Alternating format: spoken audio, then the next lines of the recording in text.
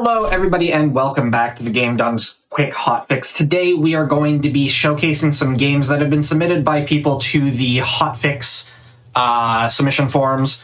Before we get into that, just a few quick reminders for you. Tune in February 5th through 8th for Back to Black, a 4-day speedrun marathon featuring black speedrunners benefiting Race Forward. You can use !schedule in Twitch chat to check out the event or visit gdq.gg/BAF to learn more.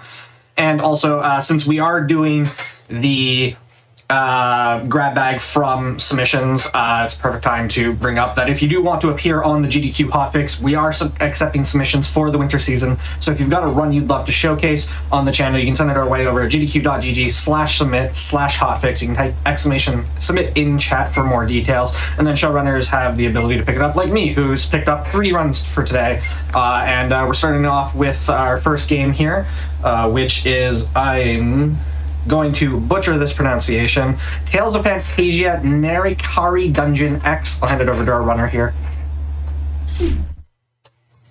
Okay, I think we're in. So before we start, let me load the UMD file first because I want to formally seal that I'm playing this on UMD. And cool ole UMD PSP runs. Although people will ask, why are you running on UMD? First and foremost, unfortunately, Bandai Namco, I would say, I would presume, they unlisted their games on PlayStation Store for PSP, PS Vita, and their PS3 games. So, unfortunately, this is one of the games that did not benefit from it. And yeah, sound check mula sa Bayang Pilipino. I am John DBS. I run Left Field RPGs. So far, I've run Atelier and Tales. And this is my 3rd guessing in Hotfix, 2nd for Tales. And this is also the first time, so 3-2-1, no? 3-2-1 for Tales, no? And this is Tales of Phantasia Narikiri Dungeon Cross, or X if you want to say so. This is the sequel for Tales of Phantasia, in which Tales of Phantasia celebrated its 30th year anniversary. So this is the 30th year of the Tales of series. And Tales of series has been like around 30 years, and this is the best compromise for a GDQ showcase run because a lot of Tales games are about 4 hours, and this game, you might have seen the estimate, it's only about 2 hours, and for a glitchless run would be about 2:45. But I became generous with the estimate because I'm commentating all by myself. So before we get in, so we can finally go to the game in 3, 2, 1, let's go. So, Tales of Phantasia Narikiri Dungeon Cross. This, we are stepping into the shoes of Dio and Mel. They are Narikirishi twins. Narikirishi meaning they are essentially morphing persons. Narikiri meaning morph, Shi meaning person, morphing person. And the main premise of this game, being a Narikirishi, is that they mainly borrow their powers from costumes.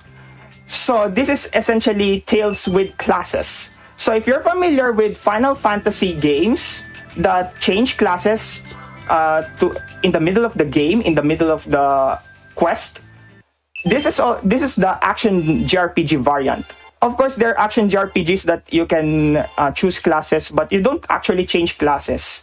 So, of course, Dark Souls, you have classes, but you don't change classes. So, people in the chat may be well aware of some action RPGs that change classes in the middle of the game. So, this is Valhalla Town that we're about to step into, and it's a lively town. It's a colorful town because we are in the 4408. By the way, we're talking a bit of history here because this is a Tales of Phantasia series is a timeline-based game.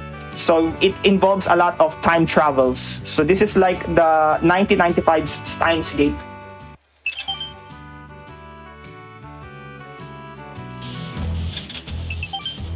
So I have not mentioned this before, but this is the first time we're showcasing a 2D Tales in the GDQ platform. There have been 3 Tales showcases already in the hotfix, and all of them are 3D Tales. This is the first time we're seeing 2D, and this is what 2D Tales combat looks like. It's your usual action RPG elements, but literally you can be in the same coordinate as the enemy. So that's essentially the biggest difference with the 3D Tales that you normally see. And what you're seeing now is that you might have observed Dio's sprite, or the main character sprites. They changed their clothes because, again, we have the costumes. For those asking, does this game have an English patch? Unfortunately, as I've mentioned earlier, this is a JP only title, and this would even fit for a Going Places hotfix show. Yeah. So let me do some concentration for a bit because this is password menuing. Let me go through this passwords first. Okay.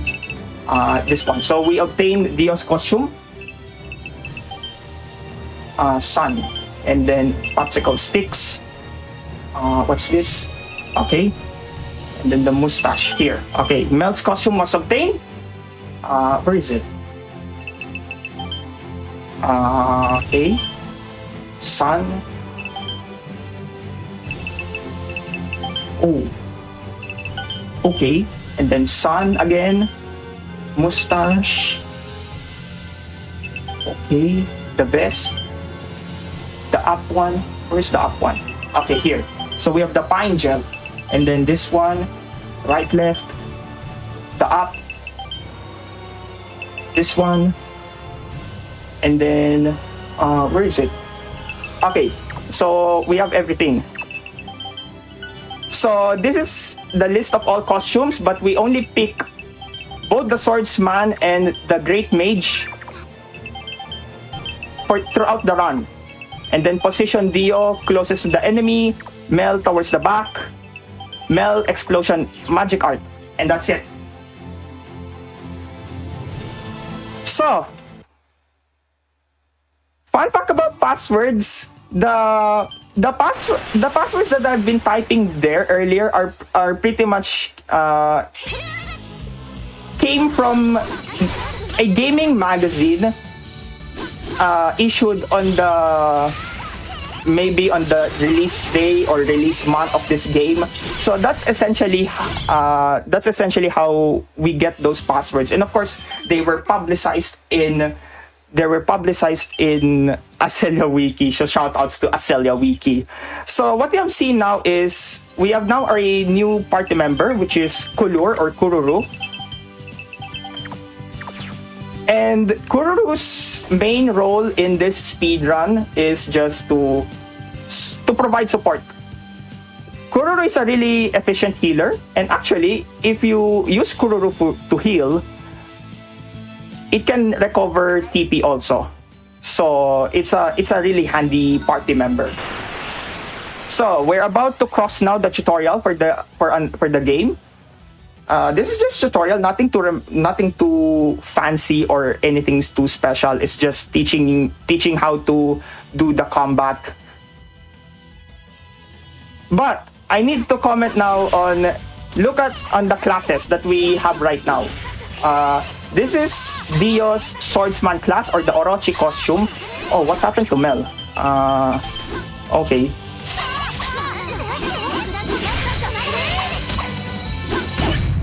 So, Dio's swordsman costume is definitely the most powerful class for RTA, and at the same time, Mel, being the great mage, has access to explosion. And explosion in Tales games are the most powerful fire type arts. So, it's really powerful, but that doesn't mean that the boss fights are walk in a park. So, it does not give free boss fights in this game. And even if you combine it with Dio's powerful physical arts or melee arts. So, the lore of this game. So, I haven't talked much about the lore. I keep on talking about the mechanics. So, in one of the long cutscenes earlier, there was a big mana disturbance in Valhalla Town. And we are now trying to seek answers to this, to solve the problem regarding the instability of mana in Valhalla Town. So, we seek the help of a certain character that lurks in this tower.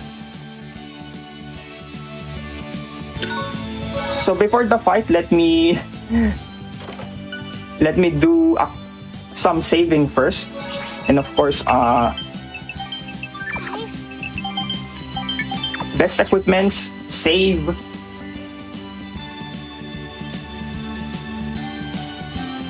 Okay. So we're seeking a certain someone in this tower, but before that, we need to go through a boss fight. And this boss fight is Miracle DX. Miracle DX is just a simple robot, but it can do some things. Normally, it will punch, it will glide through the party, it will glide or just go up and punch the ground. So producing an earthquake-like art. So the worst case scenario that can happen here is that if one of the party members die in this fight, it's pretty much game over, but you can still do damage with either one of them. But of course, it's much more efficient if you're able to do damage with both of them. So you're looking at right now how powerful Explosion is. Mel is just that good in her Great Mage costume.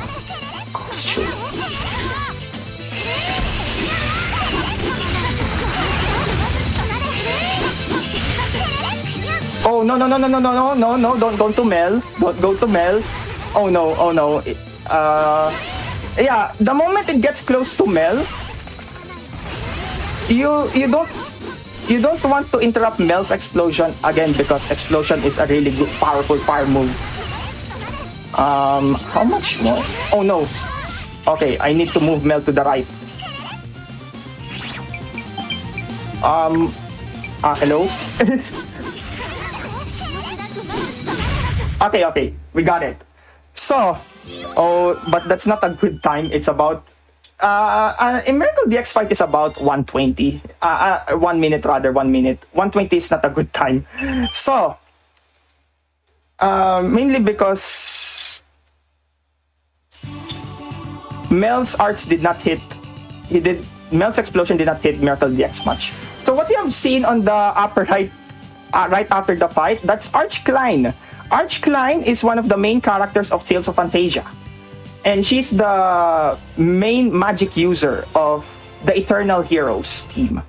Yeah, so that's Arch Klein, and Arch Klein is a really goofy character. And there's also a meme of her doing the goofy face when she teases Klaus, and we are about to meet Klaus in this game, or rather in this part.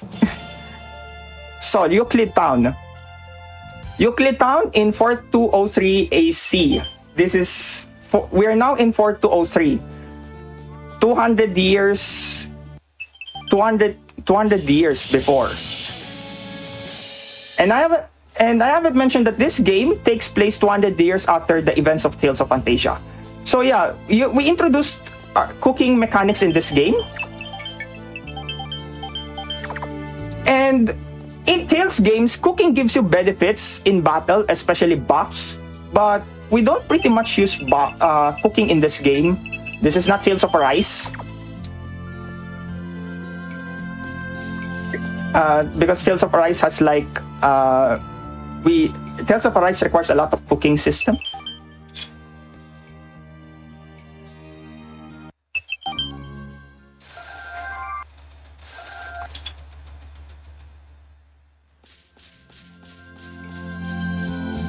I'm seeing the person I need right now. So shoutouts to Mocktails.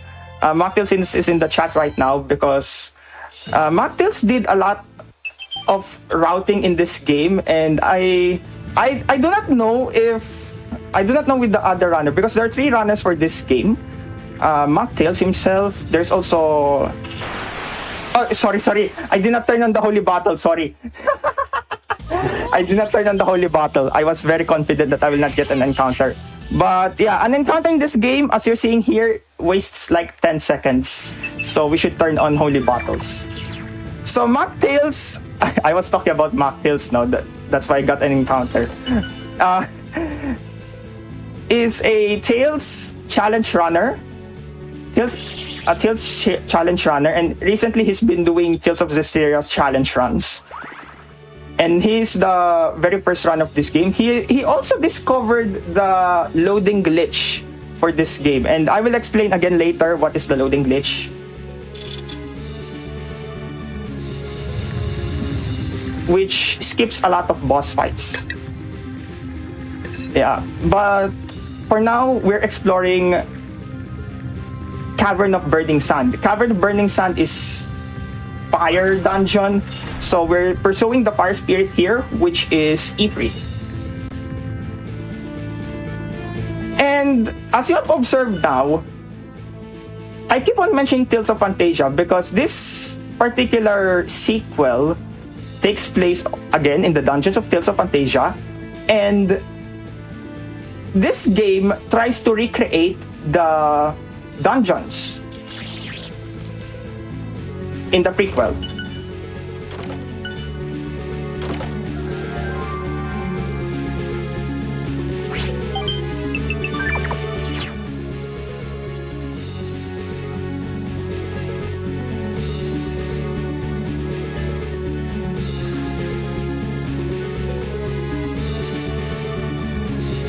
So yeah, so this is the recreation of the Ifrit's dungeon in the prequel. And what is different now from Phantasia in this one is that in Phantasia, you might not distinguish what are the stairs, especially because it's done in 2D and on 2D fashion. But here, because we consider the diagonal display of the dungeon, we are able to distinguish what are the stairs, what are the doors. So it's a good thing. And we got also the Sorcerer's Ring, no? Sorcerer's Ring is just a powerful tool, just a long-ranged weapon so that you can clear debris, press buttons, and whatnot. So wait a minute, let me do a bit of menuing here. Okay. So we just optimize equipments now. So Sorcerer's Ring exists also in Vesperia and Symphonia, where it performs the same function, trying to clear debris, press buttons, and essentially help you in the way. So, next boss fight, Ifrit. This is the most difficult fight in the early game because 3 reasons. Compared to Miracle DX, this thing has 10,000 health. Compared to Miracle DX's 3,000 health. Oh, wait. No. Please fight safer. Don't be too aggressive. So this thing has like 10,000 HP, which is a really big difficult spike. Number 2, as you're seeing now, it attacks aggressively. It keeps on doing fireballs. And considering how low leveled we are, which is the 3rd reason, fireballs from Ifrit can kill a party member in like 2 to 3 hits. So it's such a big difficulty spike. So that's why I need to fight really safe here. And this is also the reason why we have Kururu. We spam Kururu's healing art so that we can attack as aggressive as Ifrit too. But at this point, we're trying to fight safe here because Ifrit is just so powerful. So we're now in the second phase. We know that we're in the second phase or of the fight because Ifrit has been doing his own art, which is Ifrit. That's the name of the attack too. It's Ifrit.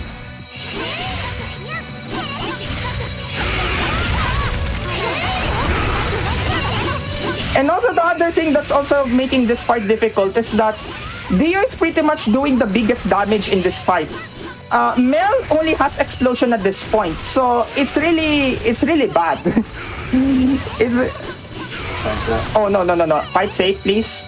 Fight safe, please. Okay, I kind of need to use the magnifying glass. Okay. I'm fighting safe. I don't want to load another save again. By the way, this...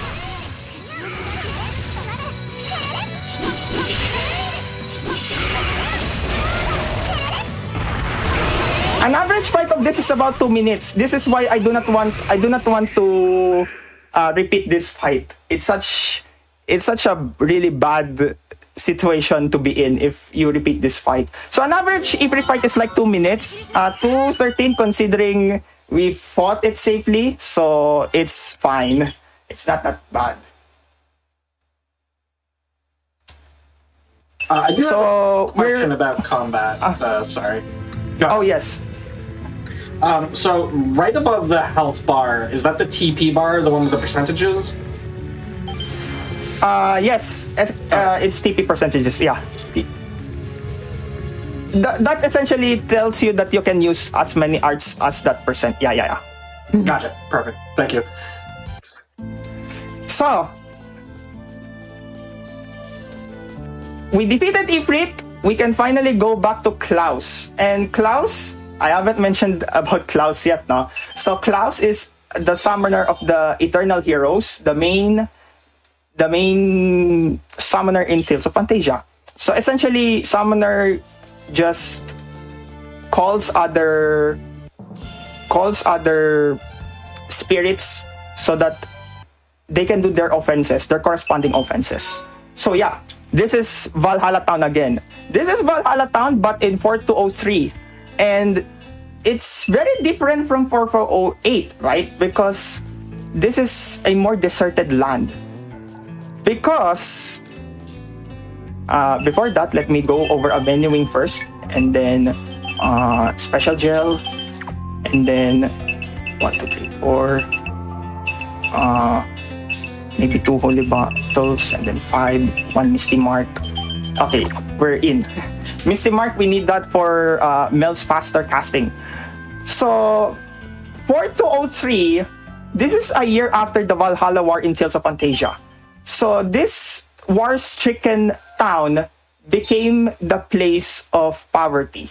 So that is why we have this particular town looks like a deserted land. So we're now in Lone Valley. So, and we meet Rondolin here. So a bit of menuing here. Arts, please. Rondolin, Ice Tornado, and Ifrit. And then Tactics. And then Orange Gels for all of them. And then Holy Bottle. Let's go. So Rondolin. Rondolin is the additional character for the Cross edition. And also, Rondolin appears in Phantasia Cross.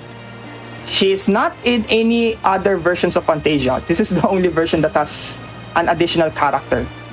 And actually, after Tales of Phantasia in the Falcom, there were additional characters.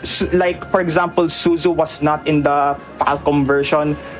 Suzu was only originally in the Game Boy Advance. And then there were some other main character, other spirits also that were not present in the I would say from the Falcom to PS1.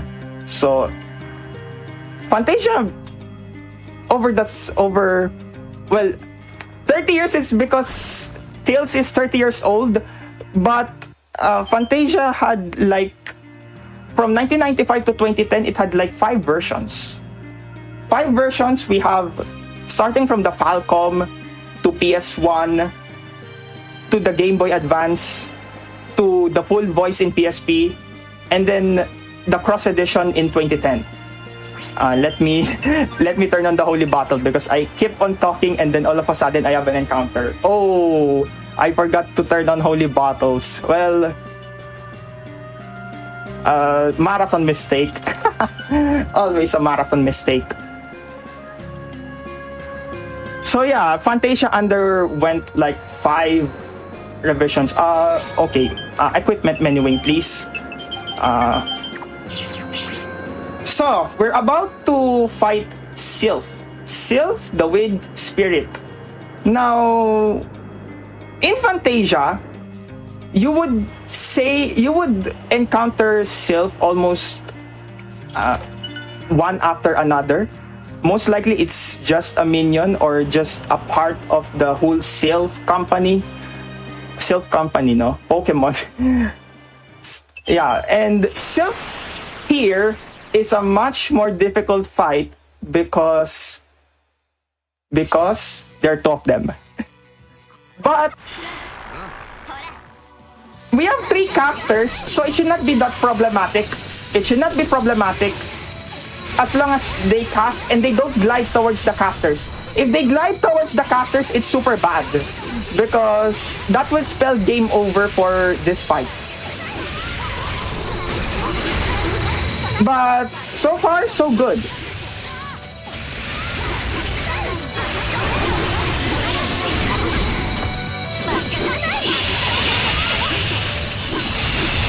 So far, so good. So as you're seeing here, let me restore the health first. You're seeing that the one of the Sylphs is stuck in casting. Oh, no. Please don't die on me, Dio. So this is literally the worst case scenario that we're seeing here. Sylph is gliding towards the enemy. Or I should say gliding towards the party. So it's not that, but we got it. So one of the Sylphs I mentioned earlier is Sylph is stuck in perpetual casting. It's because you can simultaneously cast all 3 party members, in particular Rondalin's Ice Tornado, and then make them stuck into perpetual casting. By the way, it's really particular that it's Ice Tornado. If it is any other art, they can still cast. So I'll just say it's just, I don't know, game's bug or something. Or, yeah.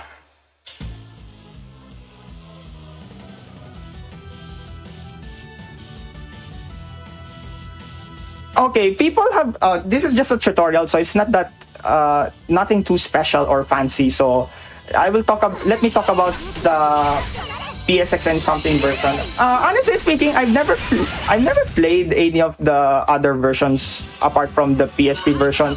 But from what I know, for RTAs, the PSX is the most competitive one. And I've heard also people saying that the PSP versions, I'm not sure they're talking about the full voice or the cross edition. That is literally the best one, but I would even say, considering how refined the combat in the cross version is, I would say it's the cross edition that's the best port. Yeah. No. Especially with all of the refined combat. Instead of, for example, in the Falcom and the PS1 version, they literally stop, the game stop. I'm not saying that the game crashes, but the battlefield stops when someone performs a high-leveled art, whether it's the boss, whether it's the enemy side or the player side. And they fixed that in the cross edition. I don't know about the full voice, if they actually fixed the combat.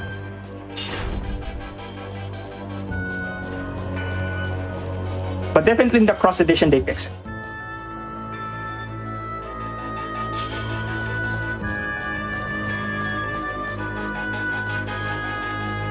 So we're now in Gnome's dungeon. So I pause a bit there because I'm letting you listen to the tunes of Gnome of the dungeon, because this is a dungeon also in Phantasia. And there are a good number of tracks also in this game that were recreated, especially Take Up the Cross and something. Menuing first, menuing.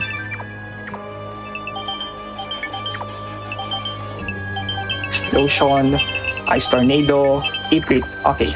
So, why are we here in this dungeon? It's simply because we need the spirits. We need the great spirits to solve the problem about the crisis in Valhalla Town in 4408. Okay, in 4408. I really need to be particular because people will ask me, what is the Valhalla Town earlier that you mentioned that looks like a desert? So we're doing time travels. So that's the answer.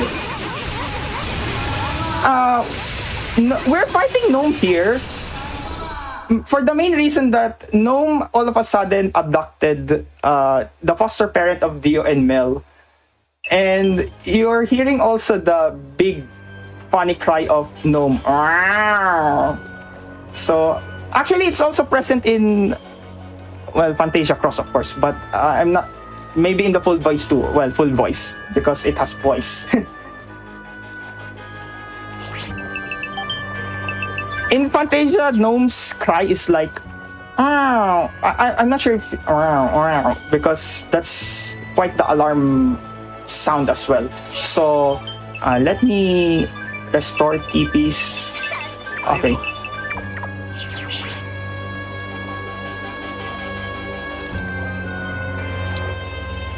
So, Gnome, the Earth Spirit. Is this an easy fight? I've mentioned earlier about Sylph. Sylph, you can make it stuck in perpetual casting. So the worst case scenario is if you don't manage your TP for your other party members. Because a slight hiccup, a slight stroke, a slight inactivity in your party, especially for the casters, Gnome will just aggressively attack. So here we are. Gnome is stuck in perpetual limbo, perpetual casting. Very nice. Perfect. So this makes fights a lot easier. But I told you earlier, that this does not necessarily make super easy or make it walk in the park, because there are boss fights that you cannot make it stuck with perpetual casting simply because you don't have enough casters, because there will be some parts of the game where we don't have 3 casters. But for this part, for this leg, we still have them. So we're done with Gnome.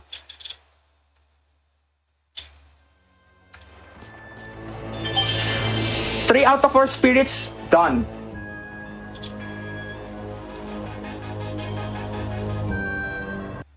Okay. So back to Valhalla Town. We need to find the location now of Undine. That's basically what is happening in this part.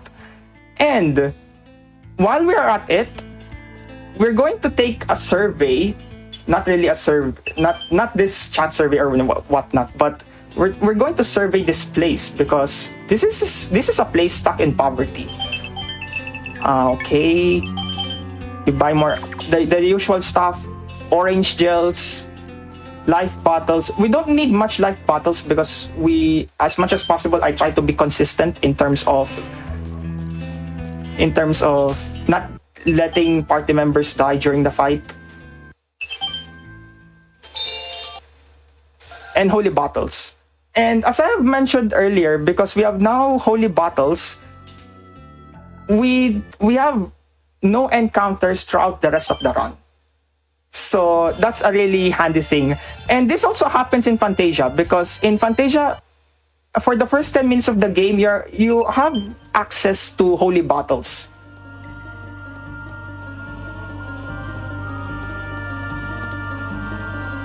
And we are now in Limestone Cave. This is the dungeon of Undine. Limestone Cave. So this is the recreation of Undine's dungeon. So it's a much more colorful tone, especially with the blue palettes or blue hues. So this is a more colorful version. Yeah. So what we're doing now is, this is a really long dungeon because we need to press a lot of buttons, and it involves a lot of roaming. So I think we're in the 30-minute mark, so maybe if you have any announcements regarding hotfix and whatnot, back to black, fatals, job hunting, please do so. This is a long dungeon. Yeah, absolutely. I'm gonna be real with you. I've been looking. You queued it up like 40 seconds ago, and I still can't find where that tab is. So I'm gonna vamp real quick. This is the problem with having like so many monitors, is you lose your tabs very quickly. Oh. So yeah, we do. Games Done Quick is hiring. If you have experience in administrative assistance, apply for a mainline event contract in sponsorship operations. If you are an expert in broadcast strategy and marketing development and are looking for full-time work, you can apply to be part of the management team as the creative director at Games Done Quick. Apply or share with somebody you know that may be interested by February 14th. Also, if you are curious about what's coming up on Hotfix or interested in running on GDQ, you can always check out this week's schedule and submit your runs to be showcased over at gdq.gg/hotfix.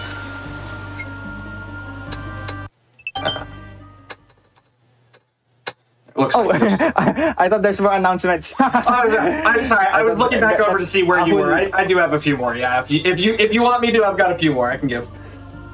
Sure. It's still a long walk. Excellent. Yeah, no.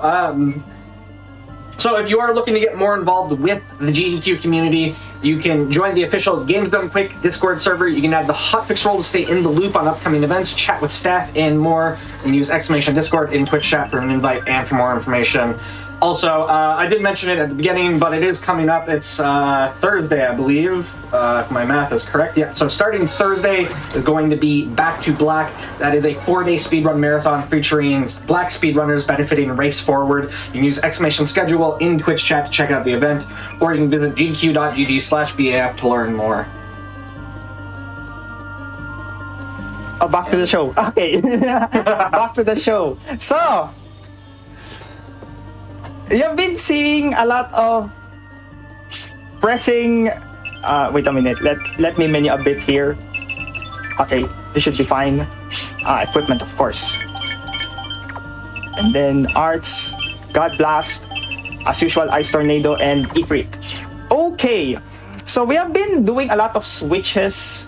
It's because this dungeon is really huge. And let me talk about what will happen in, well, it's the usual thing. Yeah, it's the usual thing. All of a sudden, I forgot what to talk about, no? But it's, so let me talk about Undine. What will happen in the Undine fight? It's pretty much the same.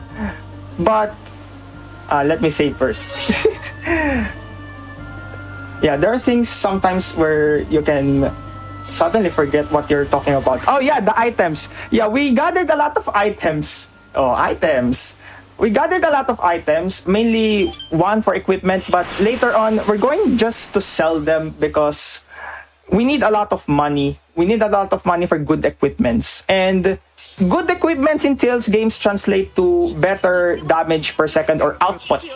So that is our main aim here. And in this game, there are a lot of avenues where we can obtain items so that we can earn a lot of money.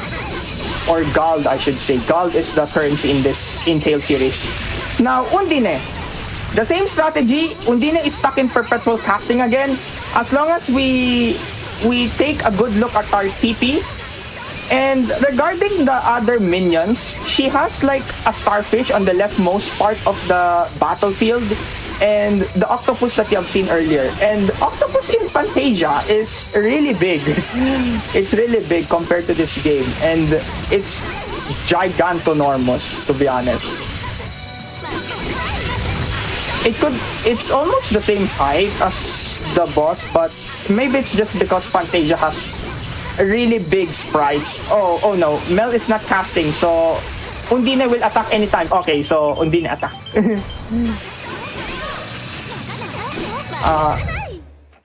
So we got it. So Undine done. But Undine attack at like the last seconds of the fight, so it's not that problematic. Yeah, Undine is about a minute or so because again, the enemies compared to Phantasia are like super buff.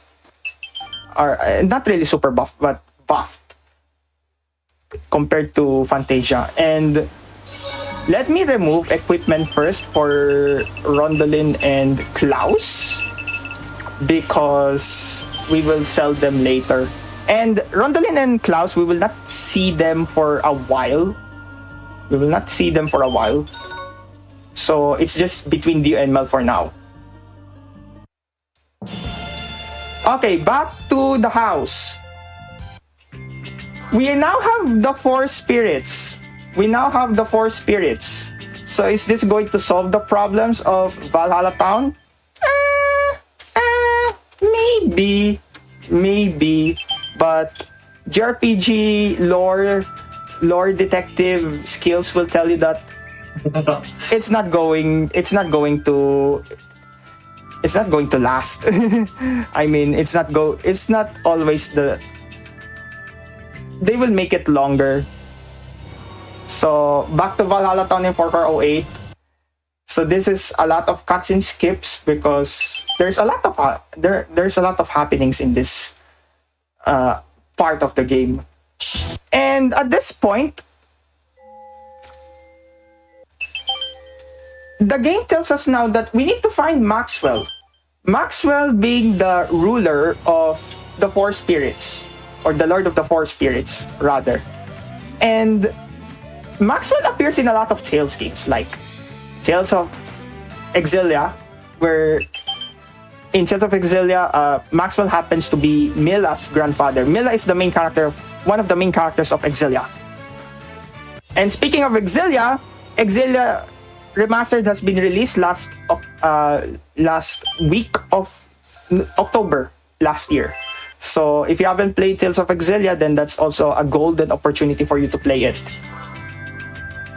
So what we have now is the painting of 4306. So this is Cres's era.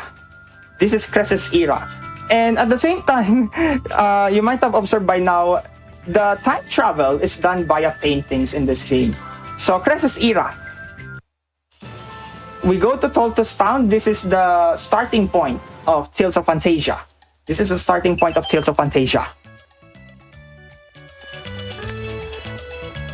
So we actually get to meet Cres in this part. But first, we need to sell a lot of equipments.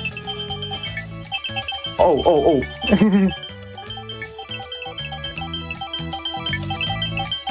And then buy Misty Broom, some accessories, because we will equip that for Dio and Mel. And this is Mel's last equipment visit, or I should say, this is Mel's best equipment. So, this is now loading glitch. So first, we will turn on the Holy Bottle.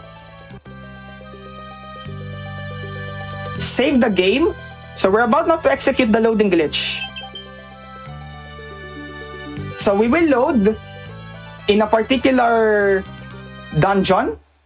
So this is Ancient City of Thor.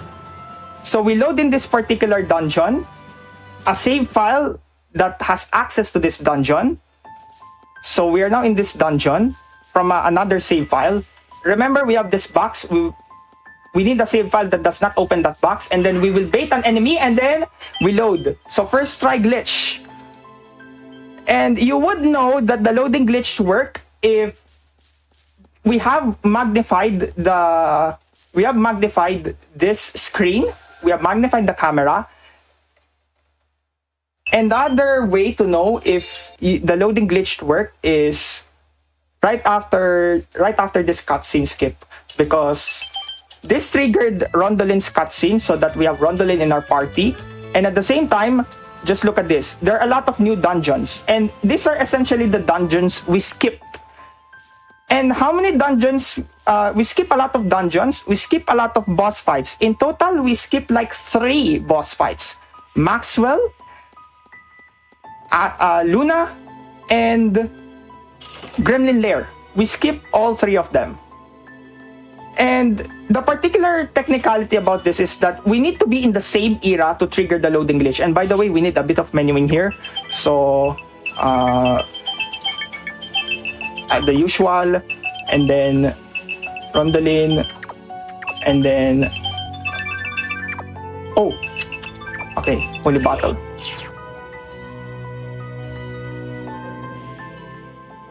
Yes, this is why we have the loading glitch. This is named the loading glitch. And, well, this fight is not that significant and there are a lot of more dungeon exploration. So, let me talk about the loading glitch. So, loading glitch appears also in other Tales games. There are also loading glitches that you can do RTAs with. One of which is, correct me if I'm wrong, especially if there are Destiny runners here. Tales of Destiny has like I would say a loading glitch based on my observation. It's just on my observation. Especially if you run any % of Tales of Destiny, or most especially the bad ending, because there isn't a publicly posted any % run that features the loading glitch. And Mel, you did not ask, so we're giving you more orange shells.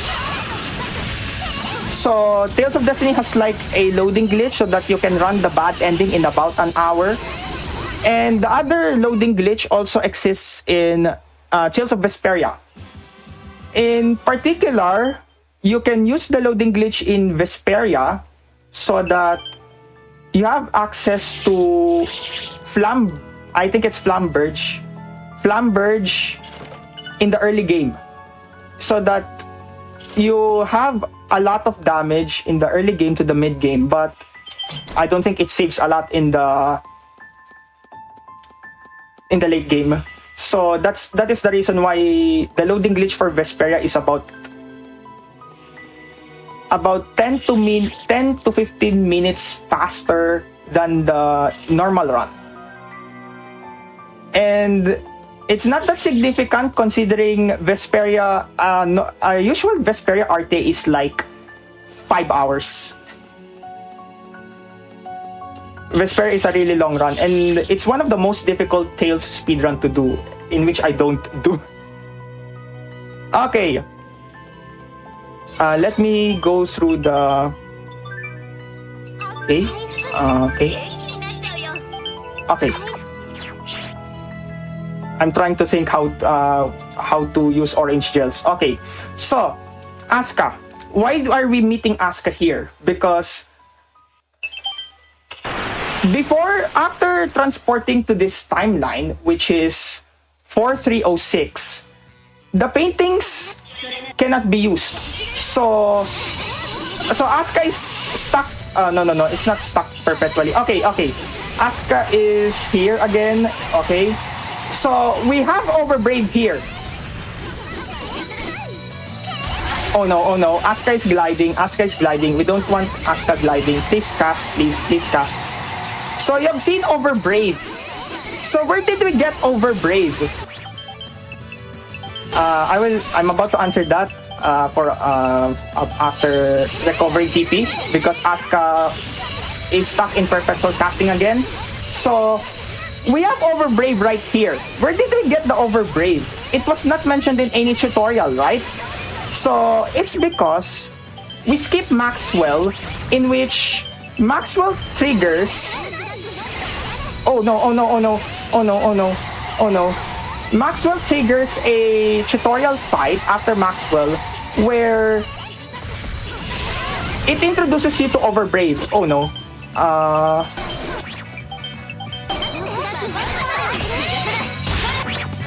Oh no. I literally had the worst case scenario now.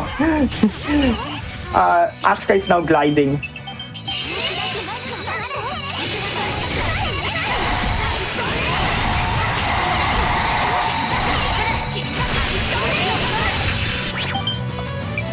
Maybe I should... Okay, we're close. We're close.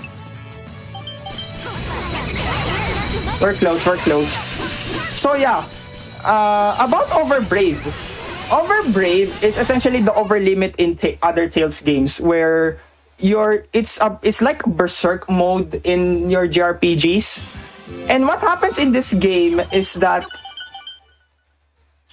when you do Overbrave or Overlimit, you essentially became more invincible, such as you're able to do unlimited number of arts in a short period of time. You're able to also hit an enemy when staggered, especially when down. That's a really big advantage of it. And at the same time, the combat becomes way faster. So that's the power of Overbrave. And you've seen also that how in the world I can use a lot of items without any delays. It's simply because this game has no item cooldowns, which is, again, in a sense, this game is broken to some extent. But although it doesn't make it for a free fight. By the way, we're now in Suzu's era, which is 4356. And let me buy some stuff first. Wait a minute, what? Oh, yeah, I haven't... Okay, we're selling a lot of stuff first. Okay, we're selling a lot of stuff. And then, okay, we have here Masamune, ribbons, and whatnot. Okay, and then buy a lot of TP gels. And then a bit of life bottles and holy bottles. And we're good.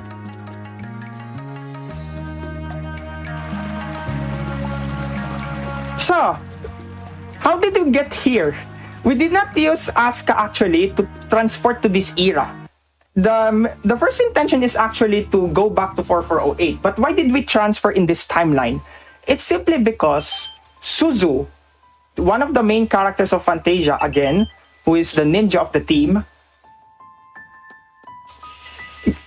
committed a mistaken identity where the heroes mistook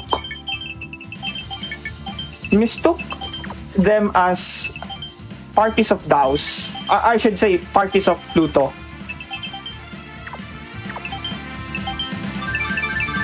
Oh, I accidentally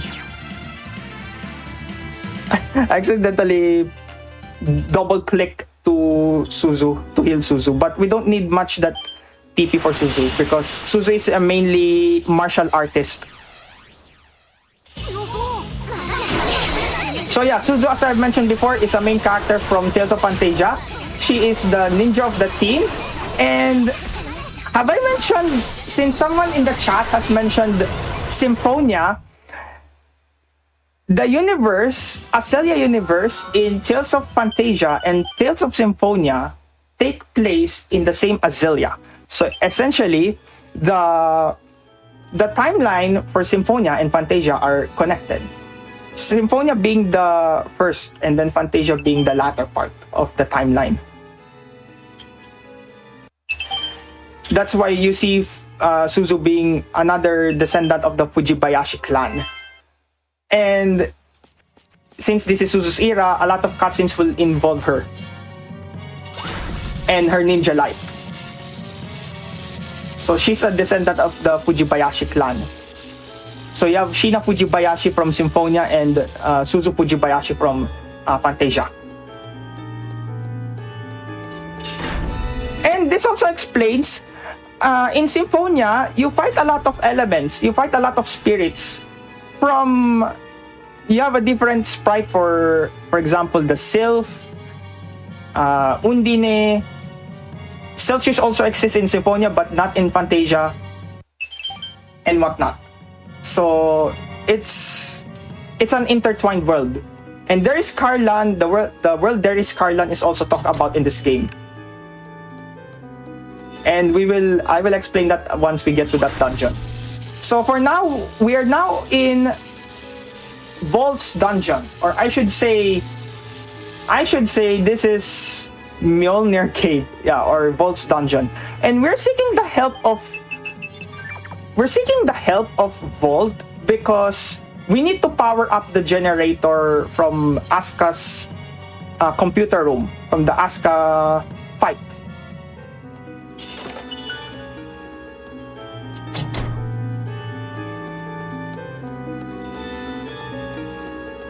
So that is why we seek the help of Vault.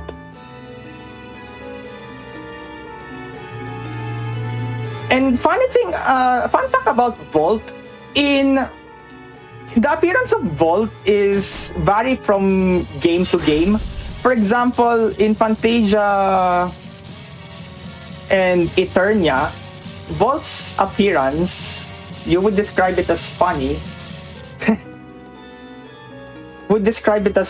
Because Vault looks like a purple ball, literally with goggled eyes attached. So let me restore some TP first before anything. I think we're in the clear. Okay. We'll save first because Vault can be particularly difficult, especially it knows indignation. You've heard it right. It knows indignation in the middle part of the game. And you would be even more surprised if you have played Tales of Arise, the second boss fight in the game, Gana Belt, knows indignation. Second boss fight in Tales of Arise. So, yeah, Tales games can be sometimes arrange boss fights in an arbitrary way where a boss would know literally the most powerful move in the existence. So this is the worst case scenario for Vault. If it can glide all the way to the casters, and you don't want Vault to reach the casters because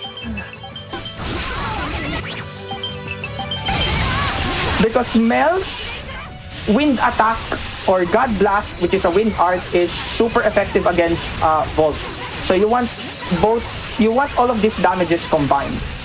And I've mentioned before that perpetual casting, you cannot apply it here because we have Suzu, who is a martial artist. So we cannot make Vault stuck in perpetual limbo. So all we have to do is just fight aggressively and hope that Vault is finally finished, and we're done. It's not that hard. But as long as we don't choke. So we're done with Vault.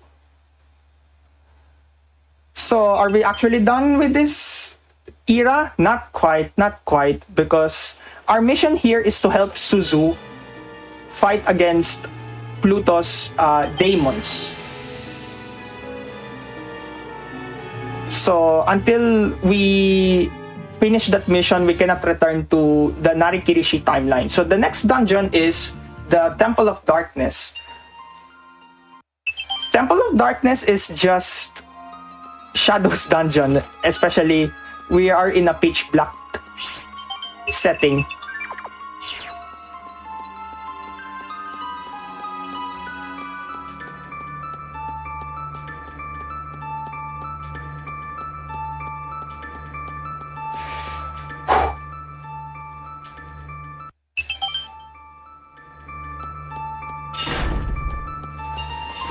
So what we are about? Sorry. Okay, go on with the question. So the loading glitch you did earlier was the only thing it carried over the dungeons, or did it carry over anything else? Carry over the dungeons. So you might want to clarify. Yeah, so it unlocked all of the dungeons, right? So you skipped a bunch of dungeons because they all showed up when you did the load glitch, right? Yes, exactly. Was there anything else that the load glitch caused? Like, did you get extra items or something like that?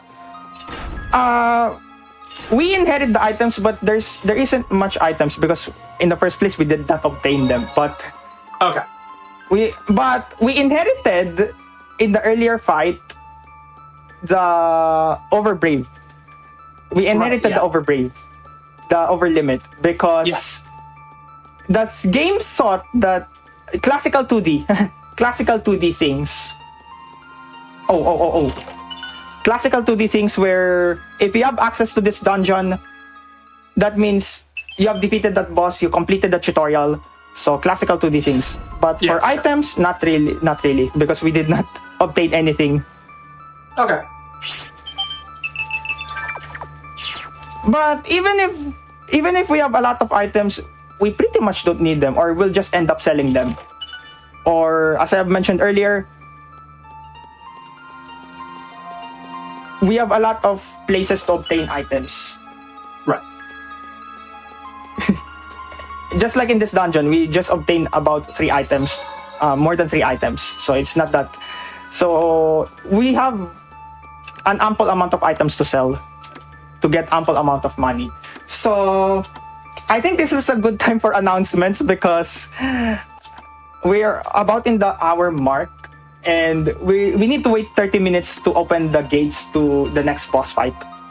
So if we have any announcements, now is the time. Sure. So if you have missed out on any of our previous topic shows, if you missed out on any of our marathons, like AGDQ, I guess not at the beginning of this month because we are at the beginning of the new month, but if you missed AGDQ last month, you can always check all of that out over at youtube.com/gamesdonequick. And if you are over on YouTube right now, if you're watching this, if you'd consider liking, subscribing, and becoming a channel member to support GDQ, all of it does help a lot. Also, if you are looking for other ways to support Games Done Quick Hotfix, you can always subscribe on Twitch, gift subs, bitch cheer. All of it does really help keep the Hotfix going. Hotfix wouldn't be able to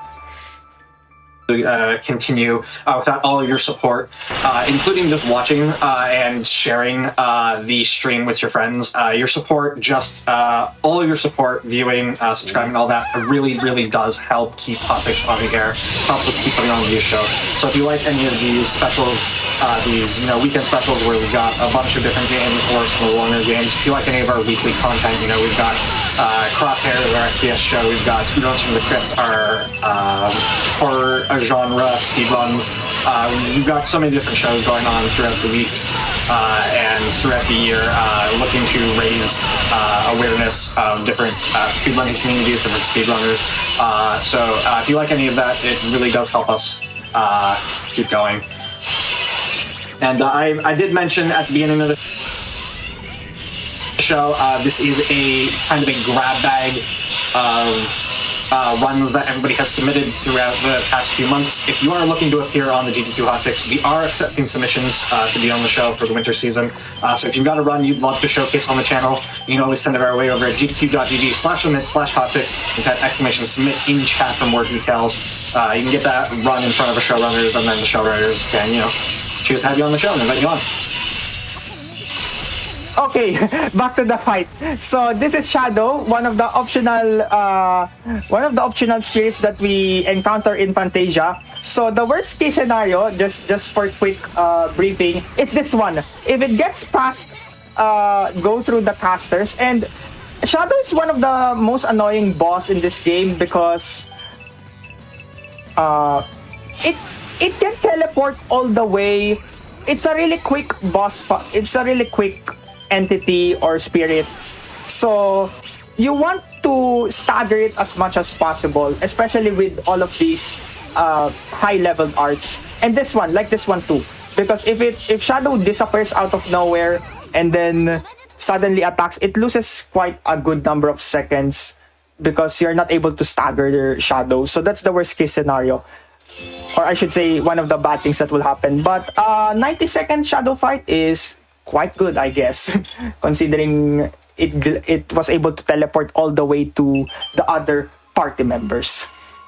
But it can go all the way to like 110 if we are really lucky with Shadow.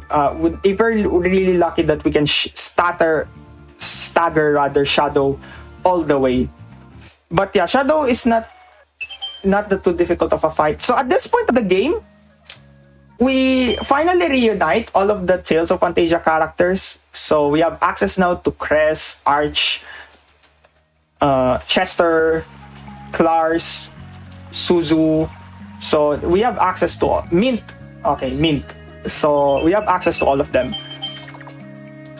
So we're buying equipments once again because we need to refill all of our items, especially the TP gels, because TP gels are, or the mana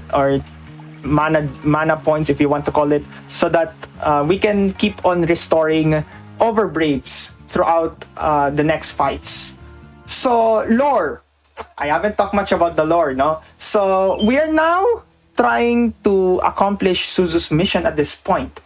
So we cannot gain access to Pluto's dungeon because the power of his poisonous gases are so powerful that we have no access to it. So we need to seek help from Origin, which is the next boss fight. And we have now access to Archcline, which means we have the most powerful magic user at our team. Archcline is also used in Phantasia Arcades also because she's just a really good magic user. She's just really handy. Knows all of the arts, knows powerful moves, got it all. So in combination with Cress in Phantasia Arcades, that force is literally unstoppable. Unless they choke, of course. Unless they choke. So this place now is Trent Forest. This is just a lot of light because Origin is life. Origin is life for this dungeon. Essentially the life for this dungeon. So the next boss fight is going to be the most difficult fight in this middle section. There are like 3 main legs of this game. So we're now in the middle section and Origin is the most difficult one because what we're going to do, what Origin can do is it has a lot of, it has a really good range in which we're about to see. So let me illustrate what am I talking about. That one, he yields a spear. And spear means you have a good range. So that means if it attacks, it has a really good range and it damages a lot too. So it's a really difficult fight, so to speak. Just look at that range. So the worst case scenario that can happen, if it reaches the casters, especially on the second phase of the fight, it knows indignation, and indignation can spell death to a lot of party members too. So middle section of the game, they know indignation, and it's now doing overbrave. So it's stuck again on perpetual casting as long as we manage the TPs of every party members. It's not that.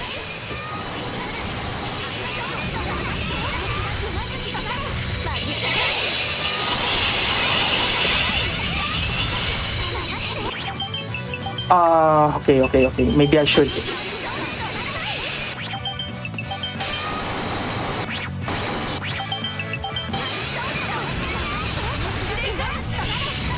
Oh, okay, we're done. So, most difficult fight in the game? Done. We now have Very Origin. Nice. I should say in the middle section, it's not yet the most difficult fight in the game. The final leg is has the most difficult fight. So I think we're done with the middle leg, I should say. Middle leg.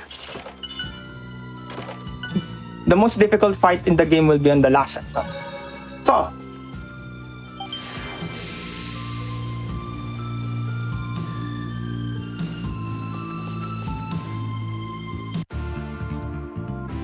okay, suddenly I forgot what to talk about now. But let me talk about Pluto's lore. Okay, Pluto's lore at this point, because we have now We are now in Pluto's dungeon. So the reason why Pluto all of a sudden is becoming a threat in Asilia.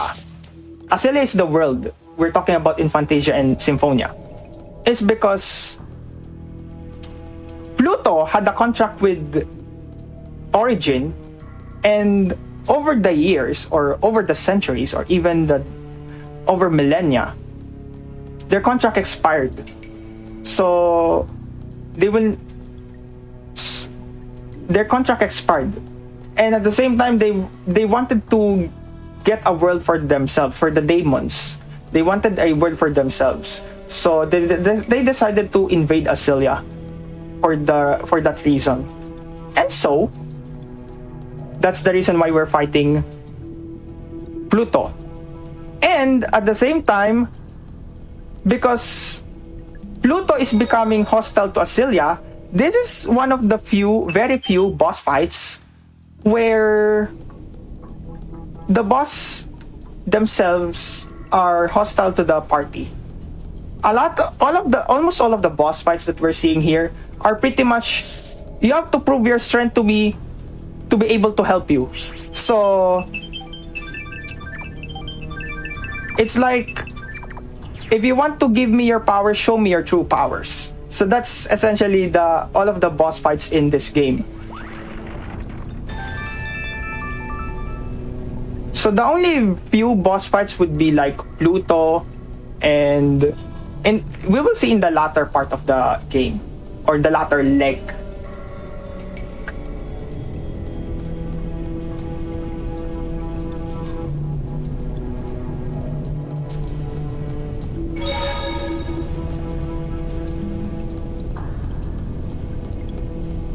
So yeah, Pluto is one of the optional spirits that we see in Phantasia. This is a mix of required spirits and non-required spirits in Tales of Phantasia. Of course, the four great spirits like the Ifrit, Sylph, Undine, Gnome, they're required encounters in Phantasia. Encounters, I don't mean battles, because there are some spirits in Phantasia where you can recruit them right away. And then meanwhile you have like Aska, where they're entirely optional. So Pluto, hardest fight of the game? No, but definitely the most consistent and definitely the easiest fight of the game, because this thing can literally do nothing in terms of casting, because if it uses an art or a ranged art, it will just hit the latter half of the battlefield, the right half of the battlefield. That's it. It is not even aggressive to reach the casters. So this fight is pretty free, as long as no one dies in this fight, of course. So it's just another Overbrave to the infinity, or I should say Overbrave to the infinity.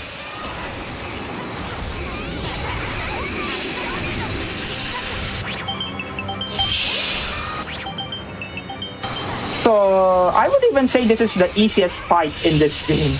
Easiest because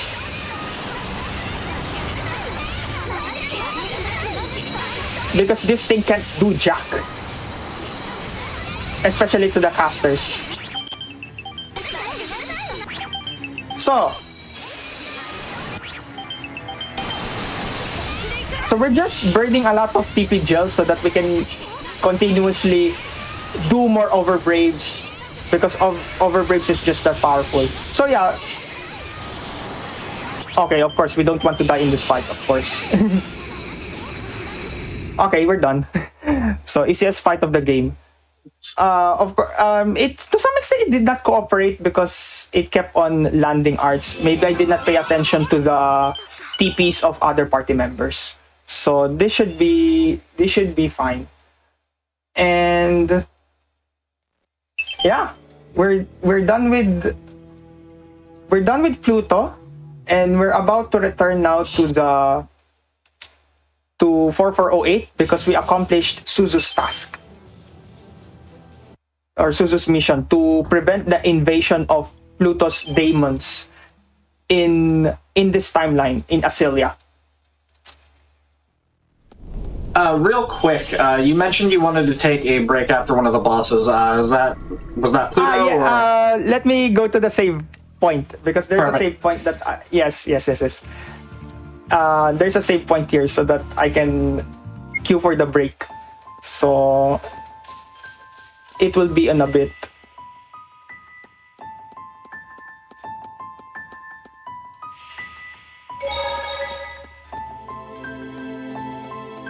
So we're about to take a break now because we have this particular save portal. So once I save here, we can call this a break. So break time, and we will be back in about, I don't know, 5 minutes or so. Yeah, So, about 5 minutes. Take it away. Yeah, so just on these longer runs, we like to take breaks every hour, so everybody can get up, stretch, get some water, anything y'all need to do. So we're going to take that quick break. We'll be back in about 5 minutes.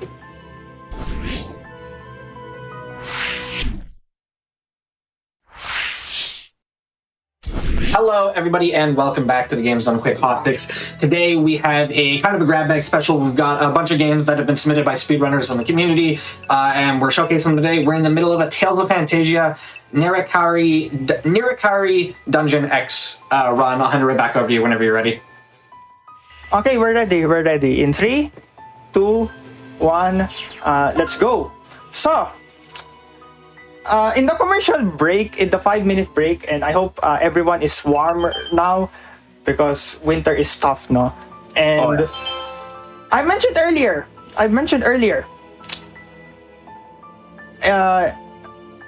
regarding, I don't know, Tales something. I haven't mentioned about what kind of arte is this exactly. How does it look like in compared to other Tales games? So before that, let me do quick bit of menuing because we will remove equipments for each of the party members because we will sell them later on. Okay, and then pine gels for almost everyone, and then we're about to encounter one of the biggest antagonists in Tales of Phantasia, or the biggest antagonist, I should say. So while we are skipping all of this cutscenes, so where does this RTA fell into in terms of difficulty? So if you're familiar with Tales of Exilia and Tales of Symphonia Ratatosk, or Tales of Symphonia Dawn of the New World, or Tales of Symphonia 2, I would even say this game is particularly an intersection of both Exilia and Symphonia 2. Exilia in the sense that if you have seen an Exilia run, in which, by the way, Exilia Remastered has been showcased in RPG Limit Break by PX Makaya, so you might want to see that run. Exilia is pretty much a lot of casting, spam casters, and in Symphonia 2, it involves a lot of staggering enemies. So this boss fight, Daos, the biggest antagonist of Tales of Phantasia, and he just casted, so it's a free fight. So all we have to do now is just watch the TP manage Rondolin. Okay, it's a very free fight. So Rondolin is Rondolin should be fine in terms of our TP. So Daos, the biggest antagonist of Tales of Phantasia. This is also the same Daos you fight in the final fight in Tales of Phantasia. So Daos makes a comeback in this game. So what is exactly Daos' role here in this game now? It's simply he wants to eliminate Dio and Mel. He wants for Dio and Mel not to discover the truth behind their existence. And what is Daos' role in Phantasia? He waged war against the Scythians. Yeah, he waged a war against the Scythians because the lore behind Daos is that his planet, his residence, Deris Karlan, is in crisis. He needed the mana seed, and where he will get the mana seed, he thought of getting it all the way to Azelia. And so I restored all of the TP to 100, and then it's just one hit. So yeah, Daos is a really free fight, especially if it casts turn on the very first turn or on the very first 3 to 5 seconds. So that's Daos. But in Phantasia, as you know, if you know someone who played Phantasia, Daos encounters in a lot of ways. I mean, you don't just fight Daos a single time. You see future Daos, Daos in the final fight, Daos in another timeline, because that is his ability. He can teleport to any timeline until you actually defeat him. So that's the lore for Daos, actually. That's the lore for Daos. Why he makes a comeback in this game. So now we defeated Daos, but as usual, JRPG detectives will tell you that, oh, it will resurrect again, it will make a comeback. Usual JRPG trope. So, and at the same time, there were masked men that infiltrated Dio and Mel's house. So Dio and Mel started to pursue, what are these masked men doing here? Why are the masked men here? So Dio and Mel search for the truth behind it, or the logic behind it. And before that, before we pursue them, we recruit other party members. Because after the Daos fight, the party members disbanded the party. So we need to bring them back again. In particular, we want Cress and Arch Klein, because Arch Klein, I mentioned earlier, she's literally the best magic user for Phantasia. So we definitely need her, together with Mel being a really good caster. And then Cress is the biggest damage machine in Phantasia. Just his usual arts, Tiger Blade, and just his usual Tiger Blades will go a long way. So that's why we use Cress throughout the run as well. So this will be over for Dio. So we have been using Dio for the first and the second leg. We are now in the final leg. So we will use Cress throughout the run. Throughout this part, I should say.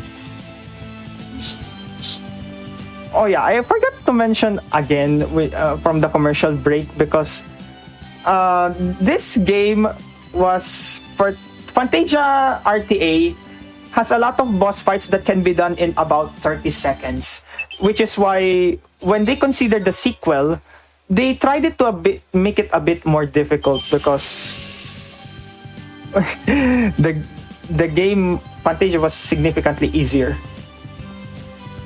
So we have now access to Arch Klein. So all we have to do now is just bring them good equipments, because good equipments translate to very good damage counts. So we bring Arch Klein here, switch to Cress, Arch, Mel God Blast, Arch Klein at Tidal Wave, and then optimize their equipments, and then sell. So we will just sell all of these items. It's a lot of money for a lot of TP gels, and then their equipments, Brave Symbol and Mystic Symbol. So Crest needs the Brave Symbol, and then Arch Klein needs and Mel needs the Mystic Symbol. Mystic Symbol, like the Misty Mark, lowers casting time, because we want faster castings, of course. We want better damages. So we now have the complete party for the final leg. So this is an unknown timeline, and actually this is Deris Karlan. This is Deris Karlan, another planet apart from Azilia. This is essentially the hometown of Daos, or Daos' world. In Tales of Symphonia, this is also where you fight Yggdrasil. And we're about to do the loading glitch again. So This is loading glitch number 2. So we save here again, turn on the holy bottle, and this time we will load another save file. In particular, Low-Key Research Center. So again, we are now on the same unknown era, so we can make this loading glitch work. The usual stuff, we have to load the file with the holy bottle on from the original save, and let's go! We first try loading glitch again. Wow. So we move close to the coordinate, almost to the same coordinate as the enemy sprite right here, and we have the loading glitch. It magnified the camera again, and of course the background music for the venue got muted. So that's essentially how you know if the loading glitch worked. Now, by this point, we skip like only 2 boss fights, but in this final leg of the game, it's a lot of dungeon explorations. It's a lot. It's a very long dungeon exploration. It's like 4 to 5 minutes worth of exploration, and then we have a boss fight for about 1 to 2 minutes.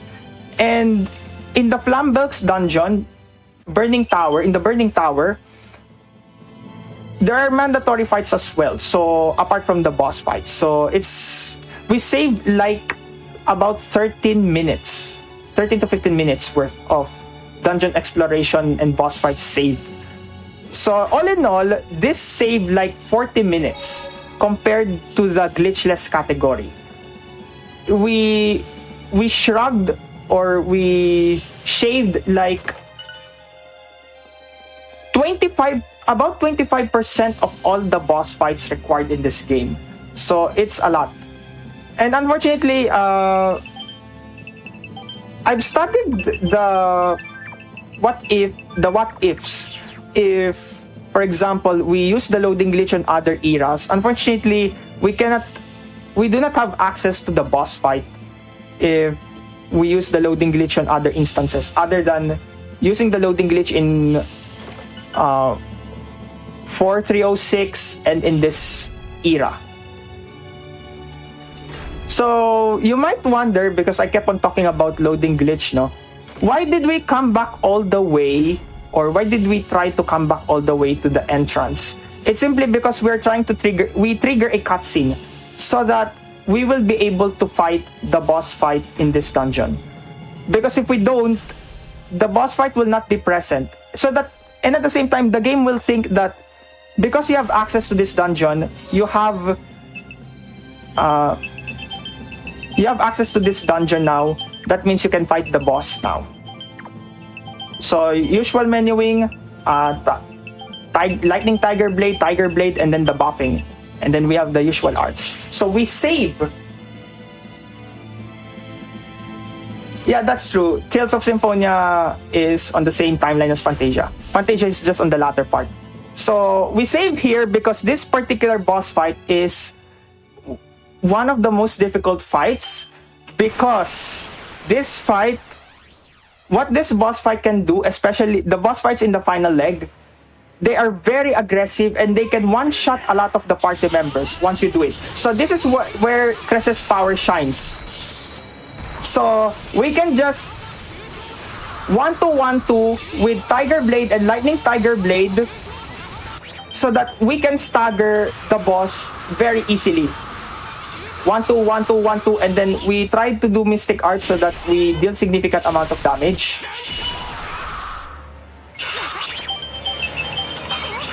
So 1-2-1-2 from Cress, and we use what we obtained. We use the hourglass here so that Gestorna freezes, because Gestorna on the final part, Gestorna on this phase, on the final 50%, will become really aggressive. It will do charge attacks, which can one-shot a lot of the party members.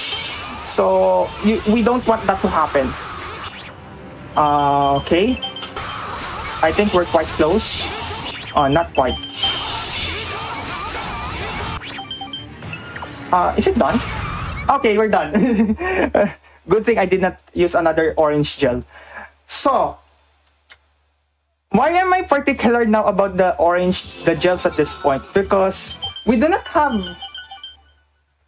have access to shops until after the last fight in this timeline. So TP gel management is very critical at this point. It's very critical because if we don't, because run back to the shop will take like about a minute because there are no shops in this timeline. The biggest shop that we can have access to is 4408. So it's a lot of run back.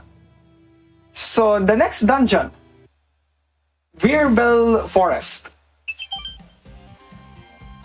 Let me talk about the lore now behind this timeline. So Dio and Mel are now considering the truth now behind their existence because they're reincarnated in this world, in Azelia.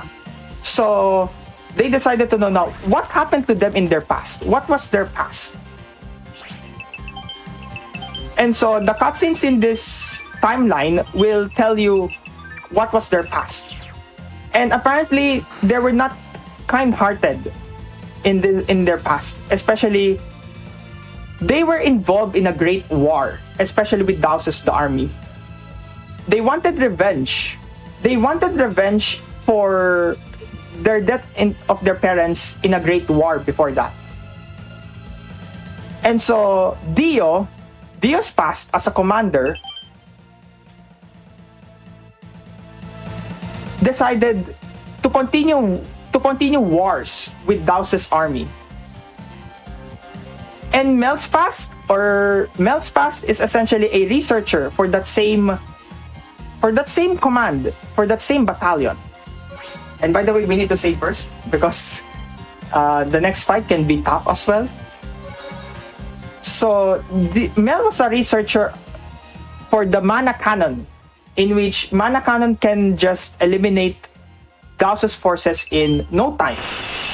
It's powerful enough to eliminate Daus's forces. So this is Ishrant. Ishrant also appears in Tales of Phantasia in the Valhalla War. And we have 2 minions here. So the best case scenario that can happen here is if we hit both of them at the same time.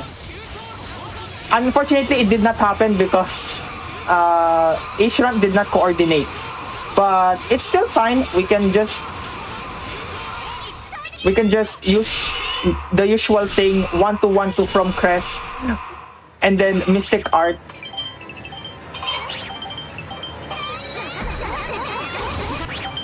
Let's just use some of them for the other party members so that they will be able to cast. Because Ishran did not cooperate. So we will just keep on 1-2-1-2 Ishran until it's out of the battlefield. Just the usual 1-2-1-2. And you're seeing now White Crest is a big monster machine or a damage machine. So you don't want to choke at this part, especially at the latter half. Oh, we're done. Because Ishrant will just, like Gestorna from earlier, will just aggressively attack. So if Gestorna has like the charge attack, Ishrant will just throw out a lot of laser beams. And it can kill other party members in like 1 or 2 hits as well. So it's not that great.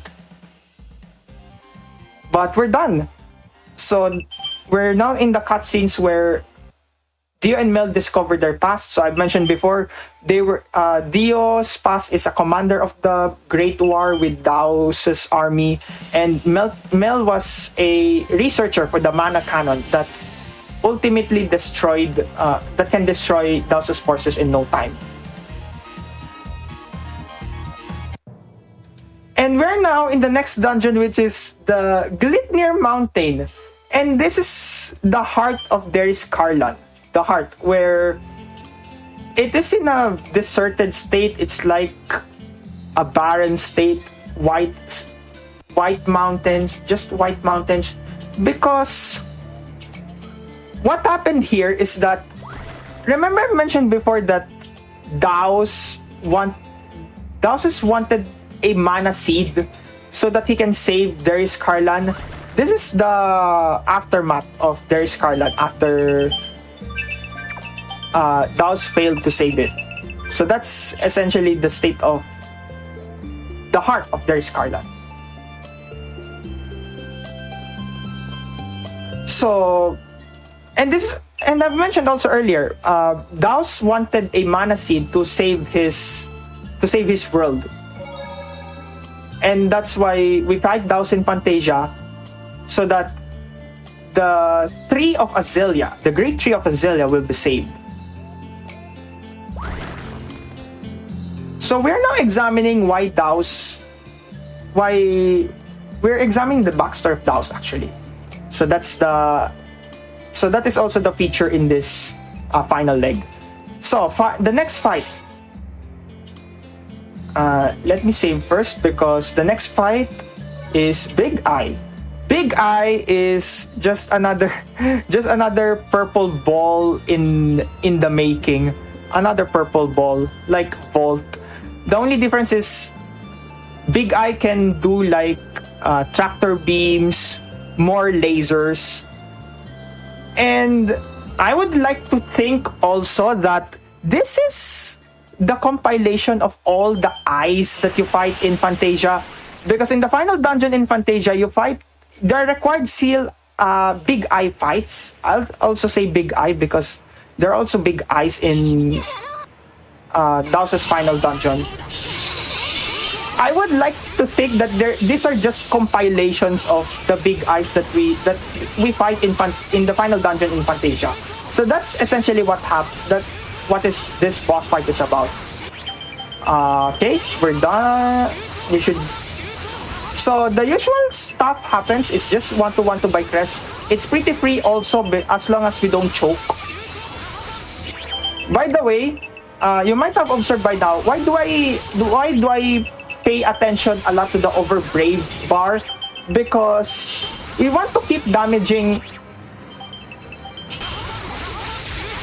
We want to consistently do the 1-to-1 so that Crest can continuously attack. And at the same time, if we don't continuously attack, it will spell buffer, and buffer means we let the enemy attack, and we don't want the enemy to attack because that can spell game over for, again, the game.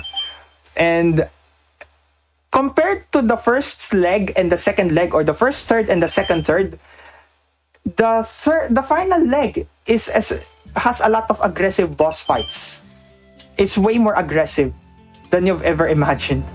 So that's why we don't want to buffer a lot in the final leg. No buffering.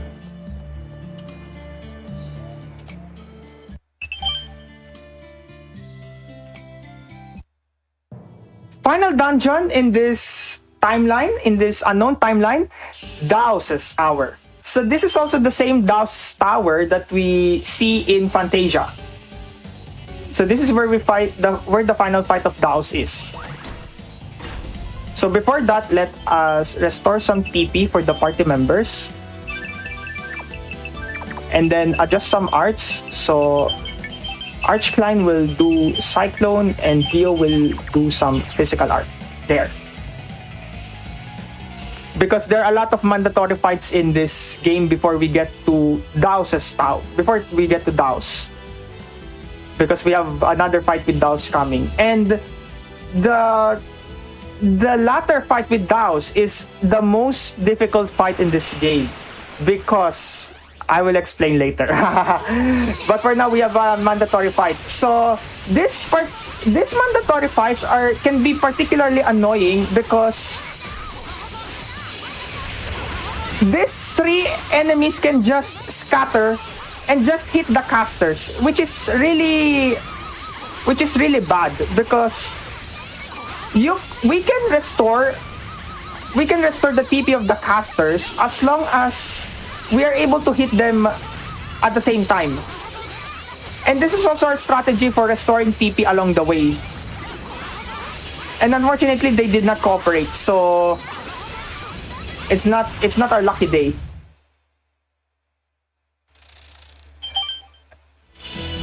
not a lucky day. So we still have 3 more encounter fights.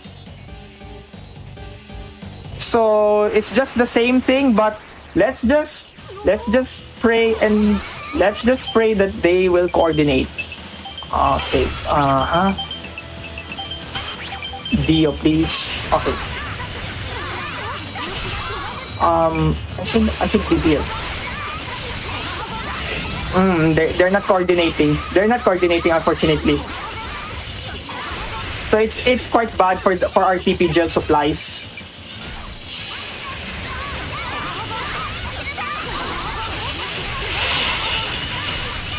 Okay.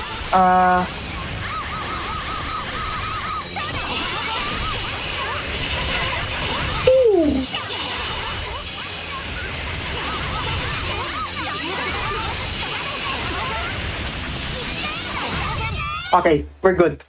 So 2 more mandatory fights.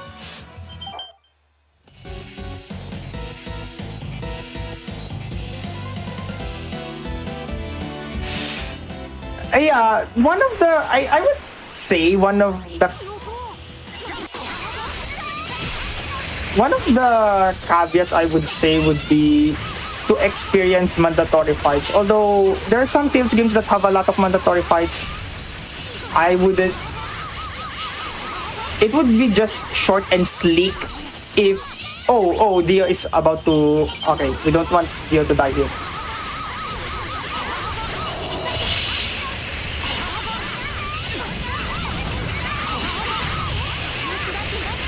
Yeah, it's just a mandatory fight, nothing too special.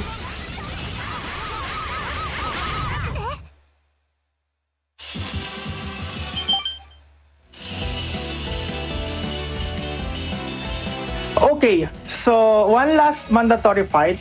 Maybe we can talk about the lore of Daos once again. So Daos in the anime, okay, let me recover Arch first because she needs healing, and then Mel needs a bit of recovery too. So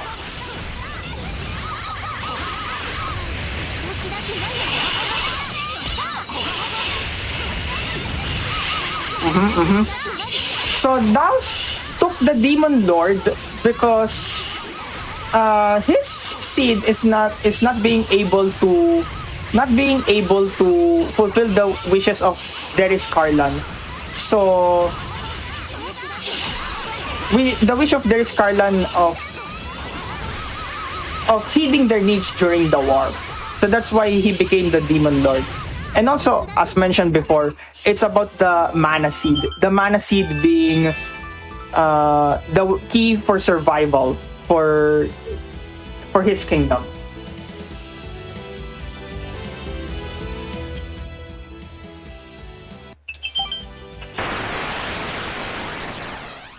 So this is we still have 2 more mandatory fights.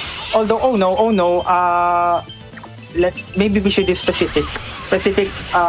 It's essentially a HP gel, but for all party members.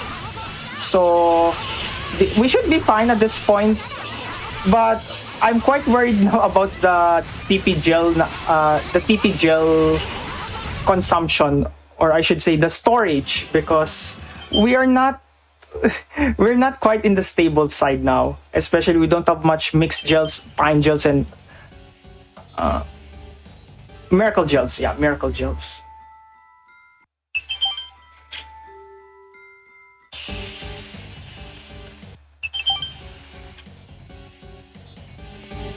So Daos's dungeon is very big. Actually, this is the recreation of Daos's dungeon from Phantasia to Narikiri dungeon.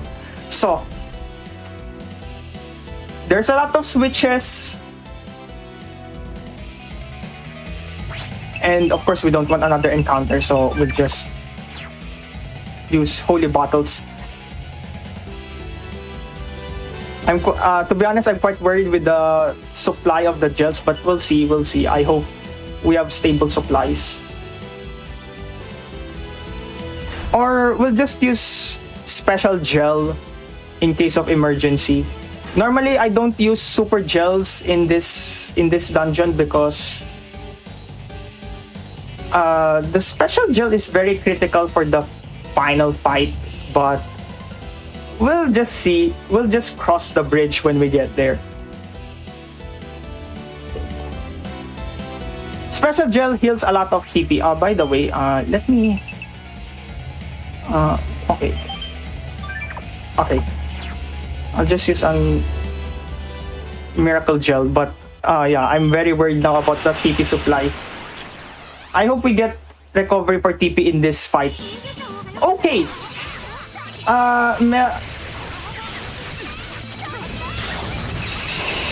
Okay, good. This is good. Mel recovered a lot of TP. So, in a way, this game has some mechanics that Mel can recover TP if the magic art was able to hit a lot of enemies. Oh, this is not quite good. Okay, this is good. We'll just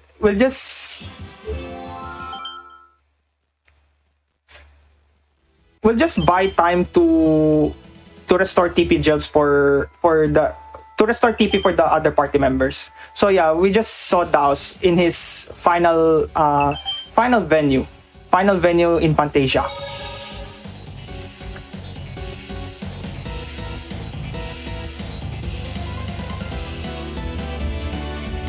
By the way, it's already in the 140 mark, so Church, maybe you have some announcements for the hotfix,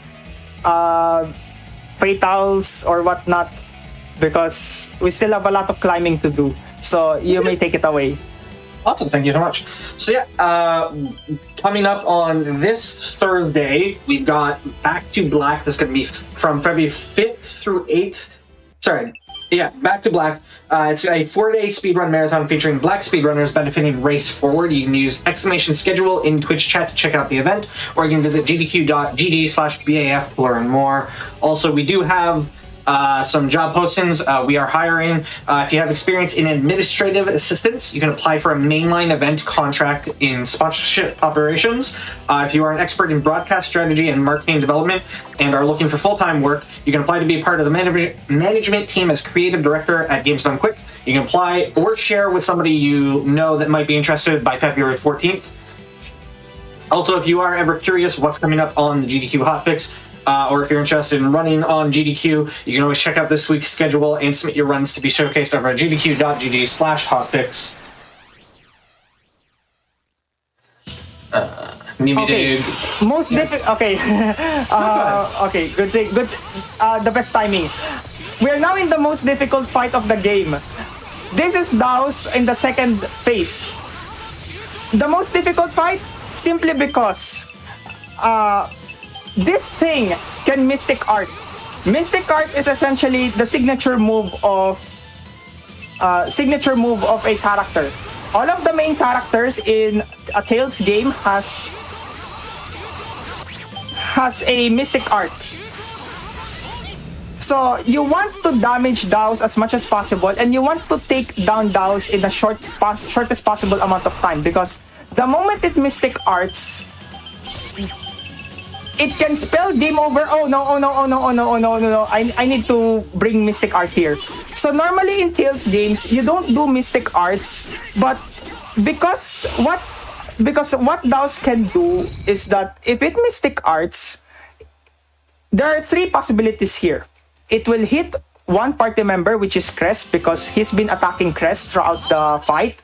It can attack the three remaining party members, which is really bad because you have to heal them back all over. And, you have to heal them back. And you need to mind also the TP gels also, the TP gel consumption. So it's a lot. So this is now the final form of Daos. So it's even way more aggressive. Why do we... okay. It should be fine.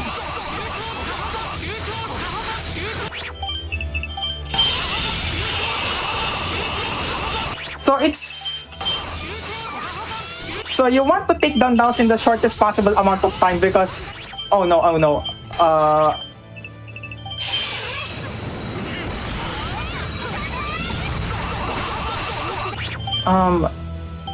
Oh no.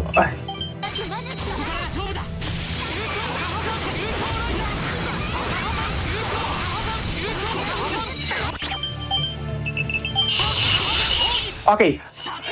Normally in Tales games, we don't want to use Mystic Art because Mystic Art takes a lot of time. But the reason why we want to use Mystic Art here is because we want to block the Mystic Art of Daos. So that's essentially the reason why. And of course to deal a lot of damage. So that's the reason why we use Mystic Arts. But in other Tales games, we don't really use Mystic Arts except for in Tales of Berseria and Zestiria, because those games have really broken combo system, especially if you're able to chain all the way to twice their combo. Oh, we did this first try, which is really good. So most difficult fight, absolutely done. So this is that was the most difficult fight. It took like about 90 seconds, which is really tough. It's a really tough. We can literally have a game over in this run if we're not particularly careful. So the last two fights are pretty much free as long as the second to the last boss fight is cooperative. And cooperative meaning this, I'm suggesting that there are more than one boss fight for the next boss fight. And yes, that's because we have 2 boss fights in the next boss fight. So we're done now in the Darius Carlan timeline. So we're finally back to the Narikiri era. And we have now access to the final dungeon. So this is now the final dungeon. Unfortunately, it's a very long dungeon. So before that, we're going to pack up a lot of stuff, especially for TP gels. We consume a lot of TP gels in the Daos fight. So more item shopping, please. And then holy bottles, and then treats. We have now access to treats. Treats is 30% TP restoration for all party members, which is a really handy item. And also we gained a lot of cash from the fights in the Darius Carlan timeline, which is a lot. Which is why in ways this is an OP mechanic. But again, I've mentioned earlier, it does not give you a very easy fight. Because as suggested earlier, especially in the most difficult fight, it's about 90 seconds. And speaking of timers, a lot of the fights in other Tales games, like for example in Exilia, a lot of them can be done in there are some of them in 90 seconds, but a lot of them can be done in less than, let's say, 1 minute. So Exilia can still be tough, especially when it comes to RNG, but in terms of the easy RTAs, Exilia is one of them. So this time we're going to change costumes because the dungeon says so. The dungeon says so. So we need to change costumes. So you have seen now that there are bountiful and plentiful costumes that we can actually use. But we only use them for this dungeon. Because the Orochi costume and the Great Mage costume is just powerful. And did I forget to mention, regarding the Orochi costume, we did not use Dio in this point because Arch and Cress and Mel, they're very powerful already on their own. Especially, they have access to really good magic arts and, of course, high-leveled arts. So that's why we don't really use them. We don't really use Dio at this point, I should say. Dio is pretty much not used at this point.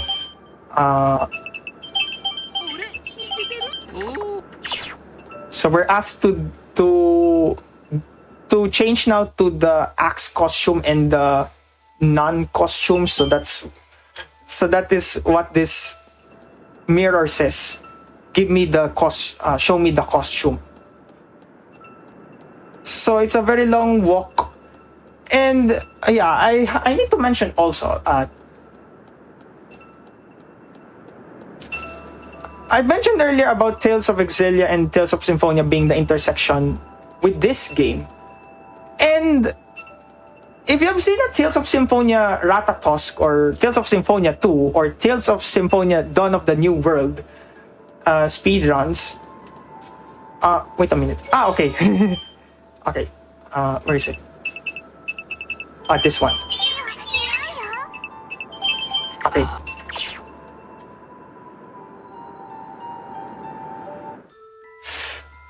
Yeah, Tales of Symphonia 2. In the speedruns of Tales of Symphonia 2 is just you spam a lot of arts and then the enemy just staggers all the way. Staggers to infinity. So that is essentially Symphonia. That is why I mentioned this game has similarities also to Tales of Symphonia 2 in terms of speedrun strats. But definitely I would say this game is a bit tougher than both of them. So, although in paper it might sound easy, but considering how tough the enemies are, how long it takes to defeat a boss fight, and the mere fact that Daos exists in this game, and Daos is super buffed to the point that he has more powerful mystic arts. You cannot stagger Daos super easily. It easily makes it way tougher than Exilia 1. Even the most difficult fight in Exilia 1.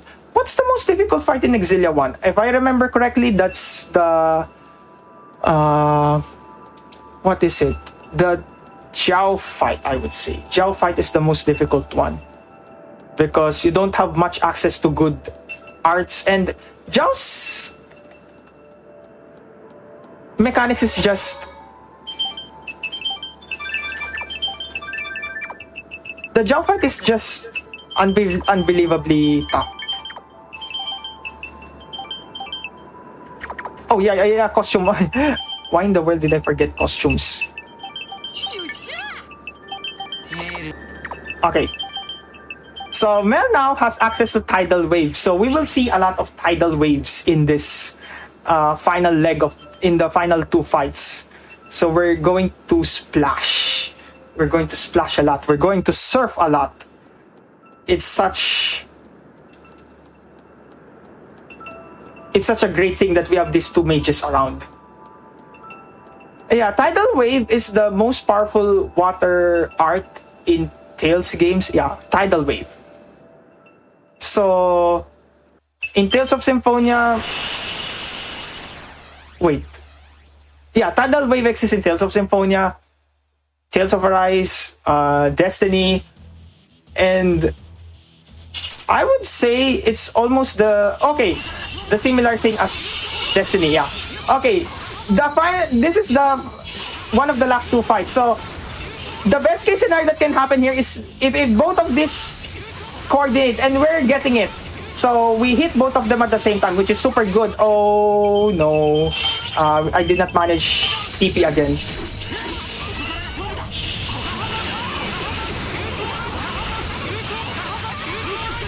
Oh no, we don't want them. So if these two coordinate, this is good, but we're able to hit them both at the same time at one point. Oh no, it over limits, so it will Mystic Art anytime. Okay, we need to Mystic Art so that we can disable, so we can stagger them. Because if we are able to stagger them, we will be able to take time. We will be able to use their Mystic Art time. Yeah, or I should say over limit time. Their over limit time. Oh no, it's another overbrave. We need safety strats now. We need to use Mystic Art as well. Okay, done. So yeah, we were able to hit both of them at the same time, but I think if I'm not mistaken, they were able to counter. So So yeah, that's why it took me like 1 minute. But a really good fight of this boss is like about 30 seconds. Again, as I've mentioned earlier, if they coordinate. If they coordinate. Unfortunately, they did not coordinate at all. Not really at all, like 50%. So that's Dios and Meltia. Oh yeah, Dios and Meltia. So that means they, at this part of the game, in terms of the lore, they accepted their true selves. They accepted that they were war criminals. Because they caused the... They were war criminals. They were... Because they waged war with Daus's army. They let the... They let Darius Carlan die, so they accepted their sins. So that's their sin essentially, that they made the planet wilt. They caused the death of the planet.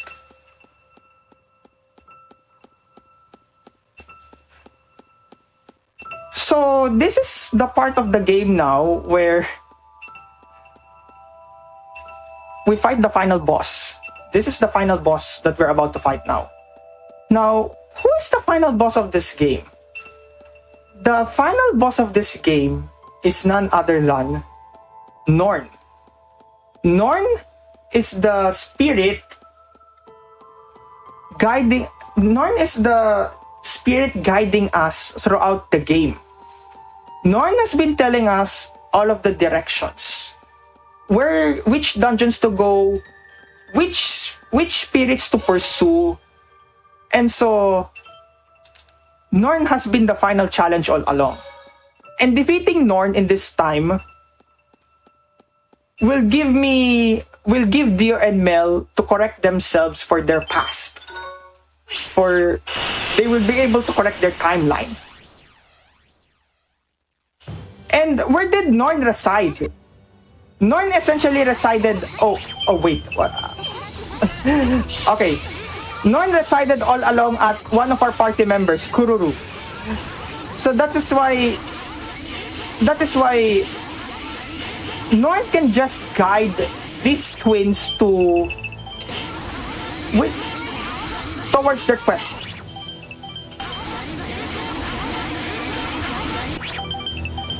So Norn, contrary to a lot of popular belief that the final boss would be difficult, it's not. Final boss is just free in this game, in this sense, because Norn has a wide hitbox. Okay, we're done. But we still have the second phase. Norn has a really big hitbox, and at the same time, it's just easy to stagger. As long as we don't choke again, we don't let Norn attack, it's pretty much easy. So the worst case scenario in the second phase, Norn can shield itself from damage. And by the way, you might have noticed by now, Dio is just our main item user. We just use Dio for items. We don't use Dio for anything for the final leg, because Crest and the casters and Crest are pretty much powerful by itself. So as long as we don't choke in this 1-2 combos, we should be able to... This fight should be super free. The reason also why we use Street here is that we're able to simultaneously restore TP for all the members while Crest performs the usual combos. Okay. Okay. It's doing overbrave. Oh no. So what Norn can do is not only do invincibility, but also it will summon also all other spirits which we fought along the way throughout this run, by the way, so it can also summon a lot of spirits. But anytime by now, we should be done with this fight. With this final fight. Anytime by now. Oh, I stuttered there. I stuttered. It should be... But it's fine because Norn did not perform a Mystic Art. And Norn's Mystic Art also carries the same effect as Dao's. Oh no. This is what I feared. So we're seeing now what can happen if we let this boss do the Mystic Art. It will kill about 3 party members. Good thing it did not hit all of us because it's another game over again. We need to restore. Wait, I forgot. Arch climb, please. And then treat. Or I should say treat.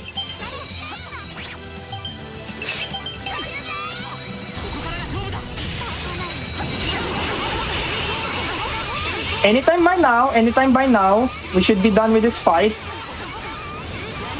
Okay, we're done with this fight. Time will come up once we get the battle results. And that's time. GG. So it's not a good fight. Thanks for the GG. It was not a clean fight, especially in the final fight. We let it commit the Mystic Art. So that's the final fight. Dio and Mel are returned to their respective timeline.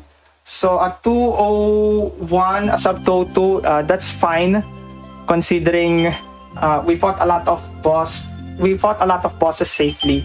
So this is sometime somewhere, Dio and Mel's timeline were corrected. And before I go, because we only showcased like one costume throughout the run. So let me, since we are a bit underestimate, well, not really a bit, but it's about 15 minutes below estimate. So let me showcase first other costumes that we can wear. So for example, Dio. So Dio can wear the Katamari costume, which is the OG costume. And there's also Kaito from That Hack series. And we can wear a crab. And of course, there are a lot of other costumes. And then Tales of Grace's F was released last year in January 2025. So this is Asbel's costume. So I will showcase only the OG costume. If you want me to showcase other costumes, we will do that in other marathons. But we have a lot of hotfix runs coming out. So I will only showcase them one in action. So Mel here can wear as Asuka Kazama. Unfortunately, I did not unlock Haruka from Idol Master. And then we have the crab here, and then Wonder Momo. So we have Asuka Kazama here. So we will showcase only only one costume. And then let's go to the dungeon, and then let's showcase what happens if we wear the costume from Katamari. So let me showcase that first, and then I will call it the show. So what happens? So what's the theme? So we can just spin the ball. We can just spin the ball for towards a lot of enemies. So this is what it can do. So that's the OG Prince from Katamari. It knows a good number of moves as well. So we showcase Katamari, and then what happens if we have Asuka Kazama? So what happens if we have Asuka Kazama on lead? So you have observed the music also changed according to their costumes. So this is Asuka Kazama now. So you're hearing now. So this is the King of Iron Fist tournament. What Tekken is it now? King of Iron Fist Tournament 8. So this is essentially the I think the character section, if I'm not mistaken. So this is Asuka Kazama. Oh, it died because we have a high level amount of monsters. So yeah, if you want me to showcase this, we will do this in the future events. So it's just more of a teaser, I would say.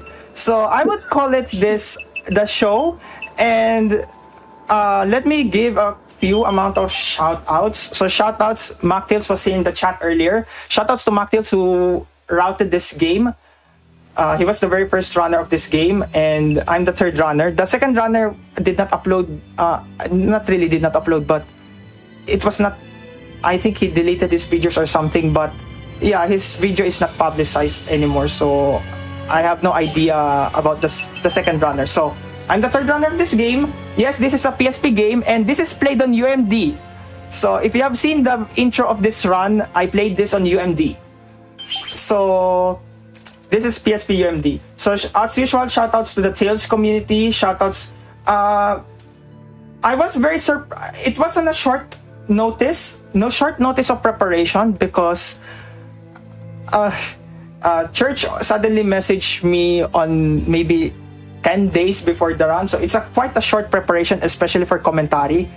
But I felt, but it's still a good run, I would say, for a no reset run. But yeah, short notice preparation, and I didn't. And again, this is I think the GDQ Hotfix people, because we also celebrate the 30 years of Tales of series in this platform. So I'm happy that this happened, and it's a short run. Also, it's a short run, so it's a good compromise for Phantasia, because the Tales of Phantasia run itself is like 4 hours for the original, and it's a good showcase also of how glitchy this game can get.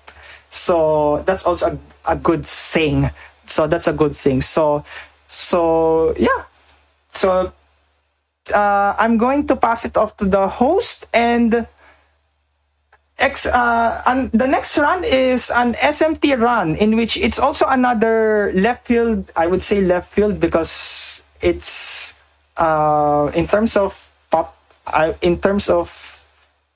I would say popularity of the game as well, because I know Persona is a way big popular game, but SMT, on that side of SMT, is not that popular compared to Persona. So look forward to the SMT run. So yeah, enjoy the rest of the weekend. Yeah, thank you so much for being on here and showcasing the game. Really appreciate you, representing the Tales community for the 30th anniversary. And like you said, we've got SMT 5 coming up. We're going to take a quick break. We'll be back with that. We'll see you in just a few minutes, everyone.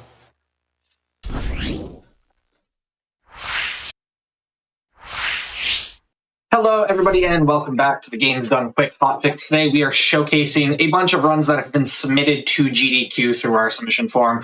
Just in case you weren't aware, we do have a submission form where you can submit your own runs to appear on the GDQ Hotfix. If you are interested in doing that, it's over at gdq.gg/submit/hotfix. And yeah, so I've just picked a few games from those submission forms, and that's what we've got for you today. We've got Shin Megami Tensei V here for you. I'll hand it over to our runners and commentary. Let everybody introduce themselves.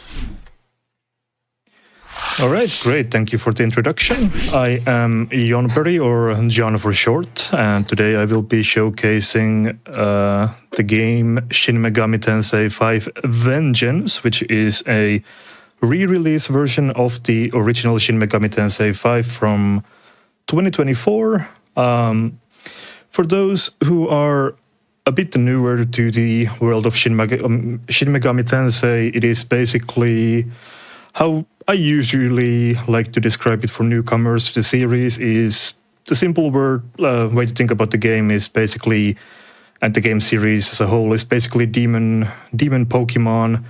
So it's a turn-based JRPG that has lots of monster collecting elements. The game series is about 40 years old now, next year, actually. And yeah, I'll throw it over to my commentary crew for more introductions. Hello, I am Shaggy. I also run many different games in the Shin Megami Tensei series, including this one. I like to think I know what I'm talking about in general. Hi, and I am Freedom Pulse. I also run a bunch of different SMT, Persona, etc. games. I also think I know what I'm talking about, but a little bit less than Shaggy does. All right, great. We'll be doing the run on the hardest difficulty, so the hard mode, and I'll count you down from 5, and then we can get the run going. We'll have plenty of time to explain things once the run actually gets started, so... Alright, 5, 4, 3, 2, 1, and go. Good luck, have fun. Good luck. Thank you, thank you. What is this? A passing soul? So yeah, the game starts us out in a dream sequence. We don't really know what's going on yet. In the beginning of the game, you get a choice between Canon of Creation and Canon of Vengeance. Will affect the very course and of the world. Which one you choose determines which campaign of the game you play. There's Canon of Creation, which is the original campaign of the game that was in the original SMT5 from 2021. And then there is something we refer to as Canon of Vengeance, which is the new campaign introduced in the re-release version of the game from 2024. So that's what we will be doing today. The soul of that girl. Yeah. Generally speaking, the two storylines are very different from one another. They involve going through some of the same areas and settings, but the Vengeance storyline involves a bunch of new characters and completely changes the flow of the game. Will lead not to the future destined for this world, but to a world yet unknown. Yeah, generally we like running. We're showcasing the Canada Vengeance story today, but generally the Vengeance story is also a little bit more fun. A lot of the boss fights and stuff are pretty interesting for that. So we see this dream sequence of this strange girl, and we pick to take her hand, which, according to the voices, apparently has doomed everyone and is going to destroy the world, which sounds pretty exciting. So that seems like a good option to go with.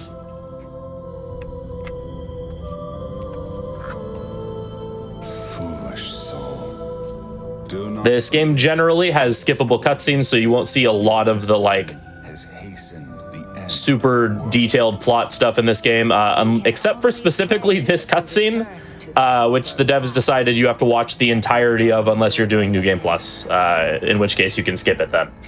It's a very strange most of the cutscenes we can skip, which is nice for the speedrun, but means every single run of this game starts with this 2 minutes.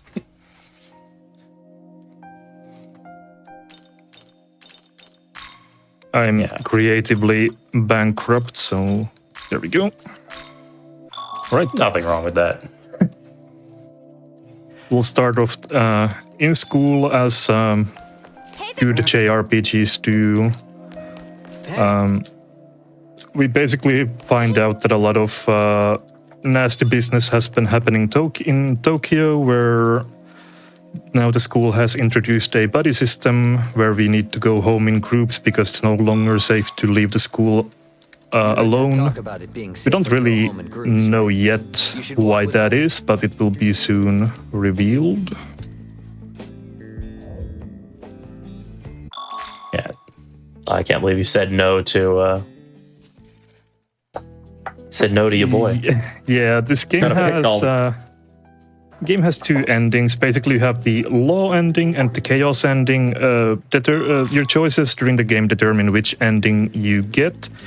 So we are going for the chaos ending because of the penultimate boss of the game is a bit easier for any present purposes on the chaos ending. So we are generally going to be choosing chaotic options whenever possible.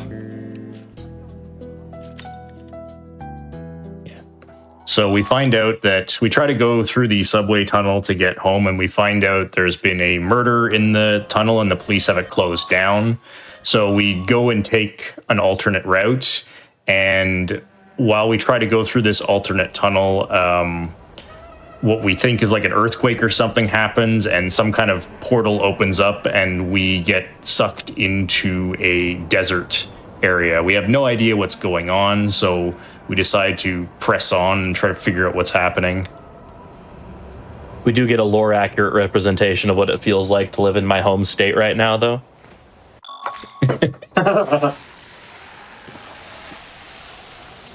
Young man, if you wish And we get attacked by demons who suddenly swarm us, and suddenly we are rescued by this strange man in like a mech armor suit thing that tells us that if we want to live, we should take his hand. And we suddenly have like a cool magical girl transformation, and now we're all like pretty and fabulous, and we have magical powers. Yeah. So we have become what's known as a Nahabino. We don't really know what this means yet, but it's kind of like a demigod type being. And thankfully we have a lightsaber and can actually fight this demon here. So the tutorial introduces us to this game's main combat system, which is the press turn system. So depending on the number of characters you have in your party, you'll get a certain number of press turns that determine how many actions you can take. Certain actions like striking an enemy weakness will not consume a full press turn, but instead it will start flashing and allow you to use it again. So under optimal circumstances, you can double the number of actions you can get per turn. This is obviously very important, and we need to try to exploit it as much as possible. You can also lose press turns if certain things happen. Like, for example, if you try to attack and miss, instead of consuming just one press turn, you will actually lose two. The same is true if you hit something that the enemy nullifies. And if you hit something that they either reflect or drain, you will lose all of your press turns, no matter how many you have. All of this applies to the enemies as well. So manipulating them into hitting your nullification shields and not exploiting your weaknesses is incredibly important. Yeah, so here we see the Tokyo Tower in the distance, which lets us know that this is indeed Tokyo, but it's not really sure why it has turned into this deserted landscape. So we'll just try to make a sense of our surroundings. Yeah, we seem to be in a place called the Netherworld as well, according to the voice of the person who is now in our head, who calls himself Aogami. That we were pulled into the Netherworld somehow, which is the domain of demons. Here we're introduced to our shopkeeper for the game. This is Gustav. We'll be seeing a decent bit of him for a while throughout the run. He's a very excitable fella. Some very funny voice lines that will appear quite frequently. Yeah, he wants us to find his lost minions, these guys called Mimen. This one you're forced to find and bring back to him. It is the only one we will bother to do because it's not worth going out of your way to find these guys. Yeah, every Mimen you find... Right, yeah, collecting Mimen lets you unlock certain prices at the intervals of 5. These can range from some valuable items to some demon essences, which we'll talk about a bit later. But for speedrun purposes, we don't really need any of that. They're more trouble than they're worth for our purposes. And here we'll have an introduction on how to recruit allies in this game. Like I mentioned earlier, this is a monster collector. Monster collector type of game. Instead of throwing Pokeballs, we have to negotiate with demons. They usually ask for money or items, and if you fulfill their requests and select the correct dialogue options, which are in some part RNG, they will join your party like so. Now we have a pixie. Yeah, the recruits in this game are weighted, where generally there are answers that will typically give you better responses than others. So like we have a list of a bunch of the possible questions that demons can ask. But it is still, at the end of the day, random. You can have a response give you a positive outcome 9 times in a row, and then suddenly one time it will make the demon mad at you and they'll try to kill you instead, which is all sorts of fun. But we're going to be doing a couple of recruits throughout this run. That the pixie there is given to you for free as an introduction to mechanic. But here we're going to be recruiting this demon here. This is Preda.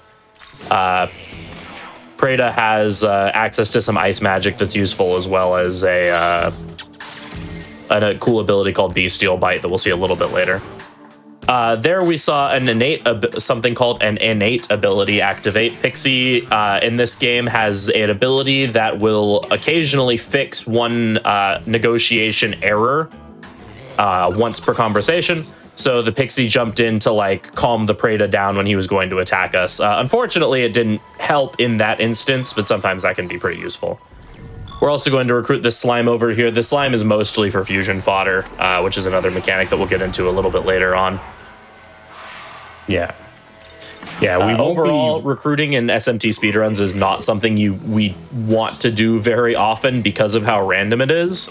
So we're going to try to do a bunch of recruits early on to then just build the rest of our fusion chain off of. Yeah. Luckily, this game also has the function to save anywhere, so if we do happen to get mauled by a encounter early on, it's not going to be too much of a disaster. Yeah, as long as you play safe and save a lot, you're generally okay. Gonna get a forced encounter with a bunch of Predas here. This is the first instance where you're gonna see the John use auto battle, and you can see auto battle is very fast in this game if you set things up correctly. Some of these fights are gonna be kind of hard to follow because they're going so fast. We will try to explain to you what's going on. That one is very simply just attack the Predas and they die. That's not hard.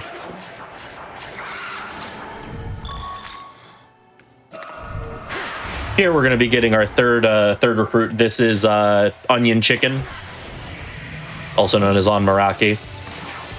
He has fire skills, and fire skills are going to be pretty helpful for a couple of fights here. Wait, Onmaraki's faster. You lose that. Yeah, that's what I figured. I had to think about for a second. Sometimes recruits can challenge you to basically a stat check, like Onmaraki was challenging us to a race, which is just an agility check. Do you have higher agility than he does? We definitely don't. All right. Pixie saved me there, definitely. Oh, yeah, that would have been very bad if they had gotten a turn. A mechanic that was somewhat shown off there that we'll be using quite a bit is the Magatsuhi mechanic. You see in the HUD on the right side of the screen, there's a little bit of a red meter. When that meter fills up, we gain access to a special set of abilities. Right now, we only have access to one called Omagatoki Critical. Later on, we'll get access to some other ones. But those basically give you a power-up of some sort for the rest of the turn. The demons will basically only ever use, aside from a couple of bosses, will only ever use the critical ability. And what that does is it guarantees that every single attack for the remainder of that turn, including magic, which normally cannot crit, will be a critical hit. So that would have been very destructive, because critical hits, as I maybe mentioned earlier, also count towards generating extra press turns in addition to hitting weakness. So I think I forgot to explain that in my press turn explanation, but yes, critical hits and weaknesses don't consume a full press turn whenever you get them. So having every attack you do crit is incredibly strong. To answer a question in chat, you cannot give fatal amounts of HP in this game during recruits. You will always stop at 1 HP. And then if they ask for HP after that, then you are unable to give it to them. Yeah. So there we were introduced to the world of shadows. That is sort of our hub for powering up the main character and for fusing later on. So there we're introduced to essences and apotheosis, which basically just you can teach your main character and your demons skills from other demons. So we grabbed a couple of skills on MC. We grabbed the Bestial Bite ability that we mentioned earlier, which is a physical attack ability that is enhanced when it's a critical hit. We also grabbed a passive called Rooted Soul that just gives us a flat, I believe, 20 HP and MP. 30. It's 30. 30. And then also grabbed the Fire Spell Agi, which we used there for that fight.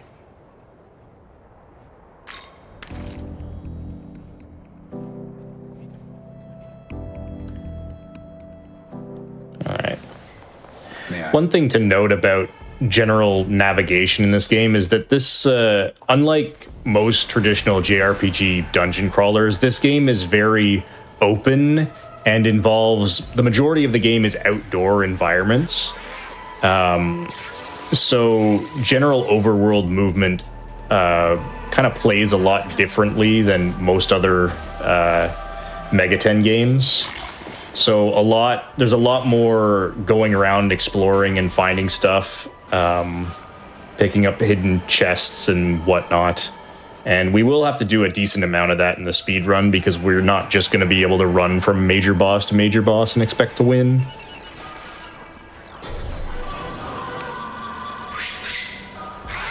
Speaking of major bosses, it is at about this point that the Canon of Vengeance and Canon of Creation routes start to diverge. At this point, if you were playing Creation, it would have looked identical to this up until about this cutscene, where in Canon of Vengeance, we get an additional boss fight here.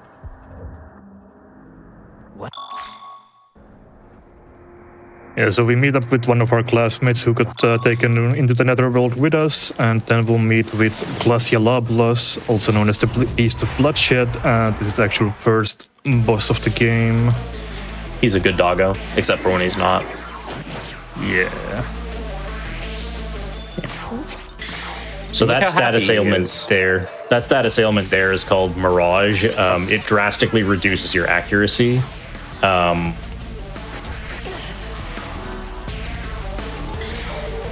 So we'll want to cure that, get Pixie to cure that. Unlike a lot of the older Megaten games, Patra can cure any status ailment in this game, so managing negative status is actually quite a bit easier than you might be used to. And here we're going to use our critical, so you see every attack we're going to launch as a critical hit here. Which pairs really well with the Bestial Bite ability, which does significantly more damage on critical hits, which is very nice for this fight. And there's Glacia down.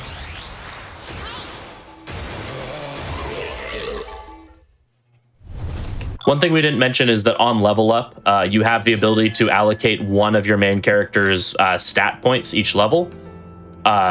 The other stat points that get assigned are fixed every level up, and they're basically designed to keep all of your MC's stats roughly equal. You get one assigned stat point, and for the beginning part of this run, we're going to be going all into strength, which increases the power of your physical attacks. There's a boss coming up in a little bit that is weak to physical, or that is weak to physical damage, and so having the strength build MC is going to be helpful for that. Yeah. This game did introduce items that allow you to respec your main character, and we will be using those because it's quite strong to be able to fully pivot your build into something else.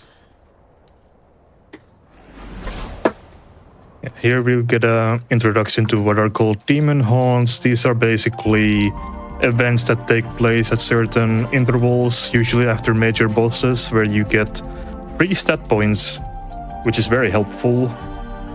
We'll basically get a bit of a lore tidbit from Mr. Aogami after we head over to the bench, and then we'll get to allocate 3 points to whatever stat we want, or whatever stats we want rather. In Demon Haunts you can also interact with your party demons and they can give you rewards, but we will not be doing that for the speedrun because those are random. So we do need the consistency of just the guaranteed stat ups. And something worth noting is that the stats you get from Demon Haunts count towards the stats that you're allowed to reallocate with the items later on. Yeah. So even though we will be pivoting our build in a little bit, these Demon Haunt stats are not going to be wasted on strength later. Oh, I forgot to do my shopping Did you list. buy? Yeah, I'll do that in a moment. Good thing you reminded me, though. So we're going to do our first fusion here. Kind of frustratingly for the re-release of this game, they made this cutscene unskippable for your very first fusion. But it's a cool cutscene, so we'll get to see it. Yeah, for some reason, our main character has also gained the ability to play the organ very well.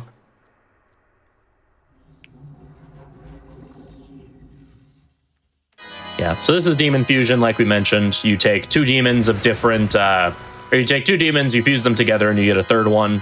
The result is based on the demon family that each of the two belong to. So we're taking our fairy pixie and the foul slime, and combining that gets us a war god, which in this case is a kitty cat, Neko Shogun. Very intimidating kitty cat. You can tell he's a war god. Oh, yeah. Oh. Yeah. Neko Shogun naturally learns all three of the debuffs, which makes him a very powerful support character. Oh, yeah, do we are running on hard mode. Do we want to talk about like the differences between hard mode and say normal mode? Yeah, sure. So hard mode, you take I think it's 30% more damage. You deal 30% less damage. I think your accuracy is dropped by about 5%. The enemy's accuracy is increased by, I think it's 10%. I don't remember the rest of the numbers, but like instant kills are more likely to hit you and less likely to hit enemies. Ailments are more likely to hit you and less likely to hit enemies. Your ability to run from fights is drastically decreased. And I think I got everything. I believe so. Sounded about right to me, yeah. So a bunch of small things that makes the gameplay a bit more difficult, but yeah, it's a lot of small changes rather than a couple of big changes like some of the older games did. Yeah, and thankfully none of the changes are like super severe. Some earlier games, it's like, oh, hard mode, you like take double damage and critical hits against you do an additional 1.5 damage, and yeah, you are completely incapable of running from battles ever, and stuff like that. Thankfully, triple shot prices and other garbage. Yeah, thankfully none of that is present here. Shot prices are all the same. It's just a couple of small modifiers that just make you have to just play a little bit more strategically, especially with just how Vengeance kind of rebalanced the original game. A lot of the hard mode changes are pretty nice. See, and there we got Mandrake, which is the easiest recruit in the game. Difficulty does not change experience rates in this game. Yeah, EXP and money gain is the exact same in this as it is in normal mode. The easier difficulties do increase the amount of EXP that you gain. Like safety difficulty, you get like some ridiculous, like, is it like 6 times, 10 times? Do you? Are you thinking of Nocturne's Merciful? Because I don't think Nocturne's Merciful is 3 times. I think safety gives a modifier too, though. But does it? I don't think it does. Oh, I could be wrong then. But these enemies are called Mitamas. These are basically rare enemies that have random weaknesses. By using a spyglass, we can check the weakness, and they give good rewards. There's 4 different types. The red ones give grimoires, which are basically rare candies for our demons that make them level up. And then the yellow one we killed earlier gives you expensive items that you can sell for money. There's some RNG to what items they can give you, so our money routing is gonna be a bit fluctuating. I actually forgot to check what we got, but hopefully we got something good. You can just pick up the safety money anyway if you want to. Yeah, I definitely will, but it's still nice to know.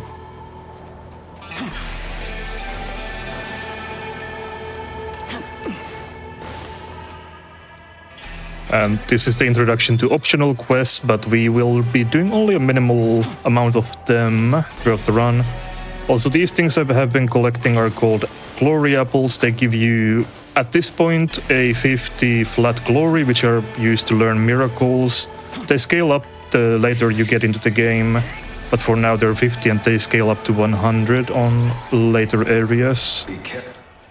Yeah, miracles are basically upgrades that can give a large variety of effects that can do things like increase the number of skills you can get, increase your affinity for certain skills, give you discounts in the compendium, and many, many other things. This'll do. Oh, well, good thing we saved for that one. These are Mitama's mandatory to get for our money route and the XP route to work properly, so I do have to reload if I happen to miss. yeah.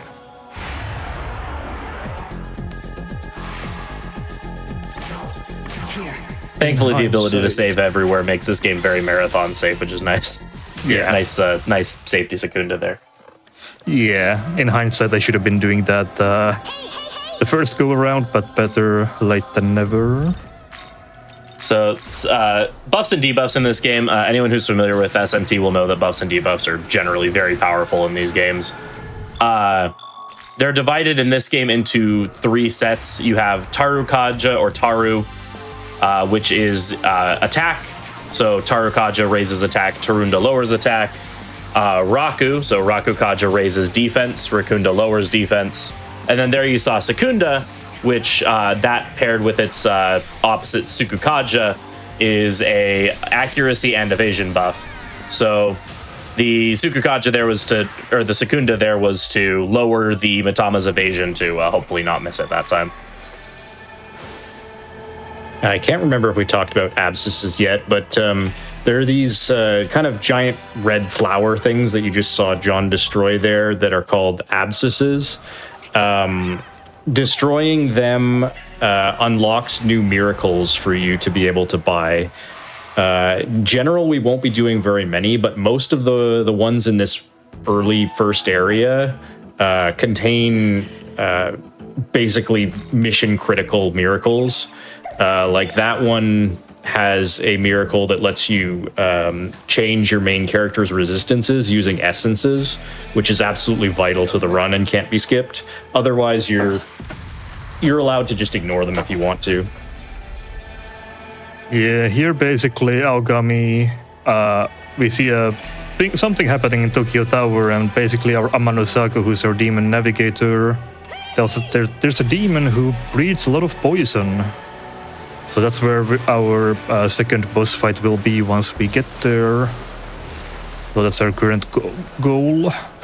But before that, we do have to take care of one more abscess, which is right around the corner. Also, we just finished recruiting another cat to our party, which means no more recruits for the rest of the run. We are free.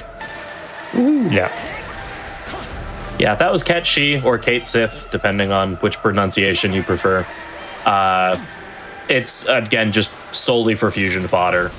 Ketchi is a beast family demon, and so that will just opens up the variety of demon families that we can fuse into. So this Sudama Abscess, Sudama likes to use wind or force magic. And our main character here, along with a couple of our party members, are currently weak to force. So we'll be using these items, force dampeners. And what dampeners do, because I don't think we've talked about them yet, is they give your party immunity to one instance of one type of damage for the next turn. So there we use a force dampener. It makes our party immune to force damage, which, again, in this game, nulling an attack also eats an additional press turn in addition to the regular press turn that is expended by taking an action. So very, very useful to not only keep ourselves safe, but also make it so enemies just don't get actions. Yeah, dampeners are very powerful items, especially if you have a good idea of what the enemy is going to use. You can only hold 3 of them at a time, so it's not something you can just spam every single turn in a long boss fight, though. Yeah, so here we're going to have the first, what I consider to be the first actual difficult boss fight. But we need to do some prep work for that. Say thanks. Buying some dampeners. Yeah, dampeners are reined in pretty heavily by the fact that you can only ever have 3 at a time. Yeah. So you can't just throw them all the time and be completely safe. Is this demon? Here we're going to be fusing a pig. A very This good piggy pig. is, yeah, very good pig. Is this And an angel.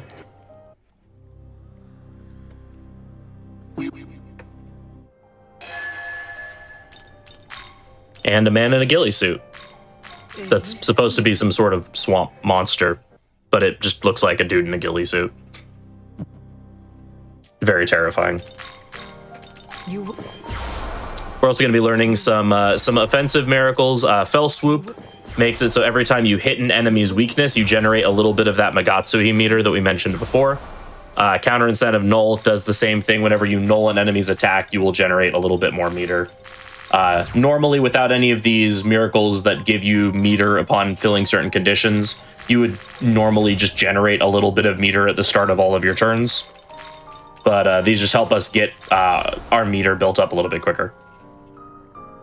Yeah. Since Amogotoki skills are generally super powerful, being able to generate them faster is pretty important. Before each boss fight, Aogami basically tells us, young man, be careful. And here we'll actually have like a pretty difficult boss fight that has some kind of heavy RNG. So hopefully this goes well. We get Yeah, to this Tokyo is, Tower, where we get a vision from the past, from 18 years ago, where Lucifer appears and basically tells us that God is dead. And then we'll be face to face with Hydra. Yeah. So this is unironically one of the hardest fights in the run. This guy has a lot of HP, and we are extremely underleveled. Thankfully, there are he's got some quite exploitable patterns. If you manage to do enough damage to him, what he'll do is he wants to charge up his Magatsuhi, and before he does that, he always just does a normal attack. So we do just enough damage in turn 1 to get him beyond that threshold. So we will always do normal attack charge, and on his charge turn, he will always use Toxic Breath, which is a dark attack, so we can block it with a dark dampener. Now our next goal is we want to do basically the same thing again. We want to do enough damage to him that he gets past the HP threshold where he wants to charge for a second time. So he again just does a normal attack and then charges. And again, he's always going to use Toxic Breath on the next turn, so we will just put up a Dark Dampener and continue to pummel him while keeping ourselves healed. Okay, now the fight's going to get a bit more complicated. Now we want to push him into Phase 2. In Phase 2, he starts to get a lot more random. We may or may not be able to push him this turn. Okay, we did push him. So he usually opens his first turn with Frenzy, which is a multi-target physical skill. We don't have physical dampeners. What we really don't want to see is for him to crit and not miss. Okay, he didn't miss, but he also didn't crit. So now we're going to try to stay healed up, and we're going to try to swap in Yoko. And next turn, we're going to go for the kill. We're going to put up a fire dampener here, because while he's not guaranteed to use fire breath, he is very likely to do so. Excellent. Okay, Yes, very good. perfect. So now we're going to use our Amogotoki critical that we've built up, and we're going to... Yoko can throw ice gems. She's able to use items. We might not be able to kill this turn. If we can't, we're going to want to use another fire dampener. Okay.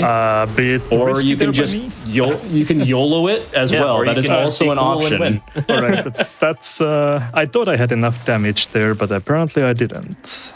I should have played safe. But no harm done.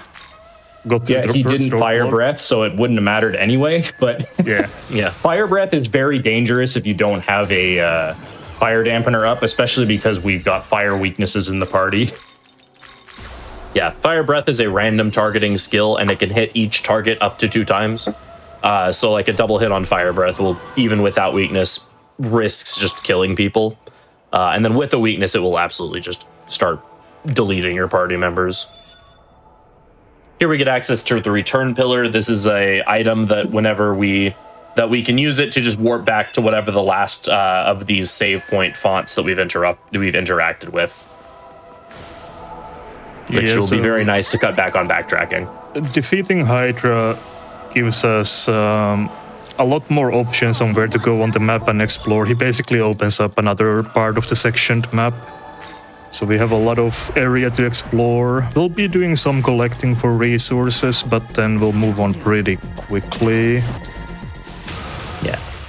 So this type of Mitama here is by far the most important type of Mitama. They drop gospels.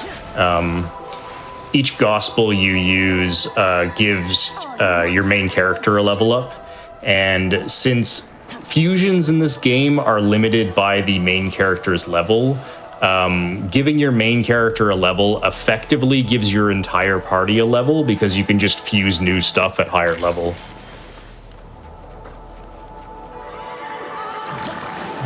Yeah. We will be saving all of them for the end of the game in order to, because we're going to want to reach a very specific level for our end game strategy. Yeah, since they give you a flat level, they have more value in the late game when levels need more EXP. Also, one thing we haven't talked about yet are these Magatsu rails, but these are basically just shortcuts that let you go from point A to point B quickly. Yeah, they're kind of cool. They have a cool animation associated with them, which of course we skip because it's slow.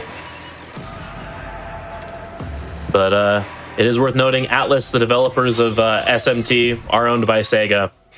So, of course, we have our blue protagonist catching a ride on some grind rails. Here.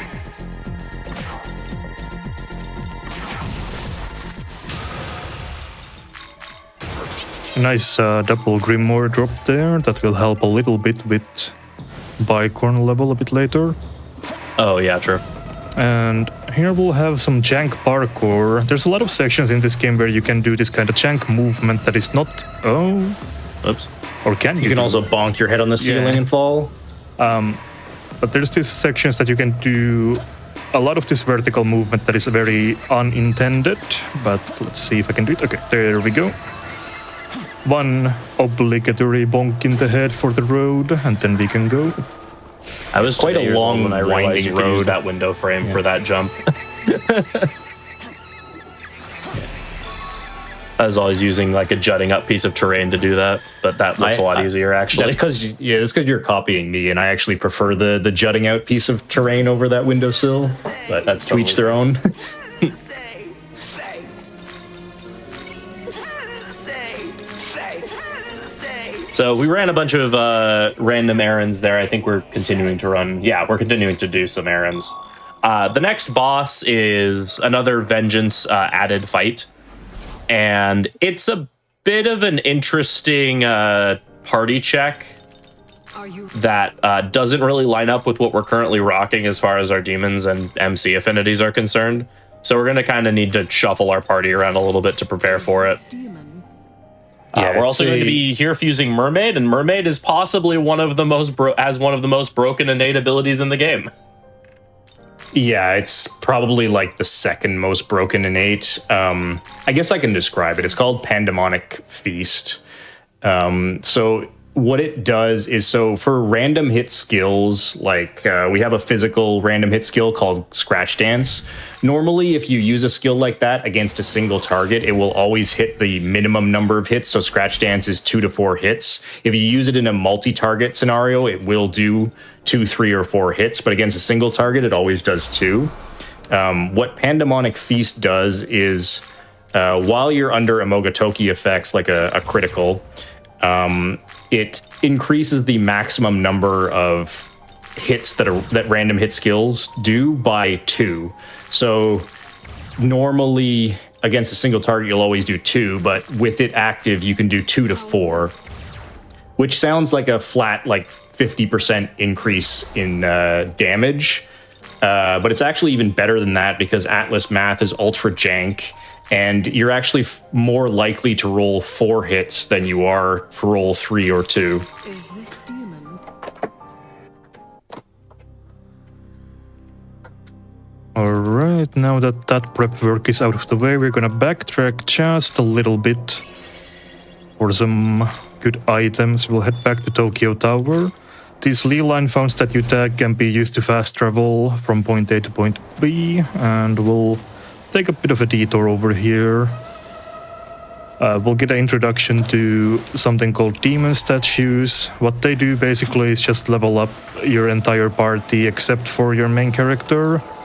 So all of your demons get one level up after you interact with this petrified demon. This one is Decarabia, icon of the working class, and will get me one level for each of my demons. The reason we do this is that there's a couple important breakpoints for level ups that we need for the upcoming boss fights. One is for Paleia, you want to have Entangling Tendrils, which is his unique ability, and then also we do want to get Patra for Obarion, which basically removes any status ailment from one character. The upcoming boss fight has a very potent charm attack that we want to cure. There's no way to block it for everyone in our party, so we do need some ways to cure it when it eventually happens. Yeah. The one interesting note about these statues is, so normally with grimoires, which are your rare candy equivalents for demons, you're limited by your main character's level, so you can't just get 99 grimoires and level up a demon to level 99. These statues are not limited in the same way. You can level up your party to be higher than your main character. So we reached level 12 and fused a couple of level 12 demons and then grabbed 2 statues. So they're level 14 now. So it's a fairly decent power spike.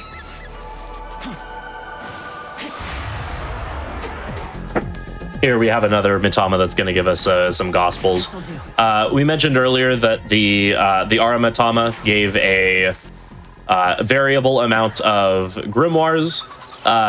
These Mitamas can also give varying amounts of gospels. However, their chances of giving more than one in area 1 is incredibly unlikely. But later on in the game, when we're in later areas where the odds are increased, it's one of those things that'll be nice to look out for, just to see if we can get some additional free level ups. That will just make a bit of a grind we have to do later more lenient. All right, and we're ready for the next boss now. So we'll get introduced to one of the main villains of the Canon of Vengeance route. Her name is Nama. She's a member of the Kadishtu. Kadishtu are, well, we don't know too much about them at this point, but they're basically evil and want to do bad things. That's all we really know. But she's weak to physical, which is very uncommon in these games. But she does resist all magic. So she kind of defines our early game route, because she's a pretty challenging boss, and since she's weak to physical, she kind of pushes us into a strength build.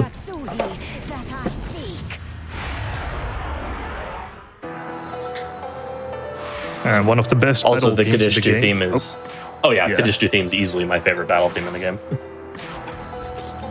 Maybe even in SMT in general, I love this song.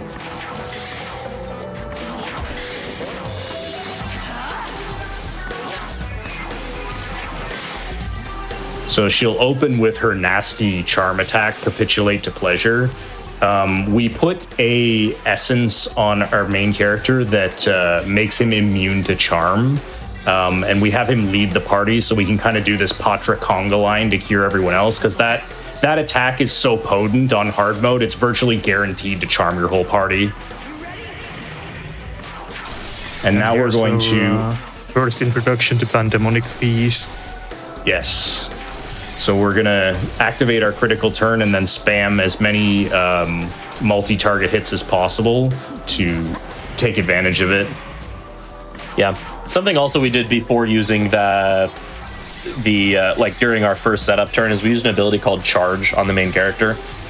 Charge increases the power of your next physical attack by 1.8 times. It's not very useful under most contexts, but in situations where we're setting up for a big attack, like there with the Pandemonic charge attack or Pandemonic critical attack, it's pretty useful to just boost up our damage we do with that one hit. Yeah. Those types of skills in older SMT games are extremely powerful, and like the charge, mind charge, etc. And you basically use them all the time for every attack once you get them. In 5, they were fairly heavily nerfed, so you don't want to do that. But they're still good when combined with a Magatsui's skill usually.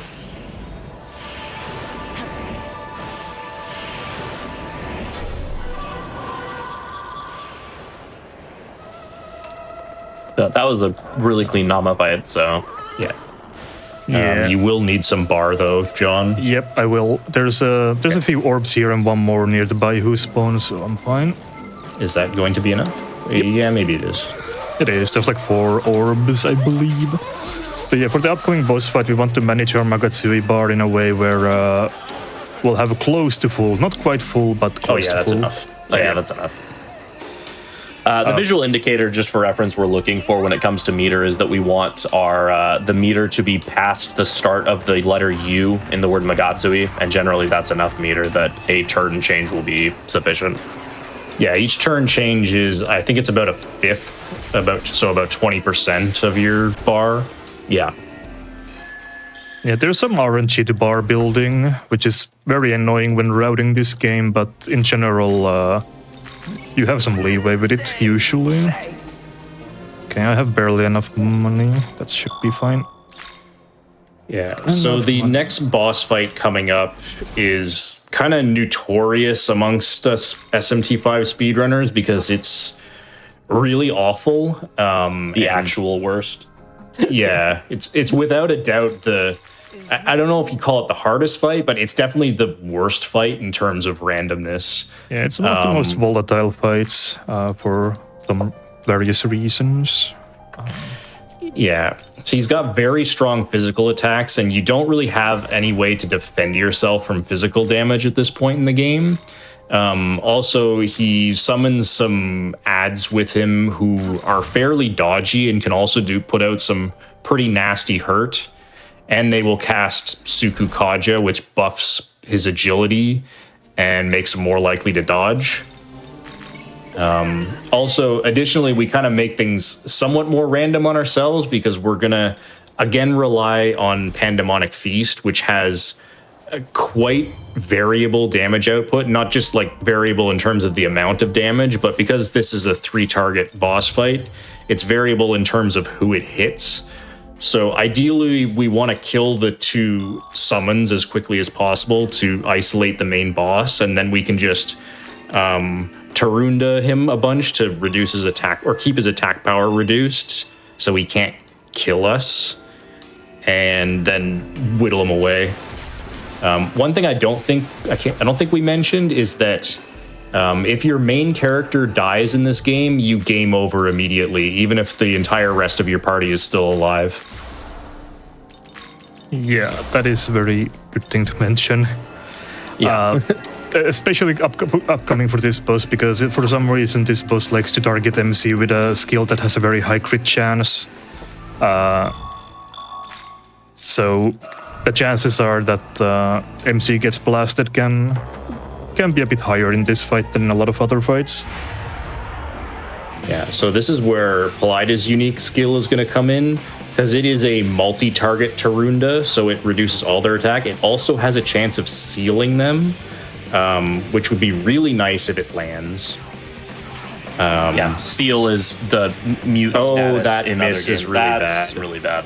That's bad news. Yeah. Where it just disables the ability to use magic, or so To use if we were skills to in land general. that'd be helpful. Oh yeah, skills in general. So So now we have to improv just a little Yeah. bit to try to fix this, but Yeah, I'm gonna stall Yeah, one so- turn and hope for the best. Hopefully MC doesn't get... yeah, that's the correct play in my opinion. Yes. yeah, as long as Graham Slice doesn't smack him in the face, you should be fine. So if we survive this turn, if everyone survives this turn, we should be fine. Alright, didn't Graham get Slice hit him in the face, but didn't crit. Yeah. So now we're going to bring Mermaid in for Pandemonic Feast, and we're going to try to get as much damage out in this turn as possible with Scratch Dance spam. That's a good hit. That's an okay hit. Okay, one of the Yonder's dead is good.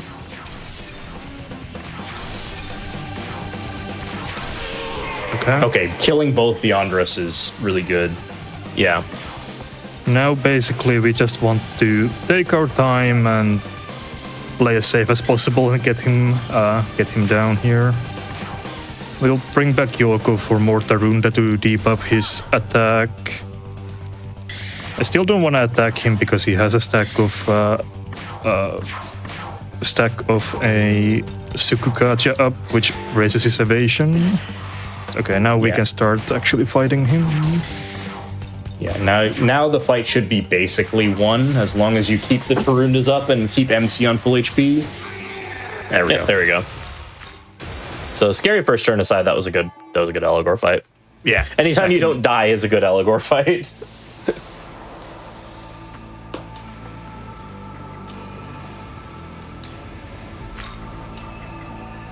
So now we'll head back and report to the angels that we have taken care of these agents of chaos, as they put it. But for some reason they have up and vanished in the time that we took to take this fight. It's all good though, because we still get the EXP even though they're not here anymore. And I'm gonna immediately, before I forget, buff my level. Bicon gets 2. Yeah, the Vitality and Sense too. Yeah. That one I often forget, so I need to do it immediately when I... It does matter because we're going to do a boss fight later where 1 Vitality Incense and 1 Grimoire per level is just barely enough to prevent Oberian from getting one shot if he's attacked. Yeah. There also, we leveled up Bicorn a little bit, and Bicorn learned the ability Beast Eye, and Beast Eye is an ability that just flat increases your accuracy of the person that has it equipped, and the Beast Eye buff, if I remember correctly, is enough in itself to counteract the hard mode accuracy penalty. I believe it's more than enough, because I think Beast Eye is 10% and the hard mode is like 5%. Don't quote me on those numbers, though. I don't know if it's true for sure. Yeah. So Beast Eye, we're going to be fusing onto basically any demon that has some sort of offensive role in our party is going to have Beast Eye in order to not just whiff constantly. One other thing I neglected to mention about Pandemonic Feast is, in addition to all its other effects, it gives you a massive accuracy boost when you're using Omogotoki skills. Yep. So that as well is going to be really nice, and which is another reason why Pandemonic Feast is incredible, because it lets us just not worry about horrible misses during fights. Yeah. However, accuracy in this game is interesting in how it's calculated, and so it's impossible to have a 100% hit rate at any given time, or virtually impossible. So even with all this stuff we're doing to try to guarantee that we don't miss, sometimes the game is just like, you have a 99% chance to hit. That basically means you're just going to whiff like twice. Yeah, as you approach 100% accuracy, you get greatly diminishing returns on any accuracy buffs.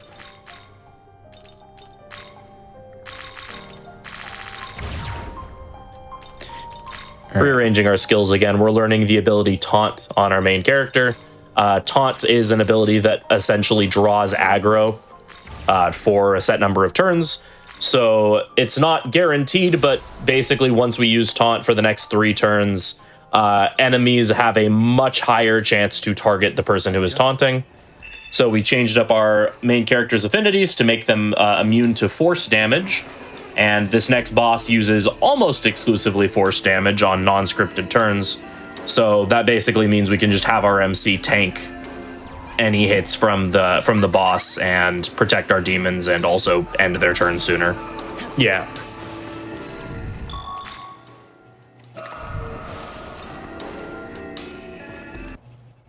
Yeah, so Nuba is by far the beefiest boss that we are gonna take on. She's not that dangerous, but she has a massive HP pool.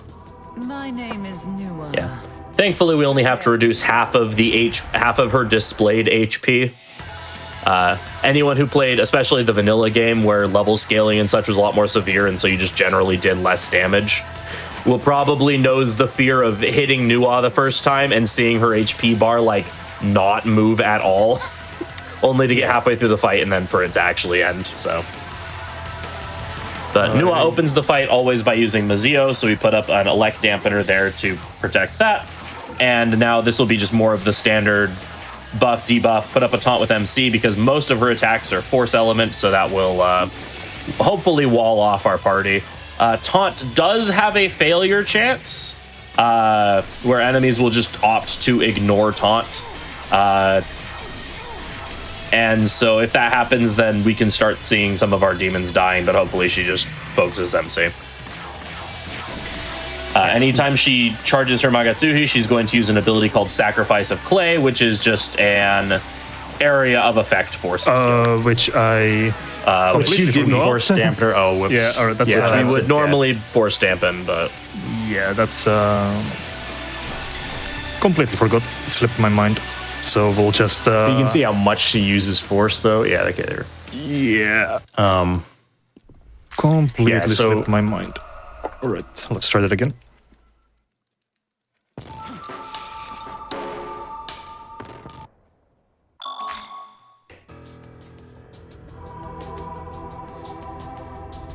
and this is why a very good example as to why dampeners are very, very useful. Prepare to die. This run is very otherwise- fast-paced, and it's really easy to make mistakes like that. Yeah, with how ridiculously fast the battle speed is, you don't really have a lot of time to think while you're doing combat. So sometimes it's very easy to be like, oh, okay, I'm in attacking mode, and then you just blank on dampener. I'm pretty sure that's something that all of us have done at least once, if not more. Absolutely. Definitely more. All right. The fun one is when your MC isn't last and you get past his final turn and you have like a turn or two left and you're like, oh, I forgot to dampen. Well, hope I don't die. And that does matter because demons cannot use items in this game without a specific miracle that is very out of the way and we won't be getting. Guest characters like Yoko can use items, though. So that's kind of an interesting benefit to using them sometimes. Did I? Yeah, okay. I did taunt again. Almost did something dumb again. That's fine. Right. Something worth talking about a little bit with buffs and debuffs in this game is that buffs and debuffs stack up to 2 times, and they have a 3-turn timer on them. The timer is refreshed whenever there's ignoring taunt. The timer is refreshed anytime you reapply the debuff. So there on each of Mermaid's turns, we're alternating between Rakunda and Sukunda in order to make sure our buffs last through the whole fight.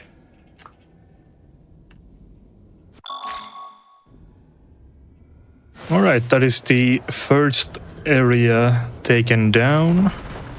The game is split into 4 areas, but the areas vary a bit in how long it takes to play through them, with area 1 and 3 being the longest ones, at least in the speedrun. Area 4 is also very big, but that one is structured a bit more openly than the other areas in the game. I'm going to just answer some discussion in chat. So the battle speed being this fast is not something you will sort of normally see. You have to set your settings in a very specific way. You might think that turning battle animations to skip would be the fastest. However, you'd be wrong. You should set them on very fast and then mash the A button to skip them manually. For speedruns, we allow turbo controllers, so we can just turbo the A button to skip them, and that's how the battle speed is this fast. Yeah, sometimes I still mash through combat because of, old habits die hard from other games, but having Steam input definitely helps, where you don't have to mash if you don't want to. Save your fingers a little bit. Yeah, especially when you get into auto battling, when you're going for long periods of time, it can be very mash heavy. Alright, so we made it to Diet Building, and we get introduced to this organization called Bethel, and we get a bit of a lore dump about what Bethel does. And we also meet the Japanese Prime Minister Kosemizu, who looks very suspiciously like Aogami without the blue hair. So, but we're back to Tokyo. So we get the lore dump, and what we learn is that the area that we were just in was the real Tokyo all along, and this modern Tokyo that we currently live in is completely fake, created by God. But yeah, 20 years before the events of this game, Tokyo was pulled into the demon world, and then was recreated by God in order to replace the life that had been lost by the world being, by the city getting pulled into the demon world.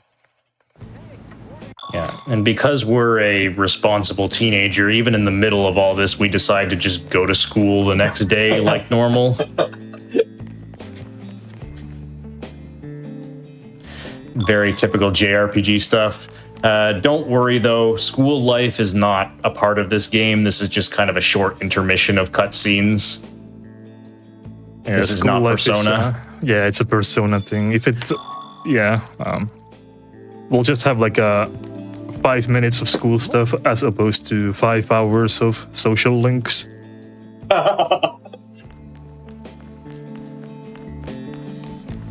So we are coming up on that 1 hour mark. Whenever you're good for a break, let me know. Now would be a pretty good timing. I'll just choose the chaotic option in this dialogue, and then you can take us on to the break. Perfect, sounds good. Actually, I chose the wrong one, but that's fine. That'll be fine. We have some leeway. All right, we can take a break here. All right, perfect. So yeah, during these longer runs, everybody, we like to take a break about every hour or so everybody can get up, stretch, get some water, anything y'all need to do. So we're going to take a quick break. Just a quick reminder before we do go to that break. Back to Black is going to be this Thursday, February 5th, going through February 8th. It's a 4-day speedrun marathon featuring Black speedrunners benefiting Race Forward. You can use !schedule in Twitch chat to check out the event, or visit gdq.gg/BAF to learn more. We're going to be right back in just a few minutes. More to run.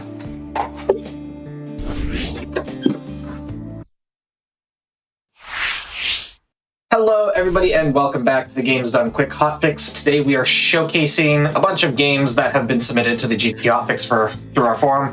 We're in the middle of an SMT5 run. I'll hand it right back over to you whenever you're ready, if you just want to give a quick 3, 2, 1 countdown.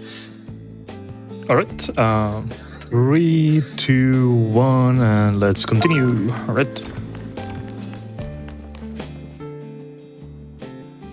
So, on the way out after the school day, we'll get stopped by Thao over here, who tells us that she wants to talk to us about a certain issue that has come up. Hi there. Yeah, basically every important character needs to stop us during this intermission and give a bit of exposition about their lives.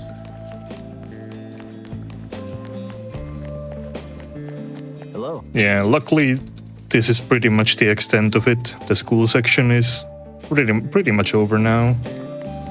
Yeah, it's really quite short compared to a lot of other games. There's an optional quest that you can do for a limited time in the school that just gives you more lore about the game and the world, but we are not into that, so we'll just go to the dorm roof real quick. And then we actually have another boss fight coming up right after. Thanks for coming. It's parts of the run really do feel like a boss rush once the run gets going. Tao here talks to us about some bullying that's going on in the school, which is a pretty significant subplot in the original SMT5, or in the Canon of Creation route. In the Canon of Vengeance route, it's not really that important. It gets resolved within like 10 minutes. Yeah, Yes. It's very much one of those things that, like, they had to, throw it in there because everything hasn't gone completely off the rails yet from events in the canon of creation yet, but they will very quickly go the rest of the way off the rails upon this day. So Yeah, starting right now, actually. We fought Nama before, and suddenly they have appeared in real Tokyo. So it's basically a rematch with Nama, but also Glacia Labolas is here. So we'll hey, have she's to just fight taking both her of dog them. out for a walk. There's nothing wrong with that. Yeah, ignore the blood all over the floor. Nothing happened. So this fight is pretty dangerous. Each of them gets 2 press turns, so they get a total of 4. And they can do some nasty stuff. The basic strategy we're going to use here is abusing Pandemonic Feast with Scratch Dance. We need to summon Apsaris in here because she's immune to Charm. We had to take the Charm immunity off of the main character for Eligor and Nua, so we need someone else to start the Patra Conga line, so that's Apsaris' job. And now we basically have to stall and play defensively until we can get our next Magatsuki turn out. So we're just going to do little bits of chip damage when we have nothing better to do, and otherwise just defend ourselves. Oops. Yeah, that's fine. Yeah, you'll be all right. Yeah. As long as we survive this turn. As long as you can get to your second Amogotoki turn and every one of your demons is still alive, you are generally fine in this fight. It's nice if you can get some charges up too, but you don't necessarily have to. As long as you just get good Scratch Dance hits, which...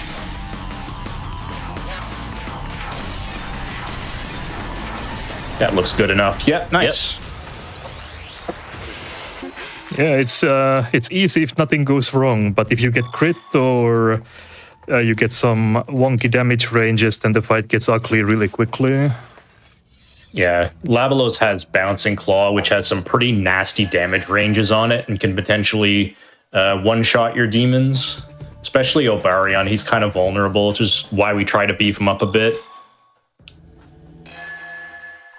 So here we find out that basically demons have broken through into the real world and are attacking students, or attacking everyone, but they're abducting students, attempting to find what they call to be knowledge. I'm glad you're here. We're not entirely sure what that means, but at the same time as those demons are attacking, the Kadishtu have also decided to show up and start attacking people separately. So we have to deal with the forces of chaos led by this demon named Lamu, in addition to the Kadishtu just kind of wrecking havoc. Yeah, it's not a good time. Say thanks. Lamu essentially wants to do what we've done. He wants to become a Nahabino as well. And in order for him to achieve that, he needs to find the human who has his knowledge. And surprise, surprise, it happens to be the girl who's a victim of bullying that Tao was talking about in the earlier cutscene. It's Lamu. There's Lamu right there. Got one of the schoolgirls. Yeah, Lamu takes a bit of a larger role in the other canon, the canon of creation, but he will be dealt with by the end of this school. There's like a mini dungeon. I wouldn't really say it's a dungeon. It's like a small school section that has like a few forced encounters and then a boss fight at the end. It's Atlas assuring everyone that the school will not be a major part of the rest of the game. Yeah, it gets destroyed, so it can't appear later. That's very reassuring. Tao also joins us as a party member here. So she's another guest character. She's okay. She has her uses. She's a little bit worse than Yoko in general. She's a bit more defensive and healing minded. But she does have light magic, which can come in handy. She gets decent healing magic, especially in nice That's in area annoying. 3. Nice. 2 misses. Hard mode things. It should be okay. Yeah, this fight is basically just pretty trivial. Yeah. Well, you say that, but I have died here before. Oh, so have I, but you need to be crit by Rakshasa. Rakshasa has a very high strength stat, and he's also pretty high level. And he has Venom Chaser, which hits very hard with very high base power for this point in the game. And then whenever you hit him, he has a chance to retaliate on you for pretty high damage. So if you're not careful, you absolutely can die to all of these fights, even though it's not very likely. But I'll take my safety saves. Yeah, save for this one for sure. This one really hinges on whether you get the instant kill on the Oni or not. I don't think we've talked about instant kills. So light and dark magic have some special attributes in this game, in that if someone is weak to it, there's a chance of them just instantly dying whenever they get hit by it. So that Oni is weak to light. So I mean, you saw he just instantly died in one hit. That's not necessarily always going to happen. It's just a chance. Yeah, I think the chance scales with luck stats and some other stuff, but yeah, that Oni's pretty vulnerable. I believe Oni has very low luck stat in general, so he usually dies there. You have a couple chances of getting it. Yeah. Yeah. The next small forced encounter is my personal least favorite one, just because it has Incubus and Andras, and they both have high chance of dodging, and also they go first. And Incubus has Dream Needle, which can put somebody to sleep if we get unlucky with that. So yeah, a common thread in SMT speedrunning is that all of the fights that the runners tend to hate because they're super inconsistent enemies, it tends to be because the enemies go first. Yeah, the ability to like set up any sort of defenses or preempt any damage that can happen is a pretty big deal in these games, especially with how low level we are. All right. There's a couple more optional encounters here, including we could save the Atlas mascot, the Jack Frost, but that would take some time. If you do decide to do that, then he will give you free heals for the rest of the dungeon, but Freedom and I could voice act that cutscene like we did at RPG Limit Break. Oh yeah. If my estimate was a bit more generous, then I would definitely let you do that. But okay, so Yoko, MC, Tao, and Saurus. Yeah. So this is the boss fight of the dungeon with the Lamu demon we saw earlier. This fight is not particularly difficult, but it can also go wrong, like every fight in the run. Yeah, he goes first, so he can do some weird things turn one that can vary how difficult the fight is. He has a unique move, unique ailment, and unique move as well, called Babylon Curse that can, that 100% will inflict someone with the mud status, like so. That means that when the character who's inflicted with mud takes their turn, they will lose one press turn immediately. Yeah. And I guess I did lie earlier when I said Patra can cure any ailment in this game, because mud is the exception. It can't be cured by anything other than just waiting for it to wear off. Right. Yeah, and mud lasts a variable number of turns. It has a maximum turn amount, I believe, but it can just go away at any point before that, but it just sort of depends on... That wore off reasonably quickly, so this shouldn't be a problem. Yeah, and then just use crit to finish this out. Yeah, so here's where things divert pretty substantially. That's fine. I'll just do one more Dark Dampener. Okay. Yeah, and one of the things that... Oh, that's rough. That's unlucky. One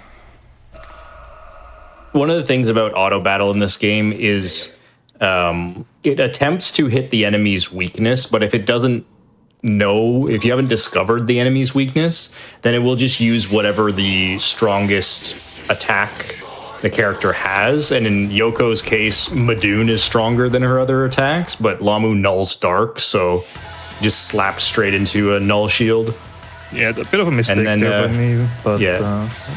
MC is unfortunately weak to ice, and kind of after the first couple of turns, Lamu kind of is random attacks between dark and ice, and so just slap MC in the face. And MC dies, game over. Yoko getting hit with the mud is the worst. Yeah, that's because that means you don't get the opportunity to generate a half turn for the mud to eat. Yeah. That's not Having it wearing last off. for this long is also really... Okay, there we go. Yeah, it's still dark. Okay. We're also on a bit of a timer in the first phase of this fight. You need to take out those tentacles in 3 turns or they will get a full heal. I'm just gonna do this slowly and surely. Yeah, it's fine. Alright, there we go. There you go. Nice. And so things have definitely gone off the rails from Can of Creation because we actually kill Lamu here. He's normally like the major antagonist for the whole second area. But here he dies, and then Lilith shows up, and Lilith is the leader of the Kadishtu. And she murders Tao's best friend and Tao, but then Tao gets better. And so we decide to chase after the Kadishtu into the Netherworld. They've kidnapped a bunch of students, so we're going to try to get them back and also try to stop whatever the Kadishtu are planning. And Yeah, Tao dies and comes back to life like 3 times in this game. yeah, for Tao it was a Tuesday. That's pretty much how it goes. I need to buy some smoke balls just in case.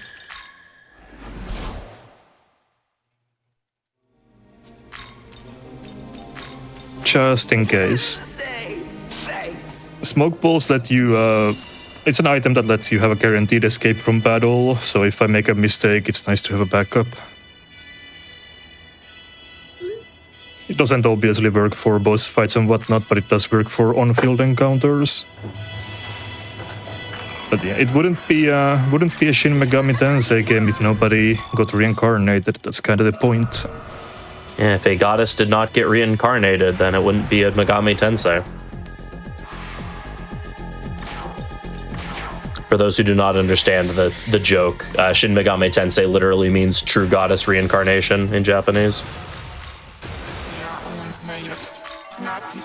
So we got to a new area. Instead of brown sand, we have a lot of red sand. And we get this very cool overworld theme. But since we are in a new area, we are very under-leveled for what we are supposed to be doing here. So we're gonna do some collecting and taking out a few of those special mitamas that you saw earlier in the first area for EXP. Yeah, mitamas, each new area you go to, the mitamas level up by quite a bit. And so therefore the amount of experience they give you also jumps by a lot. So you kind of, as soon as you enter a new area, you generally want to go around and kill all the mitamas you can access. Yeah, Mitama EXP has been nerfed pretty heavily from the original version of the game, but it is still quite a lot. Yeah, at this point it gives you basically a full level up, plus all the other benefits that would come with it. Also, these glory crystals level up from giving you 50 glory up to 60. So that's very nice, it helps us afford all the miracles that we need. Also, a bunch of these students from the school got taken into the Netherworld, and it's our task to go and save them as well. Well, that's what we are going to be doing for the first section of this area.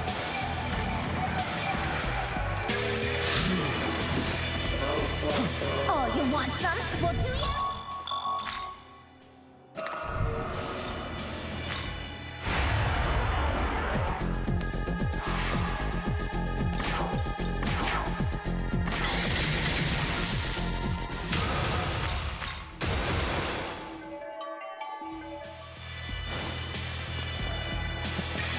There's overall 4 students that need to be rescued, and we have now rescued 3 of them, when you include this one, so there's 1 more student left to go.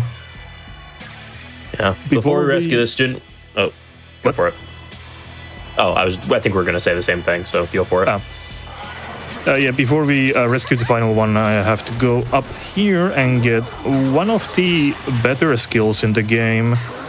We're not going to be giving it to MC yet, but it's called Inflaming Divinity, and what it does, it gives full buffs to one character in your party, so it's very helpful to have. Also, hi Mothman. Mothman! Oh, man. Inflaming Divinity is a unique skill that only the main character can use. But we'll be seeing it, I guess, halfway through Area 3.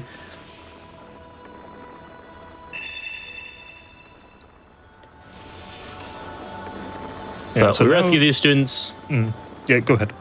Oh yeah, we rescue these students, and we find out that there's been a few more that have been taken away. But each of the students had mentioned a really creepy demon that demanded to know what it was they hated most about themselves, and then tried to eat whatever the thing was that they said. Which sounds like that's going to be the Kadishtu that we're going to be dealing with for the next chunk of the game.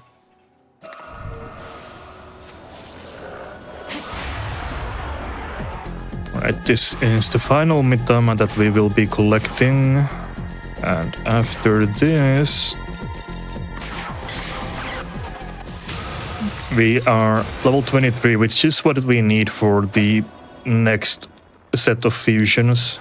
Here's Dasai. I don't think we really mentioned Dasai, but he got also dragged into the Netherworld with us, and he joined Battle. This is the game's introduction to these kind of special quests where you control a demon and then gather.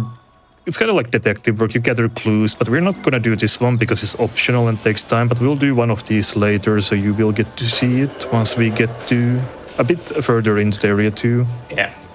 Yeah.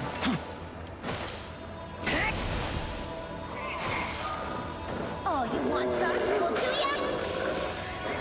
ya? Incubus Essence is another one that Null's Charm. Since the Kadishtu are the primary villains for this this game, Null Charm sources are pretty useful. Yeah, there's one more fight where we want that.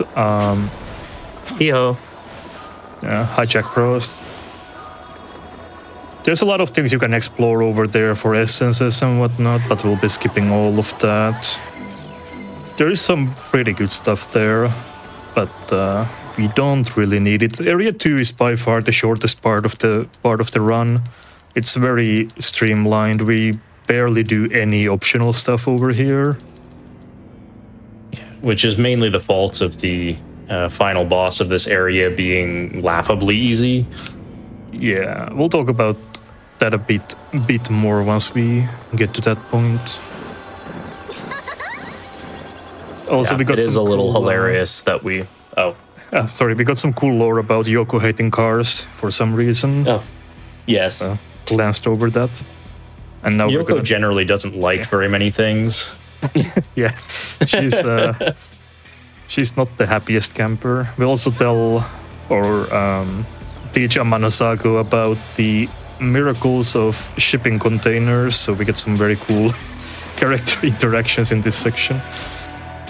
Also, we'll meet Yuzuru over here, and his pet dog Hayataro has gotten injured, so we're just gonna give him a couple things. First off, we're gonna give him 2 lifestone chains and a chakra drop, and that gets us the level up we need for level 24, and also 5 force gems right before a boss that is weak to force.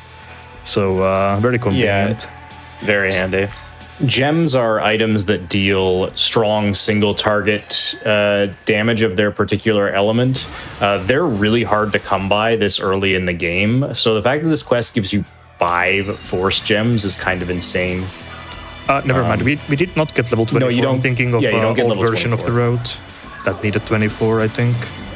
Yeah, we're fine. 24 for Copa. I can't remember what we Yeah, fused that's a back very then, old but- route, what we planned. For some reason, I remember that now. But yeah, But level 23 is enough. now just YOLO it with Wind Breath. Yeah, actually, I need to save. I don't think we mentioned it, but this game, whenever you do a fusion, you have a chance of accidenting, so I do need to save before every single fusion. Yeah, a fusion accident is an instant load your save. Yeah. For reference, a fusion accident is when you try to fuse 2 things together, the game will be like, nah, and you'll get something else instead. And it's never worth keeping in the context of the speedrun. It's possible to get demons that would normally be, they're like more powerful than stuff you can normally fuse, and every time I get a fusion accident like that, I'll usually have someone in chat asking me why I don't just keep going with the run because you got this strong demon. And it's like, no, I can't do that because we're following a very specific route.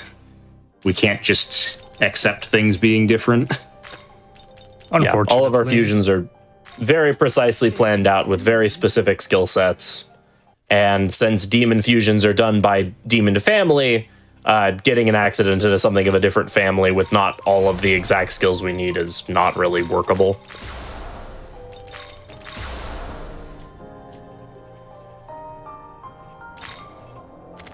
Okay, and then a demon haunt. Yeah, before Aishet, which is the next boss fight, I want to have as much strength as possible because the damage ranges in this fight can get a bit annoying.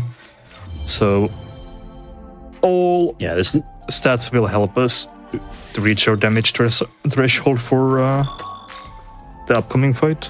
Also, I'll take some extra safety money from here.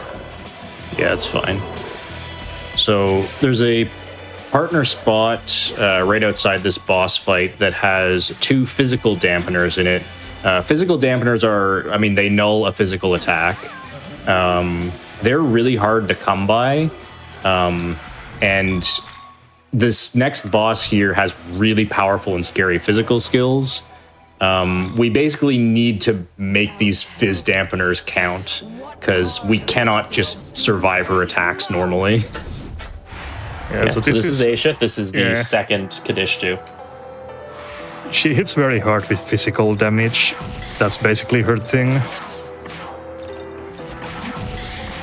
So we're just gonna be using our fizz dampeners immediately for this fight. So we're gonna get a few debuffs on, get a charge up, and now this turn we're gonna go for our big Magatsui. So Wind Breath is also a random target skill, so it's buffed by Pandemonic Feast. So we really want to see 4 hits. We saw... Oh, Feng Wong did good. Oh no, getting only 2 hits on the Scratch Dance really sucks. That's not necessarily a lost fight, but this is going to be really close. So we can survive the next turn because she will always do Pierce Armor into Poison Mist, I think. But the follow-up turn after that, we absolutely cannot survive. So she has to be dead next turn. Yeah, didn't get crit, which is good. MC got hit, which is also good. So I should have a good amount of damage here. Yeah, unless MC dies to this poison tick? Nah, 56 is enough. He'll live this one. Yeah, I should okay, then you should kill. Be fine. Yeah, I think I'm fine. Yeah, dying does not matter. Barely enough. Okay, not even close. Yeah, so if we didn't do the demon hot before the fight, we absolutely would have run out of damage there. So it comes down to Pandemonic Feast hits, how well the fight goes. That was a bit sketchy, but overall barely fine.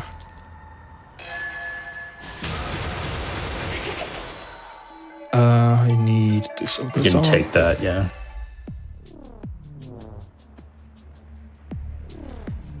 Yeah, so Aishat has a bit of a smaller HP pool, but she compensates it with her Voracious Salvation, which is her unique attack that also drains HP. But since we have those fist dampeners, we can prevent it completely. Yeah. Yeah, and I believe Voracious Salvation, that set attack, also does more damage if you're ailmented, so it would absolutely just kill you. Yeah. She was going to use it on the next turn, which is why I said she has to die here or we're screwed. Yeah, the Kadishtu have all of their... keep pressing wrong things. But the Kadishtu have... all of them have basically a mechanic where they do a certain thing every 3 turns. For Nama, it's Capitulate to Pleasure, which is the charm attack that we mentioned and you saw earlier in those 2 fights. And for Aishat, it's Voracious Salvation. And for the next couple of fights, it's something else, because we still need to fight the Kadishtu a few more times this run.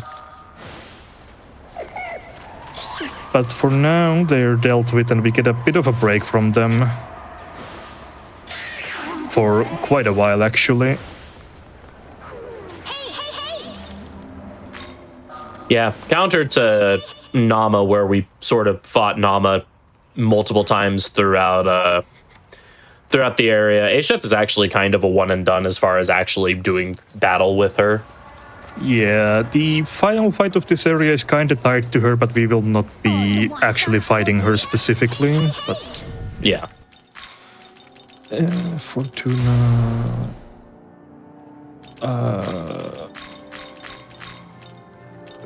Where's my mermaid? Why can't I'm blind? Okay, there we go.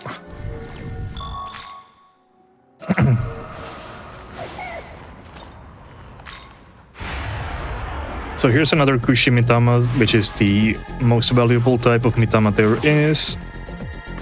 So absolutely want to take care of that. Did not see if we got the double drop or not, but it was a single. yeah, never lucky. I can't remember if we can play explain partner spots or not, but there's a bunch of these kind of spots around the area where your partner, Amanazaku in this case, can find either items or enemies. Some of them are fixed. They always have the same contents, like that one that has Kushi Mitama. And some of them have random contents. We ignore all of the random ones. They're not worth going for. Yeah, so now Amanazaku leaves us again. She just comes and goes as she pleases, randomly shows up and then leaves. I do want these orbs though for the next upcoming fight. Hello, Mothman! Mothman.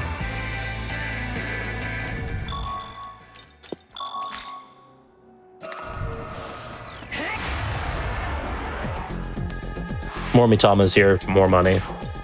This'll do.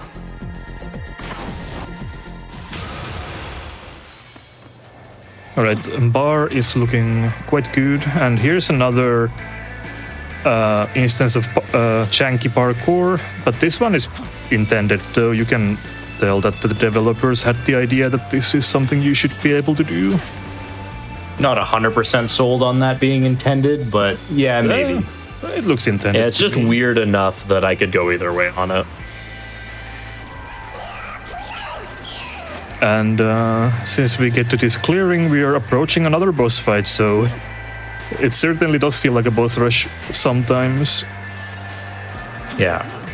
And also, Here we're going using the Testament item here, which is the respec item we mentioned some time ago.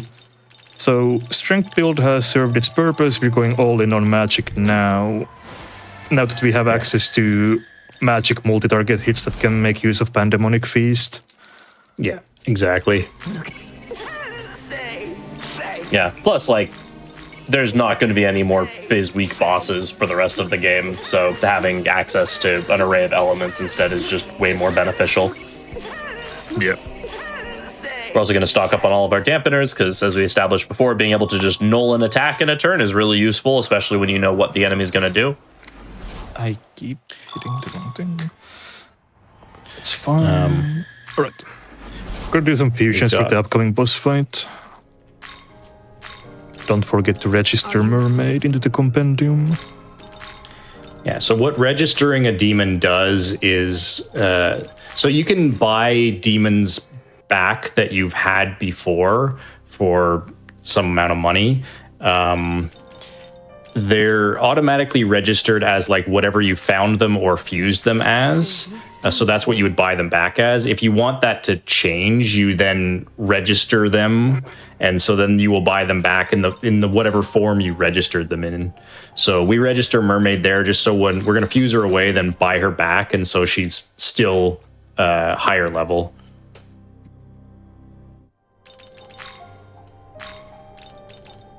And we're also going to fuse the mascot of SMT, Jack Frost. Yo. It's always nice when he's useful in a speedrun. Yeah, Jack Frost here has a very interesting, unique ability called Jack Bufula. That is a tier 2 ice attack that also inflicts a stack of Racunda, which is a defensive debuff. So that's pretty useful for getting debuffs up. How is this? Yeah, it's kind of not actually that. I mean, it's Well, yeah, okay he in this also next has Ice boss Breath fight. as well, so. Yeah, the main reason we actually fuse him is because for a later boss fight, we need a source of drain ice, and Jack Frost has that, and he starts with Ice Breaths and just does good damage. The problem with the Jack Bupala as opposed to Raccoonda is it can miss. Right. Debuff skills can't miss, but attacks that have debuffs up on them can miss. Just mentioning because we do see some usage of it in this fight. Yeah, we use it in this fight because, like, we might as well. Oh, this is Finn McCool. He also hits very hard with critical attacks, but his AI is one of the older bosses from the original game, so his AI works in a weird way where if you push enough damage, his AI gets kind of locked into doing the same thing over and over again. We just need he to, works the exact same way that Hydra does, and we're basically going to exploit the same vulnerability. It's a bit harder to do, but we have more. We need to open up with a crit turn in order to do enough damage. So again, when he charges Magatsu, he will use fire. So as long as we fire dampener, if you're going to forget to use a dampener, this is the fight where it's most likely to happen because you only have one item user and they go first.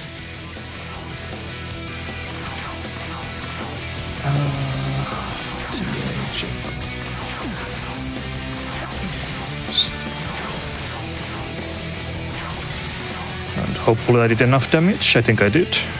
Yeah, it should be fine. The other thing he can do that's really annoying is crit the normal attack that he does before charging his Magasui, because that will just straight up kill your demons.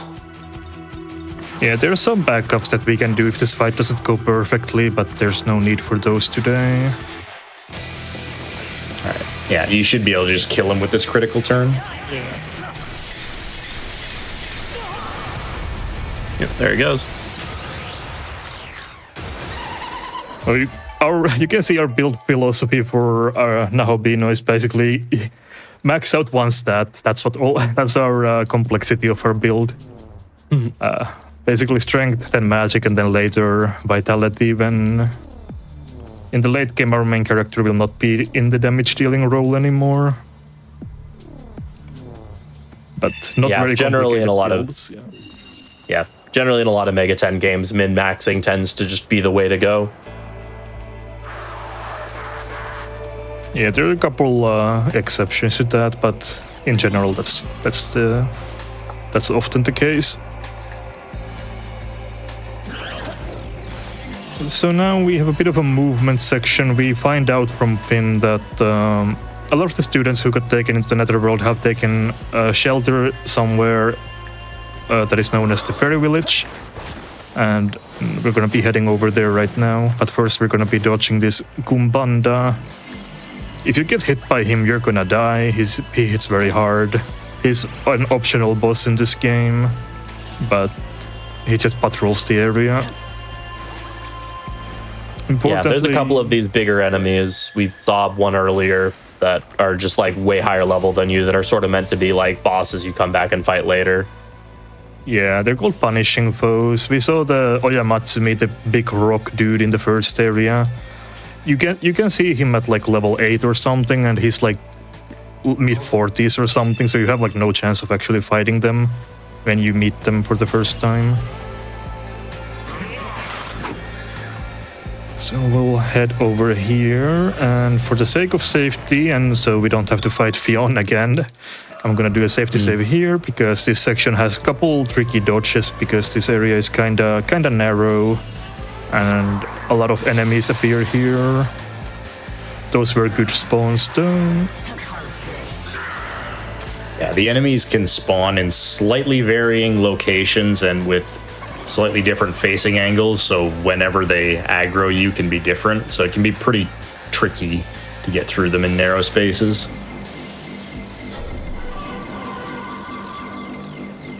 Alright, after this long winding slope, we'll get to the fairy forest area. If you jump from this ledge, there's a NPC here that is impressed by your jumping skills and tells you that you can have this revival bead, but that's a waste of time, so we'll just not do that. As much as we like Koropokur, it's not something we want to do.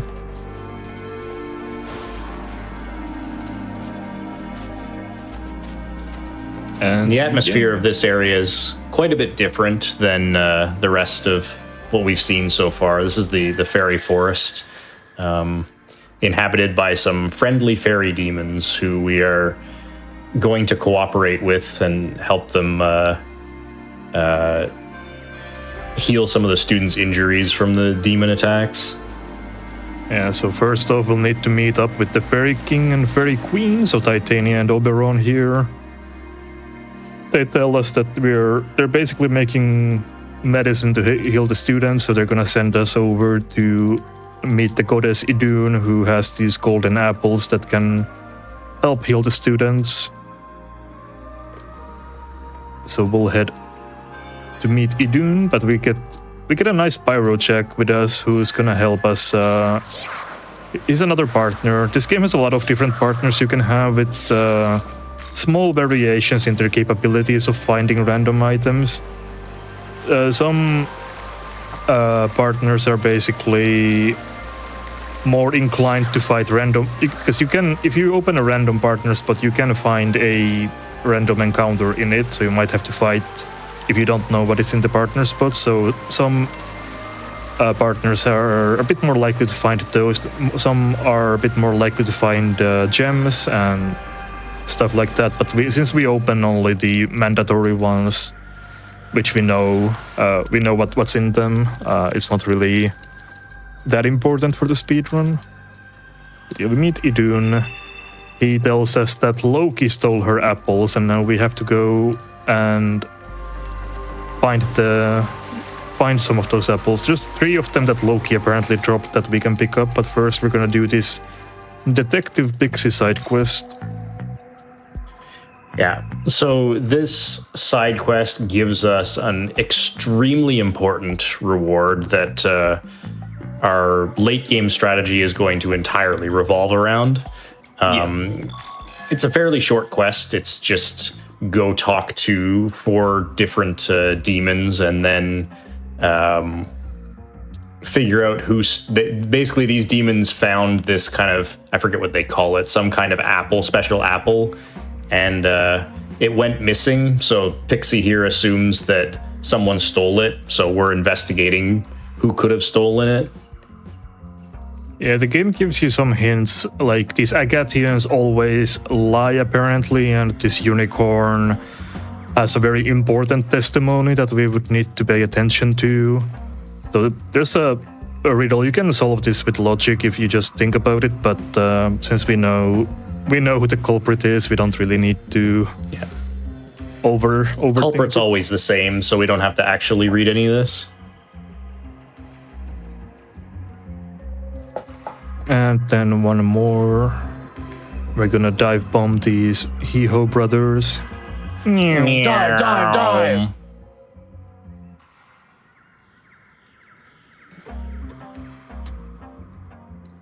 So one of the Hee-Hos is telling the truth, one of the Hee-Hos is lying. As it turns out, Pyro Jack stole the apple. So for completing this, we do get this apple, and this is actually an Area 4 apple and not an Area 2 one, so we get 100 glory for it. But more importantly, we get the Unwrit Neutral Periapt, which has the ability Amagatoki Strategize on it, which is the most absurdly broken thing in the entire game, and is responsible for a large amount of the super ridiculous combo videos you can see from this game. Yeah. On its own, it's not absurdly broken, but it can be combined with a certain innate skill that's obtainable later in the game to be completely busted. Yeah, Well, strategize. Yeah, exactly. You can explain it. Yeah. So strategize intended usage is that it allows you to swap demons out of your stock, in and out of your stock for free, without taking, and also to pass turns without taking any actions.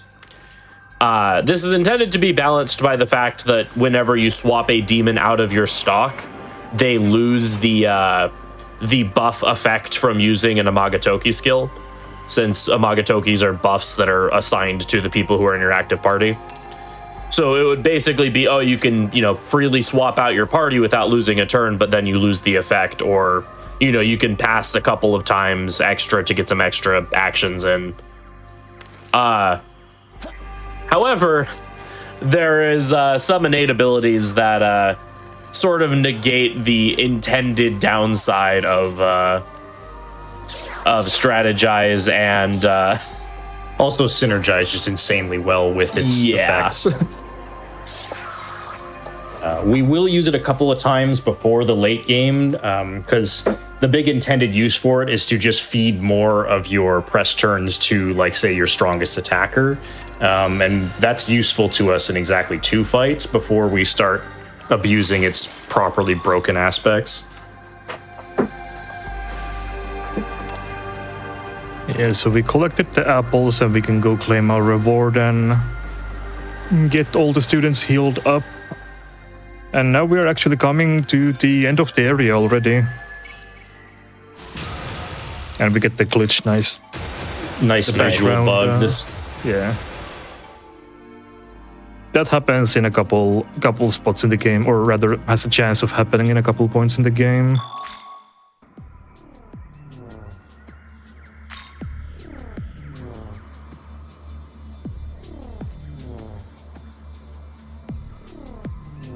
So here, the entire time, among the people who were kidnapped by the Kadishtu, Yuzuru's sister, Miyazu, who was the green scarf girl we've seen a couple of times, was one of them. And we found out here that Miyazu has been captured by the Kadishtu, and Yuzuru is requesting our help in rescuing her. So we're going to go over there and try to grant some assistance. Yeah, and so we're at the final boss of Area 2. Like we said, like John said earlier, this is by far the shortest of the 4 areas. And hilariously, in the Canon of Creation, and, well, vanilla game especially, but still true in Canon of Creation. Don't forget the magic mirror. Yep. Okay. I just tagged this first. Yep. Oh, I see. You do it differently than I do. Okay. The boss of Area 2, at that point, was Super Lamu. And he was easily one of the hardest bosses in the game. Same is not necessarily true for the boss of Area 2 in Canon of Vengeance. Yeah, so the funny thing about this fight is if you do it kind of legitimately, it's actually a somewhat difficult fight and very unique. It just has it's got a cheese strat that's kind of really obvious, and like I figured it out in my casual playthrough, and I'm not the only one who did. But basically, he goes first, and he summons an ad with him who uses basically a taunt skill like what we were using against Nua, except his taunt is super powerful in that it makes you physically unable to target the main boss. So Yuzuru the boss here, is Yuzuru, by the way. Boss Yuzuru, yeah. But the problem is, if you've got a party member who drains ice in your party, Yuzuru always starts by throwing an ice shard, and that will cancel his entire turn immediately. And so Heiataro never gets to use his super taunt skill. And so the intended mechanic of the fight of not being able to hit Yuzuru and having to kill Heiataro first just doesn't work. We're able to just freely hit him. And then after that, he always uses a light shard on turn 2, so we can just put up a magic mirror, which does the same thing. And in the end, we can finish the fight without seeing the intended mechanics at all. Yeah, on his 3rd turn, he does an ice attack again, which we still have Jack Frost in our party. What does it look like to you? Yeah, if you interact with the fight the intended way, it's actually quite tricky. The constant taunting from Hayataro and his large HP pool, and the fact that he gets revived all the time makes the fight drag on for a long time. But if you just do it like that, it's no problem at all.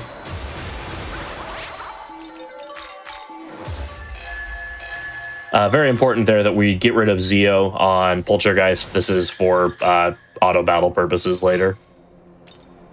Yeah, auto battle works in some really jank ways in that it doesn't like using random target skills, even though they are strong. It seems to perceive them as weak. So it would use Zeo over Shockbound in a single target situation. The reason why we took Zeo in the first place is because otherwise we wouldn't have had enough MP for Fion if we were only using Shockbound. Yeah, these are small optimizations, but it does make the game flow a lot better if you do them. Yeah, you can do this speed run without using auto battle at all if you want to. It's not required. Yeah, it just makes the game a lot faster. That's one priority we had when routing the game, is also what is the most efficient way of using auto battle. That's because that was something that was added to this game, so we had to kind of figure it out.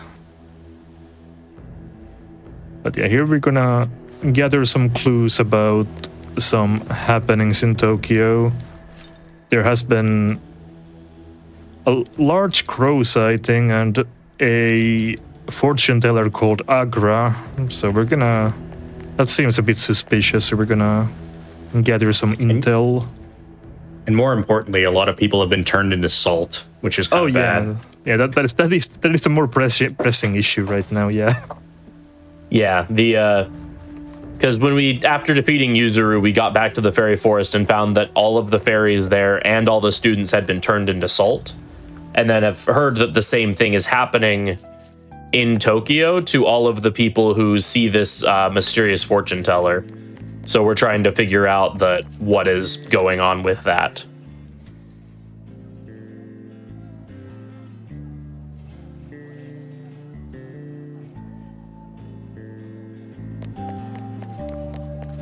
So more running back and forth between stuff and Tokyo. Thankfully, this section is shorter than the school section in terms of like intermediate portions of the game. Yeah, we'll just do a couple of these exposition dumps and then we'll head to bed.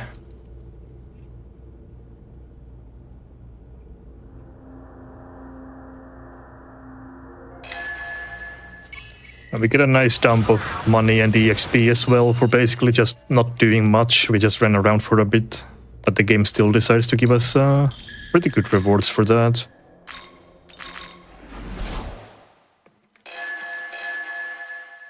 So you see there that Tao and Yoko left the party.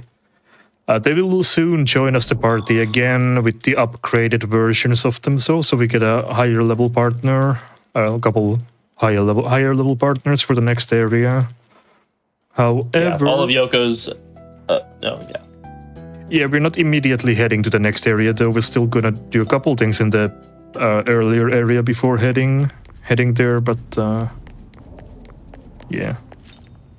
Yeah, all of Yoko's abilities have been upgraded from tier 2 to tier 3, with the exception of Mudun, because Mudun and Haman are kind of weird in that they are in themselves kind of tier 1.5 and tier 2.5 abilities. Yeah, they don't have the same tiers as the other types of magic.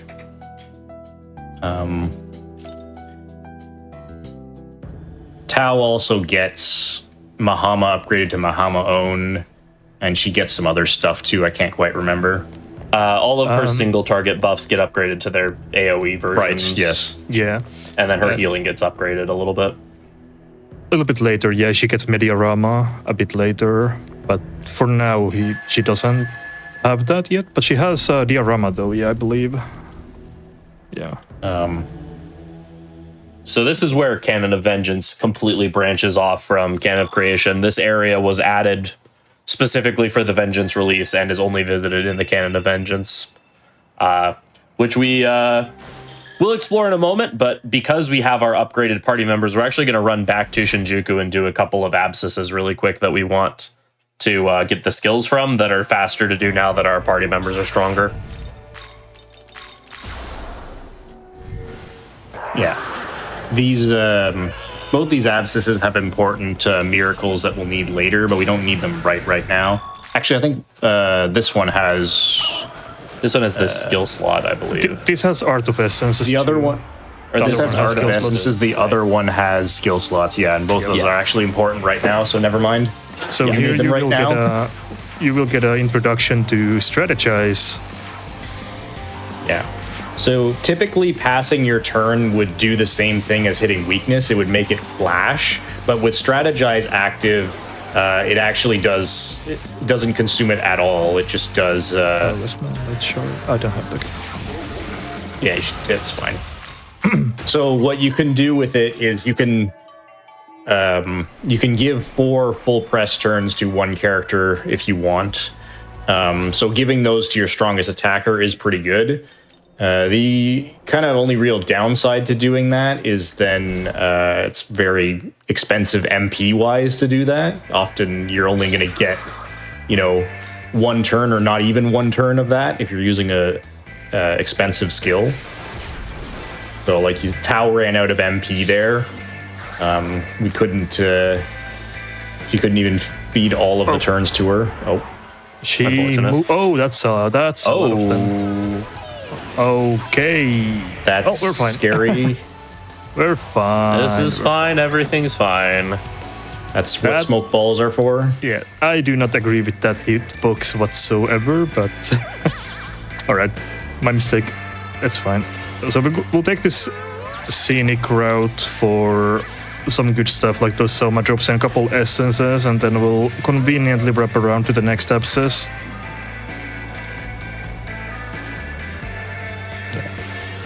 Also, we get another New Testament tablet here that we'll be using much later in the run to respec again. Yeah, so this will be the last abscess that we'll actually do in the run. Yeah, which might seem surprising, but you need Yoko instead of Tao. Yeah. Making sure I have everything. Okay.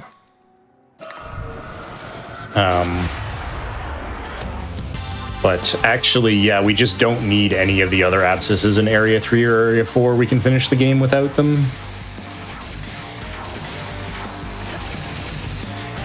So this fight can potentially be dangerous. Yeah. Yeah, you're probably not going to kill here. You might want to heal. I should have done something different. It's fine. Yeah, either full YOLO that or you'd have to heal. Yeah. You barely have the damage range for that. I was a bit optimistic. But you would have died to poison if you tried to YOLO it, so... Yeah, I should have used a fist dampener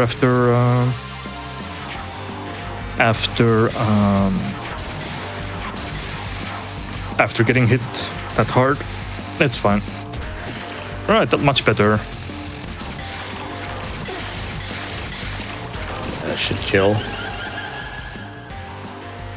That's the really obnoxious part about trying to auto battle through poison, is that every character also has to take a fast forwarded poison tick.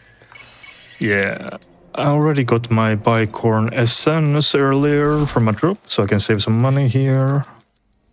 Just gonna buy those a few shards. Yeah. Having some shards is something you kind of want to help you kill Mitamas. If you miss out on Mitama or something. Also, I need to make sure that I'm not fusing on full moon, because full moon increases your accident rate by a very large amount. So before fusing, I cannot be on full moon. Okay. Yeah, it raises your accident rate to our best guess is around 1 in 16 chances of getting an accident, which isn't ridiculously high, but is high enough that it will probably happen more often than you would like, and we would like it to happen 0 times, so...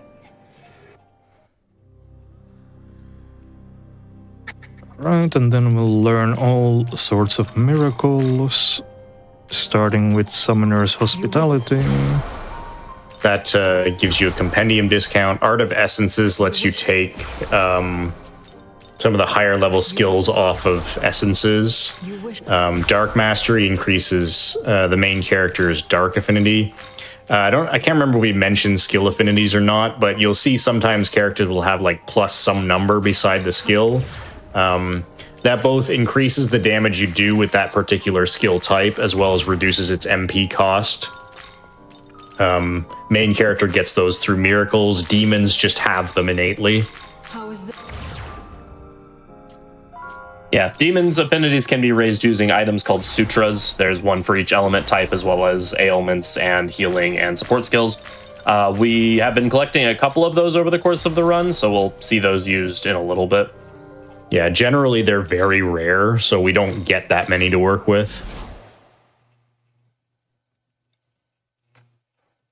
Yeah, we've used Inugami now, who has a pretty relevant ability, innate ability for our purposes. Whenever a person acts after Inugami passes their turn, the damage is increased. So we're gonna be dealing decent amount of damage with our main character here. That doesn't require a pass to activate. Right, it's just true. whoever Yeah. goes after Inugami gets, I think it's like 20% boosted damage. It's quite a lot. Yeah. Yeah, worth noting the ability is called Faithful Companion because Inugami is a good boy. Alright, so this area 3 is a very large area compared to the more cramped area 2. There's a lot of things to do, but we'll be skipping most of it since there's... You can collect some pretty good stuff, but that would take a long time. So we'll just run through this area as quick as possible. Yeah, you can tell this area was made with the fact that they were no longer restricted to Switch hardware in mind, because this area is like over twice the size of every other area in the game. Yeah, it's pretty huge. And it looks gorgeous too, so yeah. So some weird things are happening here when angels who are supposed to be on our side are immediately attacking us once we get here, so we don't really know what's going on. Yeah. We try to advance through the area, but there's some really scary and powerful looking angels guarding this next spot. So we decide instead we're going to take a different path and try to find some alternate way to deal with them. Also, we're gonna be doing all of our stacked demon haunts here, which there's 3 of them, so that's gonna be 9 points of magic here, just completely for free.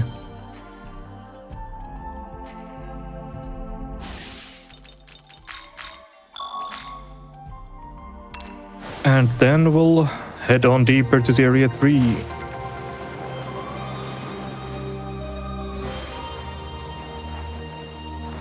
See Gokmagog over there. He's a very Look at all that jiggly gaming boy. that's going on. Yeah, he'll be around. He'll be around. We'll for see lots of GOG later. Yeah. And here is one of the more obnoxious fights in the game, unironically. I see we are approaching the 2-hour mark here, so after this fight, I think we can take another break. Just need to get through this section. We might be dead here, though. Well, Never. That's fine. not dead. Cool. Yeah, how annoying that fight is or isn't depends on if you get any insta-kill procs. We didn't get any there, so things got scary.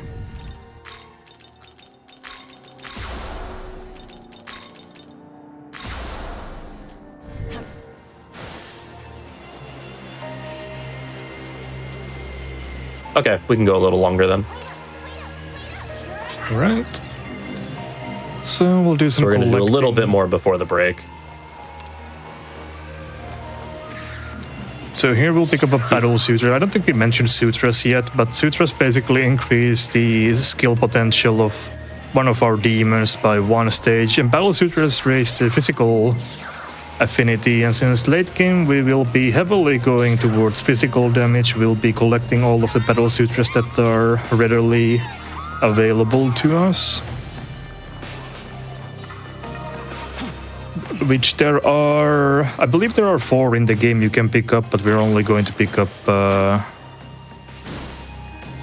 3 or 2. Which is it? I don't remember. I honestly can't remember. I'm pretty sure. I think it's 3 because it must be 3, right? 3. Yeah, It is 3. Yeah. Because it gets gogged to 8. Yeah, I don't remember where one of them is, but I'm sure they'll remember it later. That's fine. Hi, Mara. Bye, Mara. Yeah. Mara is there. We don't want anything to do with him. He's pretty high level and hits very hard. getting caught by him almost certainly means death. He has a very good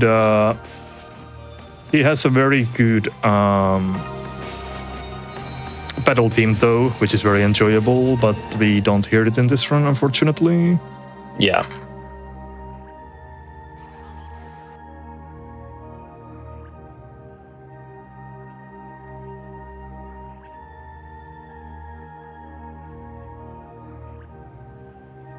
We see more angels around, and since we are in a new area, we are still very under-leveled. We're only level 31 when a lot of enemies in this area start being in the mid-40s or level 40 and whatnot, so we're kinda need to collect some more Mitamas. We get a very big influx of EXP in a little bit, but before that we can also take a few of these Mitamas to help out with that.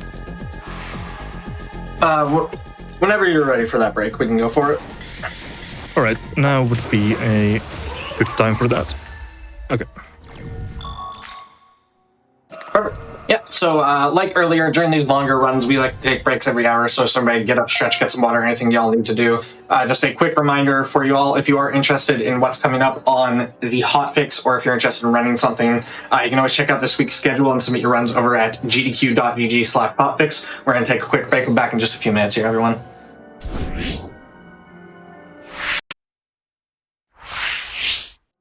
Hello, everybody, and welcome back to the Games and Quick Hotfix. Today, we have a showcase of a bunch of games that speedrunners have submitted through our submission forum, and we're in the middle of an SMT5 run. I'll hand it right back over to you whenever you're ready.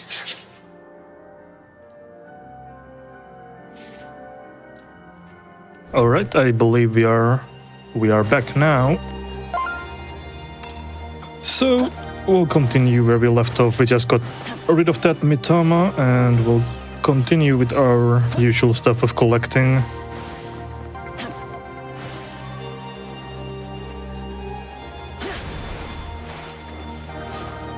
So the Mitama partner spots in this area work a bit differently from the other partner spots in the game, where the Mitama partner spots are guaranteed to be Mitamas, but the Mitamas you get are actually random in this area compared to how the partner spots work in the first two areas. Getting a Saki is fine. He gives you money. Yeah. So we shouldn't have money problems. Nice. Yeah. Also, we got a bonus drop there, so money is definitely a non-issue for rest of the run. It's also possible to run into 4 Mitamas instead of just one. So if you can kill more than one, then you get a head-on experience and can skip one of the Mitamas later. Yeah, there's also a chance that you get a Kusi Mitama, which is what you really want to see, because then you have a chance to get a more EXP onto MC, and you can even get a double drop from the Kusi Mitama, so that will make the late game grind go by significantly faster if you're able to get lucky like that. Very unlikely. It's not each Mitama is not equally likely to appear. Kusis are way rarer than the rest of them.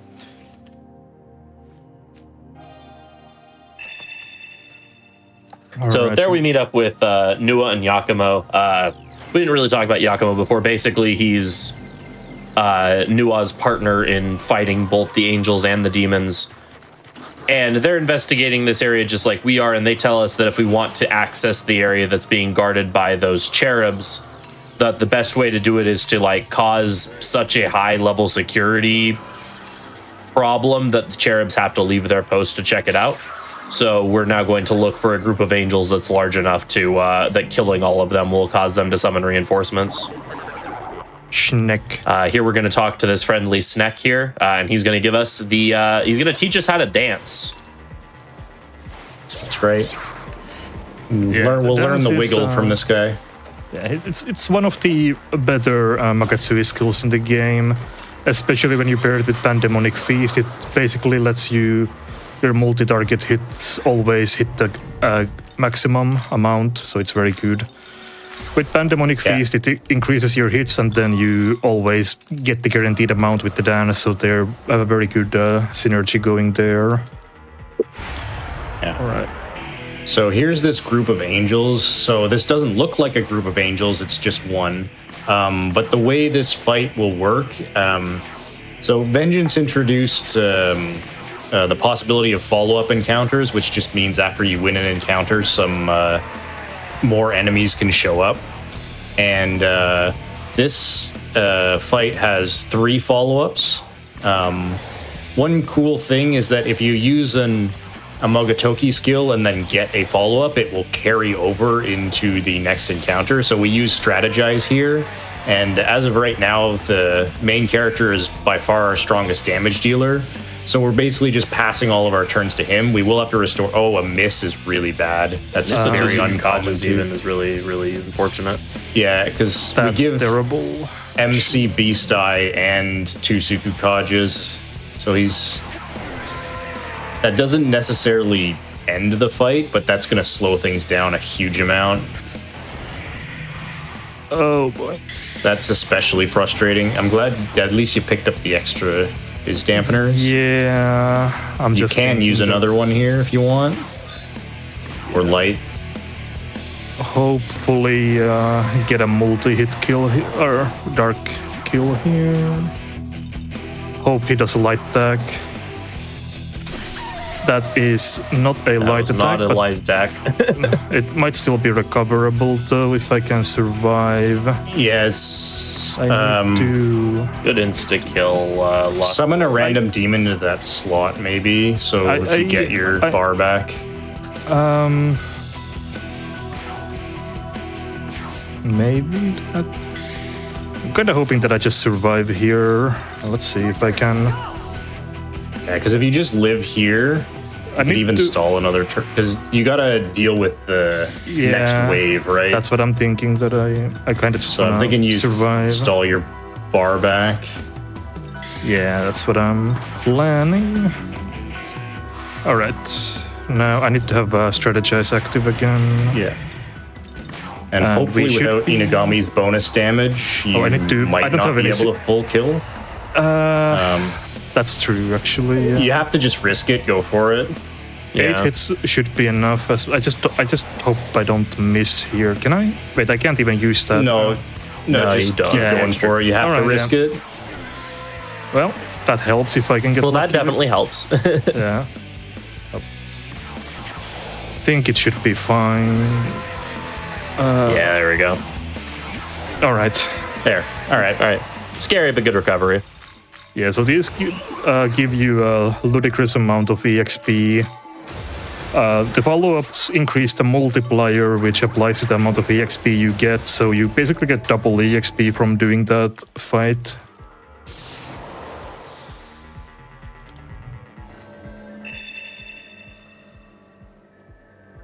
That was very sketchy, but glad we were able to handle it.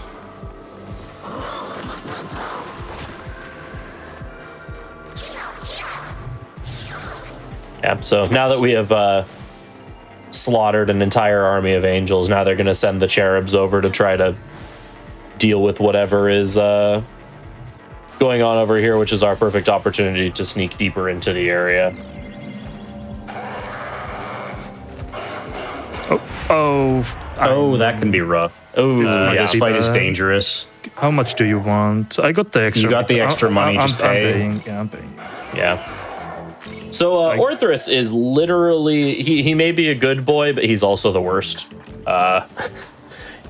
His movement patterns are very erratic, and because he has a rather long hitbox, you just get caught by him, and it can be rather frustrating. And he's pretty dangerous on top of that, so... Yeah, unfortunately I can't blame the hitbox on that. That was completely my fault, but that's okay. Right, we finally get through this section. That opens up the map a lot more. We can now explore basically almost all of this area, and this opens up like a huge amount of the map again. So we're gonna be doing... Yeah, this opens up like half of the area. Yeah, we're just gonna be doing a lot of collecting stuff again for a bit. Because now we basically get access to the higher tier skills of buffs and magic once we get a bit deeper in. There's also some more mitamas that we can get for EXP, because we're still not very high level despite getting that power EXP. We're only still at level 37. And level 40 and 41 specifically are a pretty big breakpoint for us, so we want to hit that level before we do too much more plot-related things. This pattern is a bit... Okay, right now we want to hit 38 before the next boss fight to fuse a particular demon. Oh right, yeah, we have those fights still. Yeah, succubus fusing for the Egypt stuff. Egypt stuff, yeah. I completely blanked on the Egypt section, I'm going to be honest.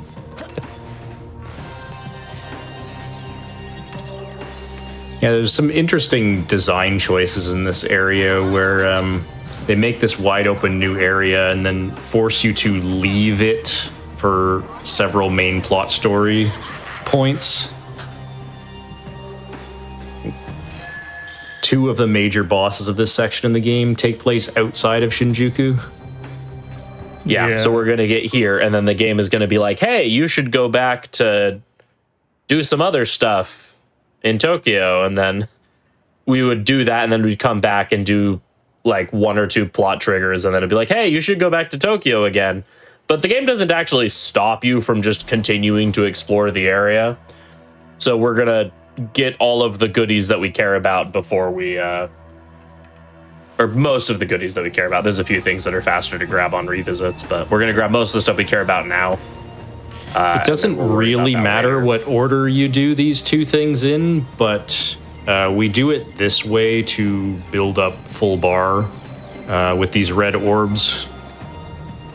Yeah, also here's the medical center from Nocturne. Still intact, kinda. Oh, that scared me. Okay. Also, I don't need this stuff. I am embarrassed. I did not notice that's what that building is. Yeah, that is the Shinjuku Medical Center from Nocturne. Watch out. So, nice little Easter egg for the longer fans of the series.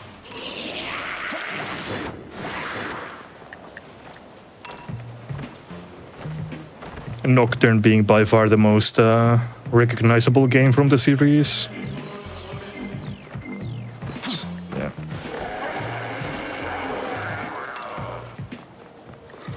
Also, we meet Amano Sako here one more time, but this time she's not gonna be joining us, but she's gonna be chased around by this Tengu, and we will never see her again. Rest of her storyline is optional content. You don't have to do. Yeah, it's all optional content, or it's addressed more in Canon of Creation, where it's just she just doesn't show up in those instances in Vengeance. Yeah. So the game kind of leads you to believe that she's important to the main story because, well, she's the first character that you really meet in the Netherworld, and she sticks around for a while, but her storyline does not go anywhere in the main story.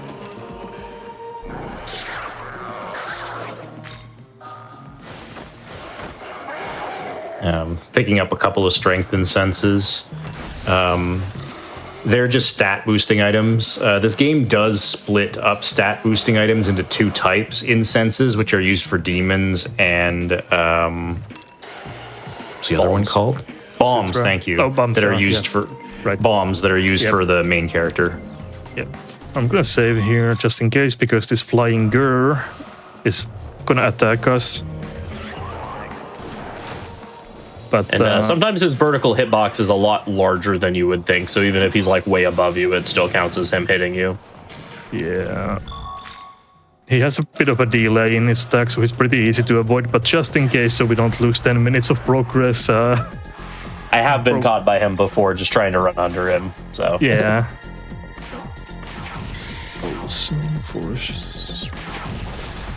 So do we get a double drop? We do not. That is unfortunate. In Area 3 you already have a decent chance of getting a double drop. I think it's not roughly like 50-50. Something like that. Maybe a bit less. I think it might be a bit less, but it's not. It's a pretty good chance, yeah. Yeah.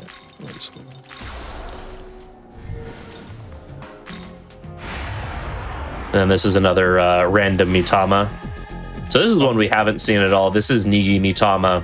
It is gives you more glory crystals that are basically just expendable item versions of the apples that we got before. Overall, we route out our glory pretty specifically, so extra glory doesn't benefit us at all. Yeah, we'll open this railing for later. It saves a little bit of time. Yeah, we have to come back this way after, and there's no font nearby. Yeah. I'm gonna take the long way around. I don't want to deal with the macabres that spawn. You'd rather deal with the Orthrus? Well, in this case, yeah. Yeah, it's pick your poison between the random doggos with weird hitboxes and the enemies that teleport in on top of you. Yeah. So, very fun choice. And again, we'll do some unintended jank parkour here.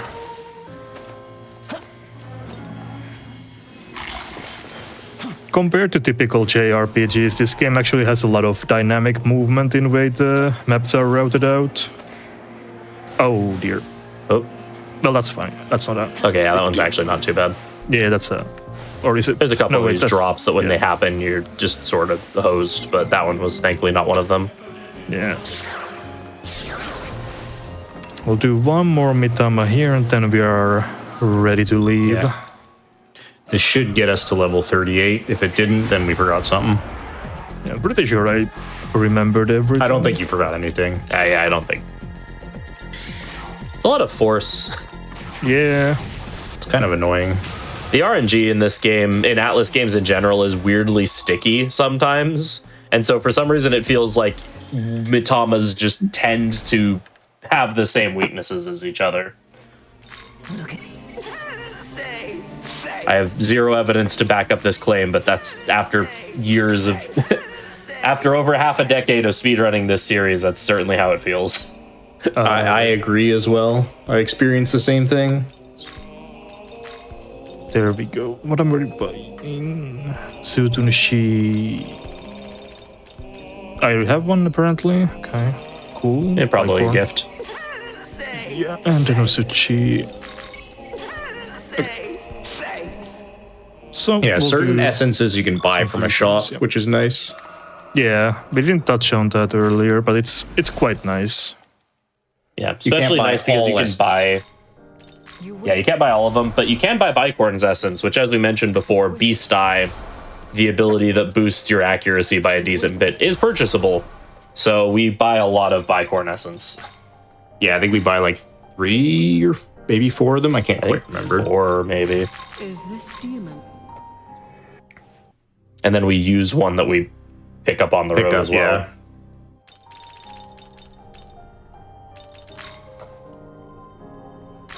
All right, and we picked up the snake talisman earlier, so we need an actual snake in order to use the Magatsui skill. So Voiver is our choice of snake, simply because she's the easiest to fuse. Yep, that's a snake. Lilam with Jack Frosty Nogami Ice Breaths. Is this demon?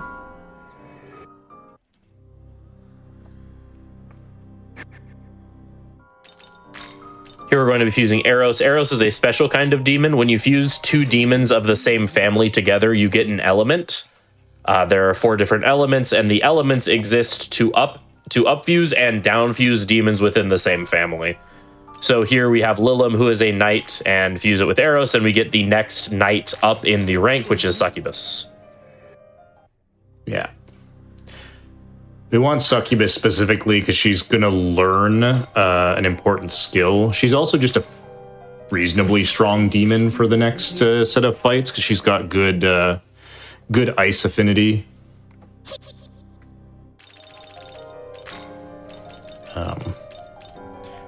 We are also going to do the last little bit of prep for a special fusion that we're going to be doing after the next boss fight that we really want to do, but we need to be level 40 to do it.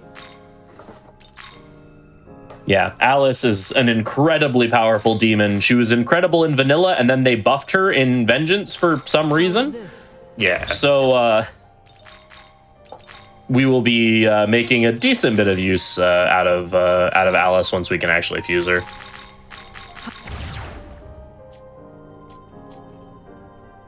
Okay, I think I remembered everything. Alright, so like we mentioned, now it's time to leave the Netherworld again. And we find out that Yuzuru's sister has been kidnapped by a demon known as Konosu, who is part of Bethel, Egypt. So we're gonna be paying them a visit and kinda ask what's going on. Yeah, because Bethel is the organization we're part of, so, you know, the Egyptian Bethel branch is our allies.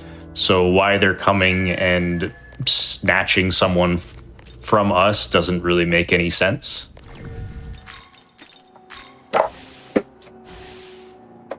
Here we're using those ice sutras to pump up Succubus's ice affinity again. Every stack of affinity raises damage and lowers MP cost. And more damage is great. Also, Succubus's MP management during this next fight is pretty precise, so having some cheaper casting is very helpful. Yeah, she's got a good MP pool, but we're pretty demanding of it because we want her using Materu Kaja, which is the multi-target attack buff, so buff our entire party's attack, and we want her using Ice Breath, which is a fairly expensive attack. Yeah, it's also why with those stamina incenses we picked up, we use on her as well. Stamina incenses increase your max MP by 10. Yeah, it helps a little bit for the upcoming fight, but it's not that important outside of it, but we don't have a better use for that, so... Also helped, in a sense, I forgot. Okay. Yeah. Voiver is fairly low level, and we're going to be using her for any fight that we're using the dance ability in, which means that there's some fights where she might be a little exposed, and so a little more HP is helpful. Yeah, specifically, she's going to have to survive the next Quiddishju's unique signature attack.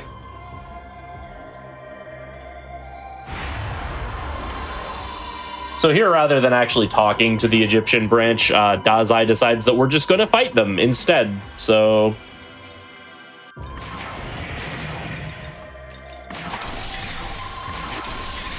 yeah, this fight, the goal is to just, as much as we can, try to burst down Isis, who's sort of the main target here.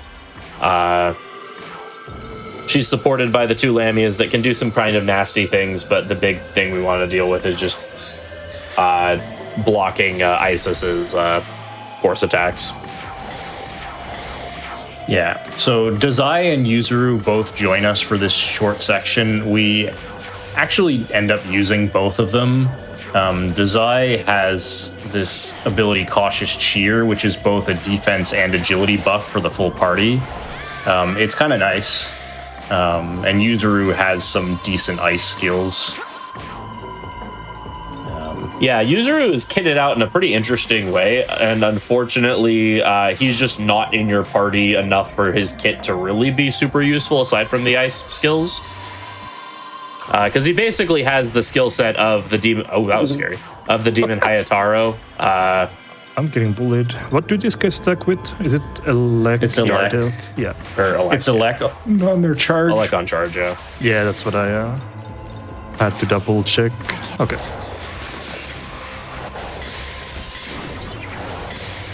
Alright. That was a very, very sketchy fight. Alright. Alright. Now for the actual boss fight of this area.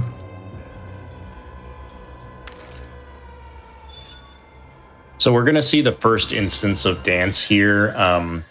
What Dance does is guarantees that any multi-target skill you use will always hit its maximum amount, which doesn't really sound that good, except for the fact that if you use it against a single target, it will still get all of its hits. Like normally when you use multi-hit skills against just one target, they're restricted to their minimum amount of hits. But with Dance, you always get the maximum. So And it's also buffed with Pandemonic Beast. So like if you used a normal Ice Breath, you'd only get 2 hits. But with Dance and Pandemonic together, you get 7. Which is kind of strong. Just a little bit. So we're going to set up some debuffs. Then Voiver's going to cast Dance. And we'll switch her out to Yuzuru because she doesn't have any purpose once she's used her Magasui skill. And then everybody's going to go ham with Ice Breath. And see how many hits how many times it hits. Thankfully, Yuzuru can use items so he can help protect us. Kansu has some really weird elements to his AI. If nobody in your party is immune to light, then what he gets locked into doing is alternating between fire and light attacks every turn, which, considering dampeners exist, as long as you don't have anybody who nulls fire or light in your party, then he will alternate between fire and light attacks. So we specifically set up our party to make sure that nobody nulls either of those two things. Because if you let him use any of his nasty physical skills, he'll destroy you. Yeah, he has an ability called Karnak, and that phys skill is very, very powerful. But if he's just stuck doing the same thing over and over again, he goes down very quickly, as you can see. Yeah. Yeah, so that's a very good battle theme. Dancing Crazy Murder, but you only hear it for this fight in this route, so sadly we don't hear it anymore. Only there for a couple minutes, but At least this fight is long. So hey, we got the hear a glitch little again. bit. Yeah.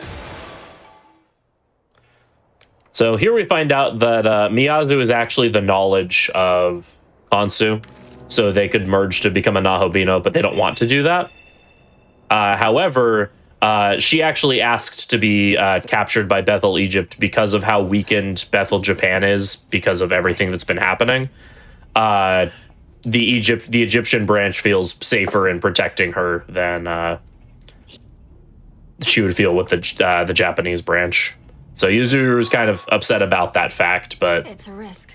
Do you think we can really afford? we decide to let Miyazu stay with Kansu because that's what she wants. You know, And here we have a very, very important dialogue prompt that gives a ridiculous amount of alignment points. Isn't that wrong? Wait. That I was think- the wrong answer. yeah, oh boy. I am actually kind of messing up my alignment. Let's see how bad that is. I'm kind of worried now. I think it's still fine, but I'm actually kind of making mistakes. Yeah, there you want to say that you can trust demons because that gives you a lot of chaos points. I'm gonna make sure that my alignment... I might be low aligned actually now, which would be bad. You I'm might neutral. still be... Okay, you're neutral, so you're fine, as long as you pick the chaos choices for Beelzebub. Alright, now I need to actually be very careful about what I pick for the rest of the run. Need to be very Yeah. mindful of that. Okay. But So still if you're not neutral is sure fine. how they knew what the alignment was, when you go into the Tokyo world map, if your character icon is spinning to the right, you're law aligned. If it's spinning to the left, you're chaos aligned. If it's not spinning, then you're neutral. That's a callback to the very old school SMT 1 and 2. Yeah, this game has only 2 endings, but if you end up as neutral aligned by the end of the game, you get to choose which ending you want. So we might end up in that situation this run, but I doubt it. I think there's still enough alignment points to fix this. But Yeah, there's a couple pretty big alignment choices still, so... yeah. So Dazai gets salted, which he's about as useful as a pillar of salt as he was not salted, but we're still upset about it because he's allegedly our friend. Yeah, so here's where we find out who's actually been turning people into salt. We thought it was the Kadishtu, but it's actually not. It's this very friendly and trustworthy angel named Mastama who's been doing it.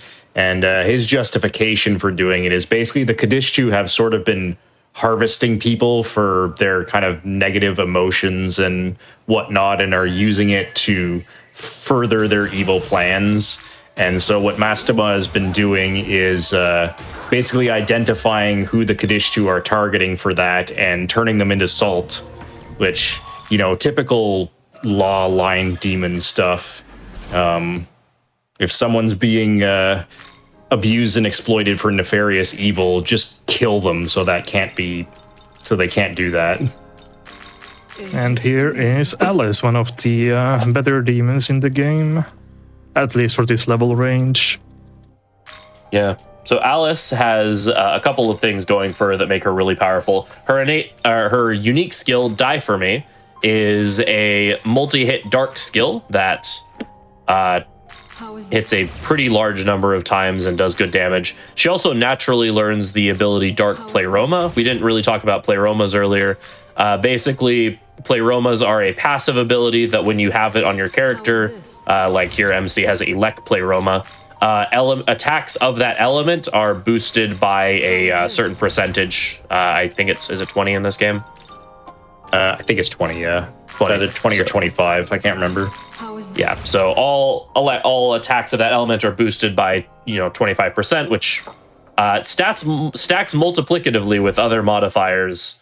So you can rack up a lot of extra damage with stuff like Pleromas and such. And so Alice having access to that, in addition to having a very, very strong unique skill, makes her very useful, especially since a couple things coming up are going to be weak to dark damage. Yeah. Normally, there are no generic multi-hit dark or light skills.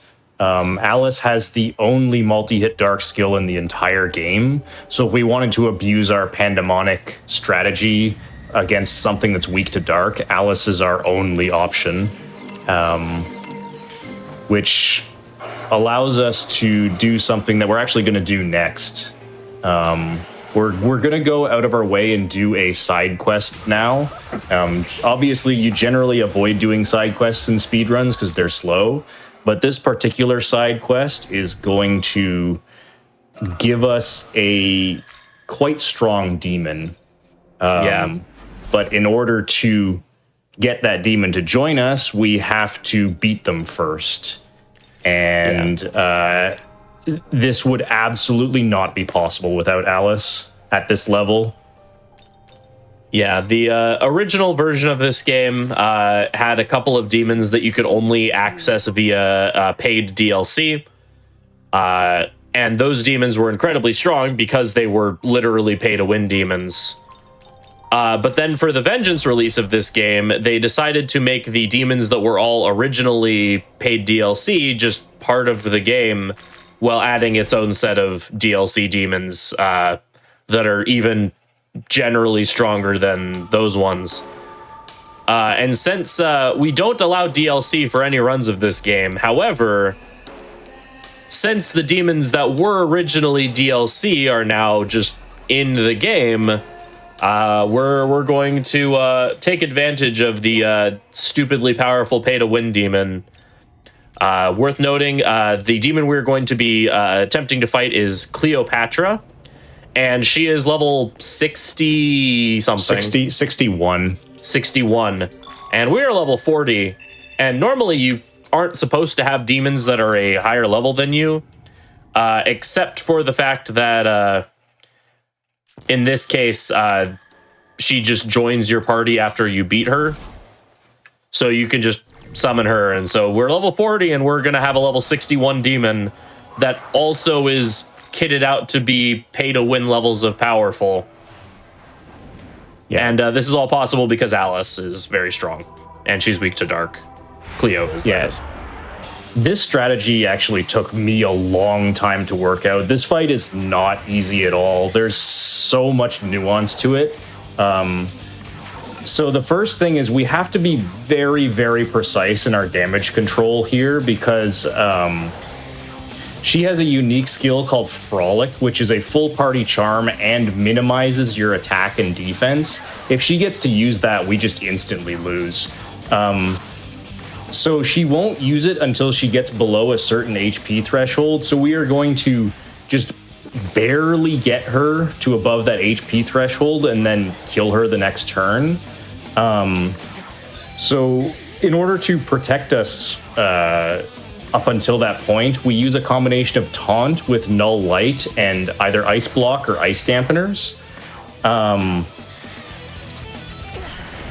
To try to, because she can only do Hama-On, Mabufudine, and normal attacks until she gets a little bit lower.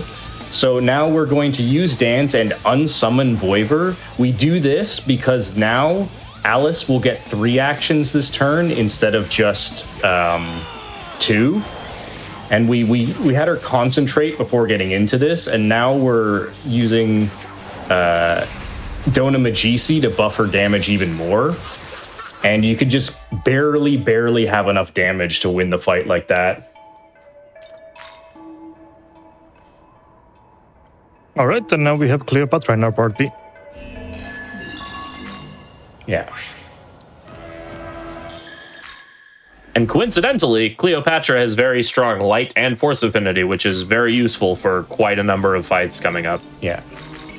So while doing this might, like, as Frito was saying, we get this overpowered pay-to-win demon, but it's not quite as insanely powerful as you might think. She's not going to just ruffle stomp everything. That's not quite how this game works. It was actually... we actually weren't really sure if doing this was even worth it, but there's one boss fight in particular later that kind of really justifies going out of the way to do this. Yeah, it doesn't but it's really not for lose any time. It's probably the same amount, like as fast as not doing it, but it just makes everything way more consistent overall, so maybe a bit faster as well. But we did have a variation of the route that didn't get her, but that route had some problems with consistency in some of the fights. And she coincidentally fixes the problems with every fight that had consistency issues. Yeah, she fixes a lot of problems. What am I looking at? Inugami, where are you? Why can't I find you? No, wait, actually, why can't I find you? He should be 24, level 24, he's right there. There we go, yeah.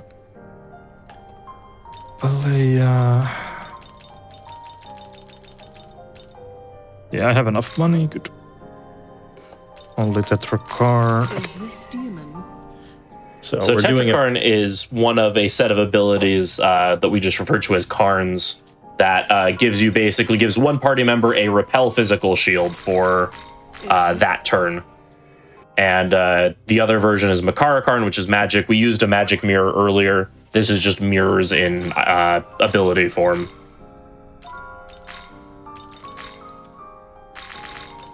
Yeah, we're specifically going to fuse Hayataro with Tetrakarn because we'll need him for another fight. Hayataro is quite tanky. He's very good at not dying, and he has a decent support affinity, so Tetrakarn is pretty expensive MP-wise, but support affinity helps make it cheaper.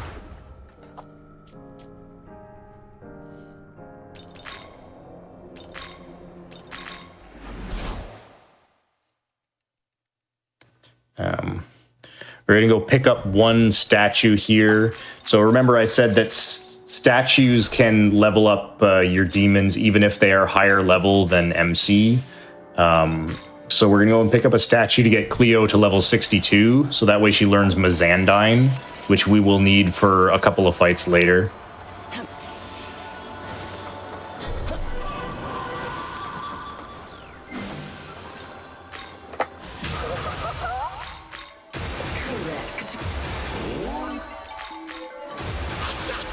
Dancing monkey. All right, and now we are ready for the next fight. So we'll head back to Tokyo again. Yeah, so there's been plot going on this whole time.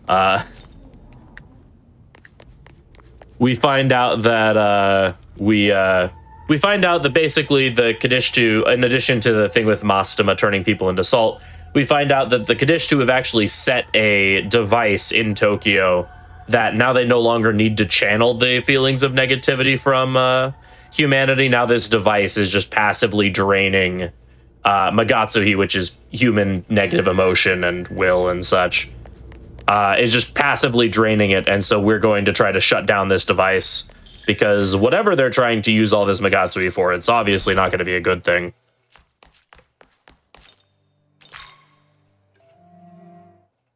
Back to our usual hangout spot at top of the dorm roof. Oh yeah, here Yuzuru tells us that Koshimitsu, the prime minister, he revealed earlier that he's the demon Tsukiyomi, and Yuzuru is actually Tsukiyomi's knowledge. So he tells us that he's going to become a Nahobino, and that he wants to work with us together to protect Tokyo and to save the city from being destroyed by the Kadishtu and anything else that threatens it.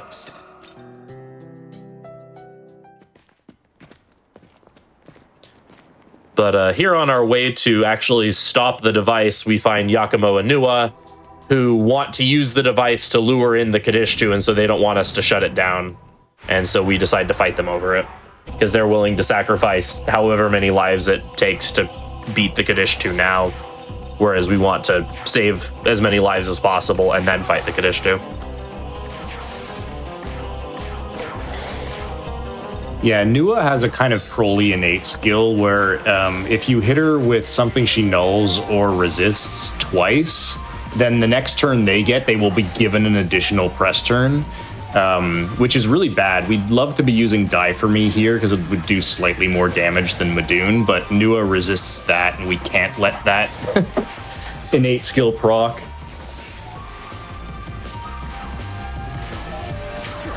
But otherwise, we're basically going to be hitting Yakumo and using here's our first use of inflame, or not, it's not our first use. Second use. Here's inflaming divinity. So you can see it gives one party member full stacks, 2 stacks of all 3 buffs. So it's kind of like a lot of value. Yeah.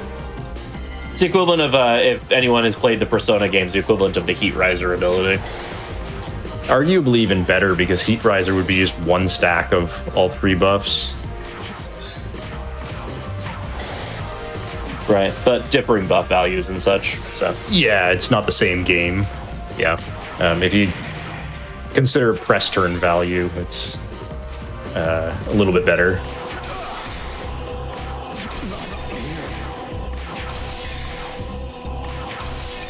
So once we kill Yakumo, this fight is fairly easy. Nua can't really do very much on her own.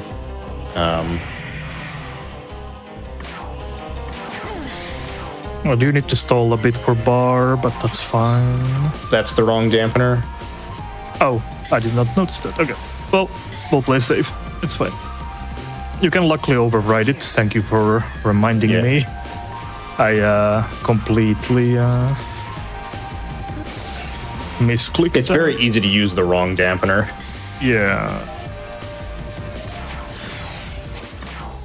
Yeah, the meter management during this part of the game is pretty precise because we have because I hit the you were hitting her with resist.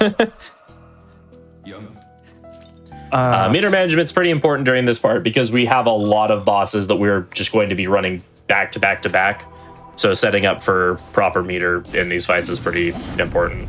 So that's why even though we could have killed Nua a little bit faster, we were stalling a little bit for bar. That's a very silly mistake. Try again. Yeah. Yeah, that's why you don't want to proc Nua's innate skill. Yeah. Because what she did there is concentrated into Mazandine and just killed the whole party.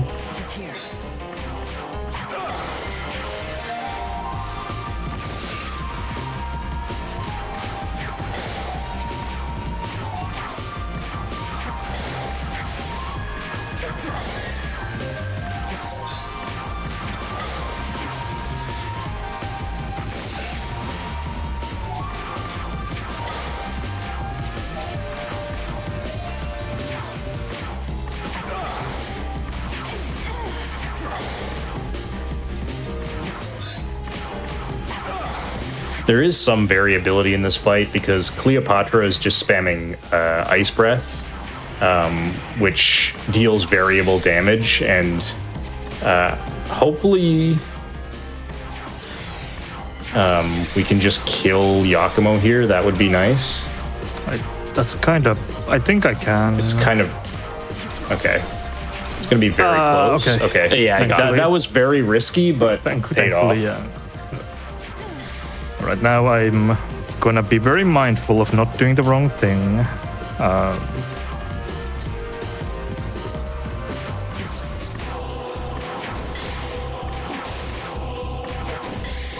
Yeah, you can just play this fairly slowly. If you have... Yeah, just make sure that I don't... I have full bar You now. have fire gems left, then you can just have... Yeah. For this, I'll just force down. Just force dampener, but...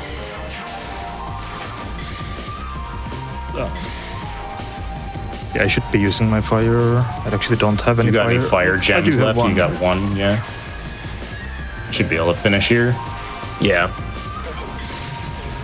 All right, thank you. I'm not very good at this fight. I've made mistakes here before. All right. Anyways, Again, it's very easy to make mistakes with the pace of this run, especially more complicated fights like this one. Yeah. Yeah, that's probably the most like complicated fight in terms of like actually like playing out the fight. Kadishtu, I would say, is more complicated, but that one's pretty heavily scripted, but it's scripted, but there's so many different things you have to do. that's true. and there's also some variability on the damage range, whether Yakumo will charge on turn 3 or 4, which makes it a bit, you need to kind of be mindful of that when you're playing. Okay. Yeah, Now their that AI we are, forces the charge when they dip below certain HP thresholds, and so depending on who and how often Cleo is hitting people with her ice breath depends on when they actually do their charge. Yeah. Well, time for the next boss fight immediately after. We're just gonna need to get there because clearing that section now gives us even more access to the final part of this area. Yeah, so we find out that the Kadishtu are hiding out or are planning something at like the Shinjuku Government Plaza. And so we're going to head them off there because that seems to be where they're focusing their efforts now that they've captured enough Magatsui to do whatever their plan is.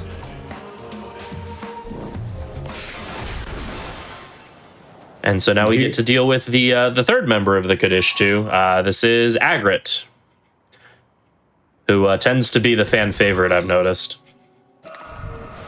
Yeah, so we have this kind of like fog maze-like section where Agrit will, or a phantom of Agrit will spawn and try to attack us. If you get into combat with her, she just spams her unique skill. You're very likely to die. She pops up randomly, so you have to kind of be careful as you run through this area. That is like the second Aramitama spawn that I've seen in the last like 2 minutes. Yeah, he also spawned near the Oseis earlier, so... Yeah. It doesn't matter, it was just kind of funny. Yeah. Sometimes enemies can randomly switch themselves out from Mitamas, and you can get those random field Mitamas, but they're never really worth killing unless it's a Kusi Mitama. I apologize. Allow me to make amends. All right, so this is Agrit. Fans of Agrit, enjoy the like 5 seconds that she's going to be on screen. Yeah, this is a 2-turn fight if it goes properly.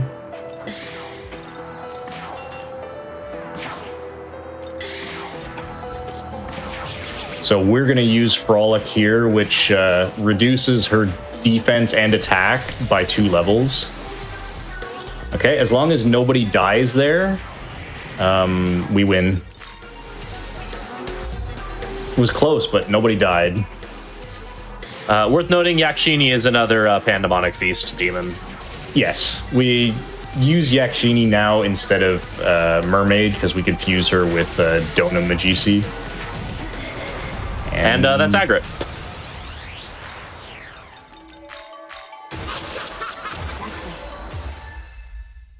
Yeah, when you have a level 60 demon and then abuse the innates, the fight is not not that difficult, surprisingly. Yeah. Agrit's whole thing is that she's basically the black mage of the Kadishtu, and so she likes to spam strong fire and ice abilities, and her unique skill, Queen's Decree, just hits, I think, like 15 times with almighty damage, and she has a special innate that lets her magic crit. So, you're fighting her normally without nuking her in 1 or 2 turns. She can actually do some pretty nasty things, but, yeah, her do have the AI ability with, to just nuke her. yeah, her AI with Queen's Decree is kind of mean.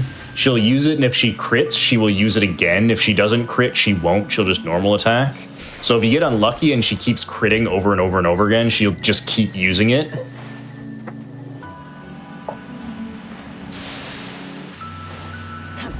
Poison time.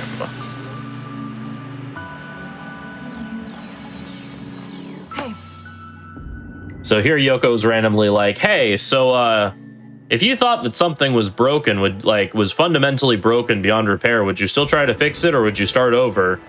We're like, huh, that's an oddly specific question, but I guess we'll say we'll start over. She's like, oh, okay, cool, sounds good. Good talk. Yeah, so the next boss fight is probably the most difficult fight in the game outside of the final bosses. Yeah, definitely casually, I would say this is the hardest required fight in the game. Yeah. It's also pretty nasty in the speedrun, mainly because there's a fairly high degree of randomness in this strategy. It's even with Cleo, there's still some randomness.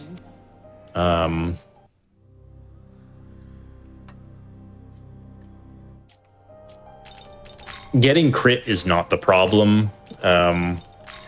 We're basically going to rely on Tetrakarn to cancel their turns, and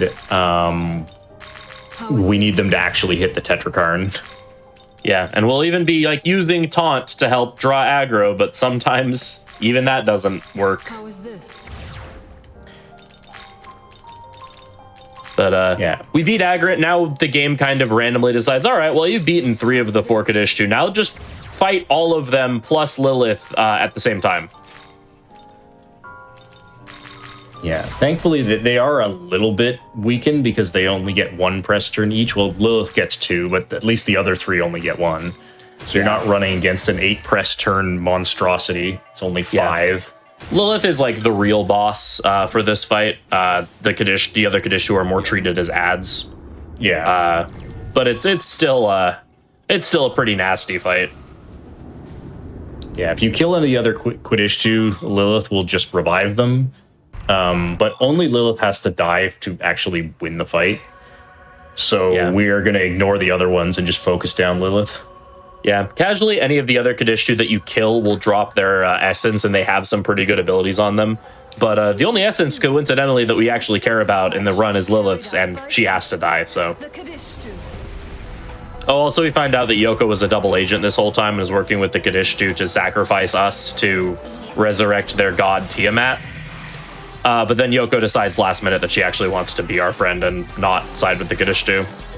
So now we're fighting all of them to try to stop ourselves from getting sacrificed to Tiamat.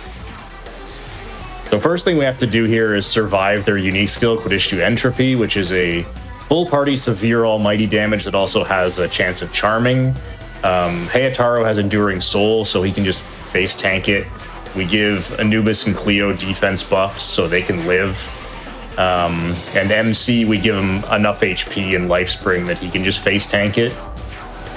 So now we're going to put up a couple of instances of Tetrakarn. We need Axel Claw. Okay, It's over. Yeah. So what happens there is Izith will use a skill called Axel Claw, which is a random target skill. We need it to hit one of our Tetrakarns or we lose. Yeah, it hits 2 to 4 times random targets, and so ideally, with half of our party covered by Tetrakarn, it's statistically fairly likely to hit someone, but not always. Yeah, this game has tendency to get the RNG stuck, like we mentioned. So I'm just gonna enter the Cathedral of Shadows and hopefully get that fixed, right? So it doesn't happen again immediately after, because the game does have a tendency to do that. But Good old superstition. Yeah, that's me being a bit paranoid, maybe, but Sacrifice shall be carried out by us, the Kadishtu. we'll try that again. Hopefully some better luck. Appropriate that the game that features gods and demons from every mythology has runners who are super suspicious about how the RNG works.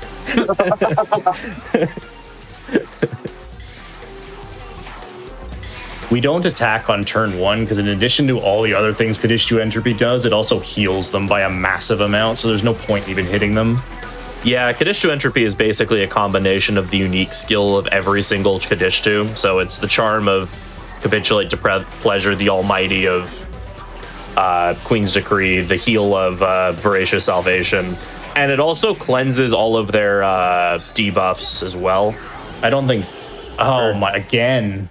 Wow. Well, that was the exact same result, so clearly it did not work. Yeah.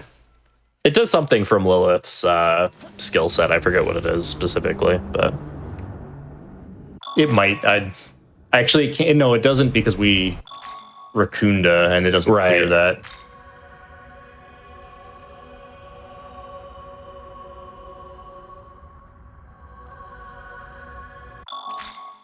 Like, I swear when we routed this fight felt a lot more consistent than it does now. I feel like Atlas broke something in the game with the update. Alright, let's hopefully third time's the charm. At least on paper, it's very consistent. Yeah. Yeah, like just Like, it's explaining everything that has to happen for the fight to work. You're like, oh yeah, no, that makes sense. But then sometimes it just doesn't.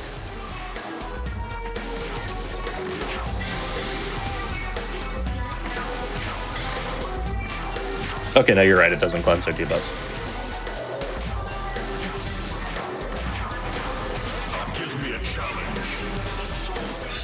Thank you. Hey, there we go. The fight's not over yet. We need one more instance. So taunt with MC. So on the third turn, Lilith is always going to normal attack right off the bat, and we need that normal attack to hit MC. Or we need Izith to ult to hit the Karn. Doesn't actually matter.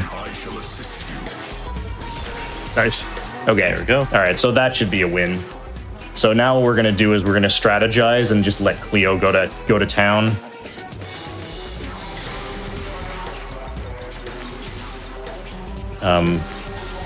Can bring in Anubis here because his innate skill makes any light damage that any of your party does stronger. It's not necessary to kill, but you know, let's play it safe. All right. Hey, third time's the charm. Yeah, it wouldn't be a SMT run without that good old marathon luck in the mix. Hey, So, my PB also has 2 Kadishtu deaths. I think mine has 1 or 2 as well.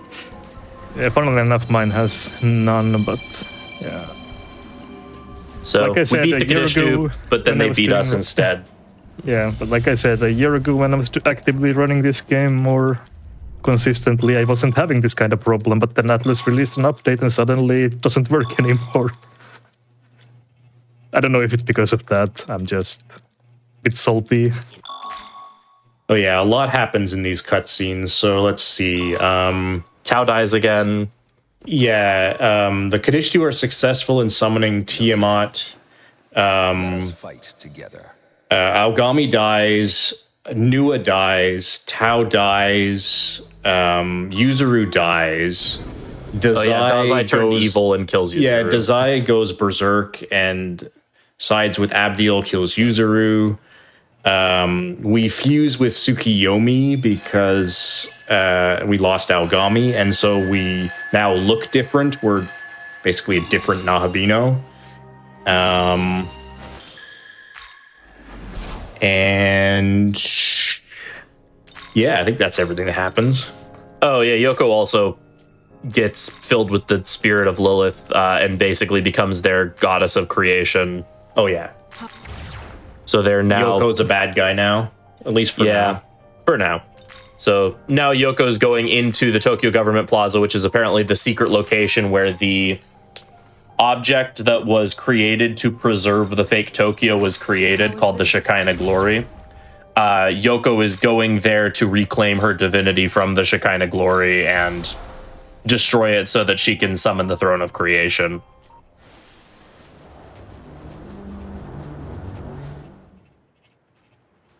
All right, so we'll have a short cutscene here with Mastema, and then we'll head on into a small dungeon. And actually, once we get into the dungeon, I think we can take the final break of the run. Yep, sounds good. So Just gotta at this make... point, while we're, Mastema shows up and he's like, hey, you kind of failed. What the heck's up with that? Well, you better not fail this time or else. And we're like, okay.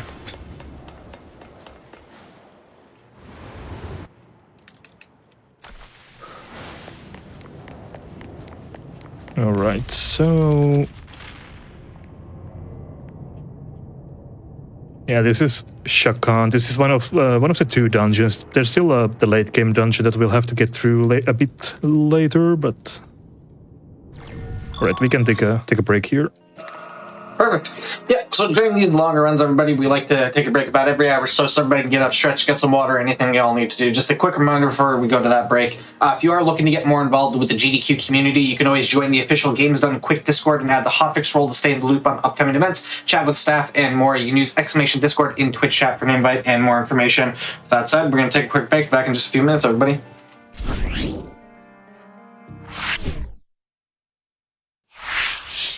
Hello, everybody. Welcome back to the Games on Quick Hotfix. Today, we are showcasing a bunch of games that have been submitted through our submission forums. We've got an SMT5 run. We're almost at the end of it here. I'll hand it right back over to you whenever you're ready, if you just want to give a quick 3, 2, 1 countdown. All right, sounds good. 3, 2, 1, and we are back. All right, so this is Shakan, one of the few dungeons that this game actually has. And here we'll have a quick forced encounters with this encounter that we affectionately refer to as the Dark Block Bros, because they use the skill called Dark Block. Yeah. Overall, not too difficult though. We are pretty well equipped to dealing with them. Yeah, this is you say it's not that difficult. This is another one of those fights that goes first. And routing this fight was actually quite difficult. This is another one of these fights that's made way easier by the presence of Cleo, because she has Mazandine and can set up properly, can two-shot this encounter. These guys can be quite scary if we didn't have this set up. Yeah, if I remember correctly, or I might be thinking of another route, you kind of needed to be using dark damage for this fight, and so them just blocking dark caused problems. Yeah, well, dark damage is just generally the strongest way to deal with them, especially because you don't really invest much into force damage in like the other routes. You'd rather use dark. So them spamming dark block is incredibly annoying. But in this case, we just use Mazandine instead. Yeah, got a bit greedy there. Shouldn't go through the middle. It's very, very likely that you get tagged by an Orobus if you try to do that. It's so tempting though, because I hate going the long way. Oh. That's not what I meant to do. To answer a question in chat, to reiterate, this is the Canon of Vengeance hard difficulty speedrun. So we're on hard mode, which changes a couple of different modifiers in the game just to make the game just slightly more challenging in a bunch of different ways. You take a little more damage, deal a little bit less. You have slightly lower accuracy. Enemies hit you slightly more often. You have a slightly higher chance of getting insta-killed. Enemies get insta-killed less. Bunch of random things. Lower run rate. That don't make the game tremendously harder in an unfair way. Just kind of spice things up a little bit with some of the balance changes that Vengeance made to SMT5 overall. Yeah, hard mode is very fair in this game. I generally recommend playing on hard mode you would all consider yourself to be good at turn-based RPGs? So the gimmick for this dungeon is you have these like gravity reversal switches. Thankfully, all of the puzzles can just be solved in 2 flips, so it's not that big of a deal. If you want the actual like goodies that are spread throughout this dungeon, which there is quite a bit of good stuff in here, just none of it that we need for the speedrun. There will be like 1 set of chests that we will be grabbing in, I think, this room or the next room. But aside from that, we're going to be just running through this dungeon as quickly as we can. Because right after this dungeon, we get into the 4th major area. And the 4th major area is going to have a huge increase in the power level of abilities that we're going to have access to. Yeah.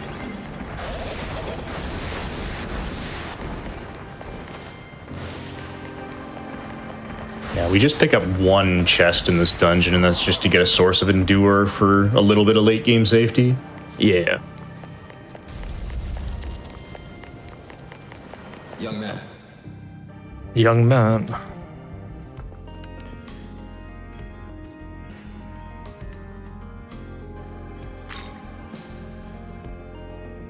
Yeah, the Canon of Creation has a dungeon about at the same spot, like at the end of Area 3, but it's much longer and a bit more trickier puzzle-wise as well than this one.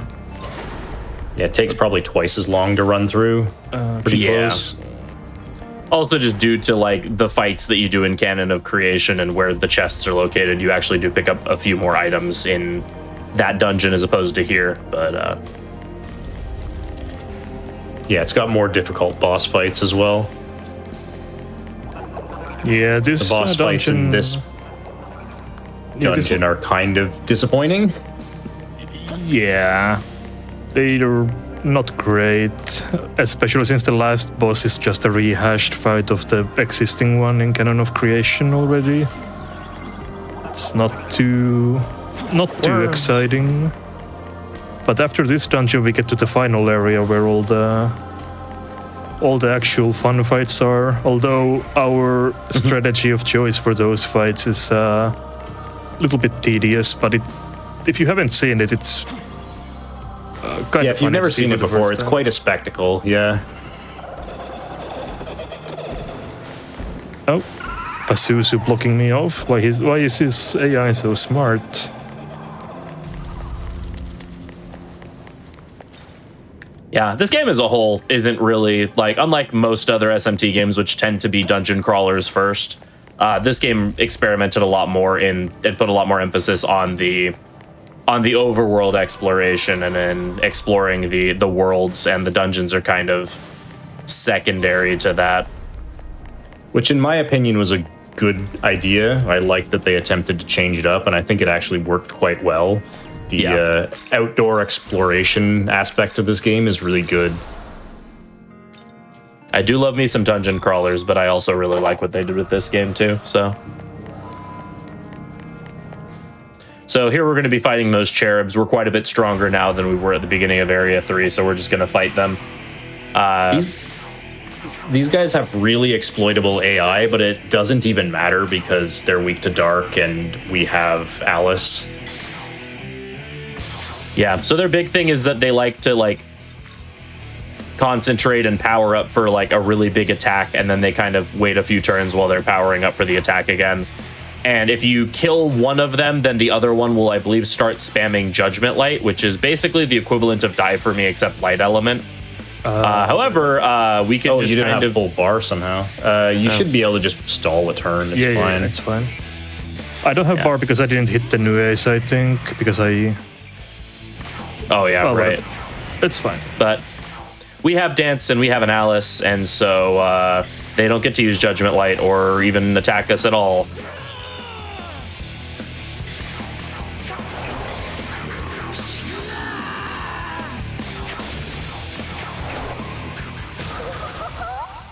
All right.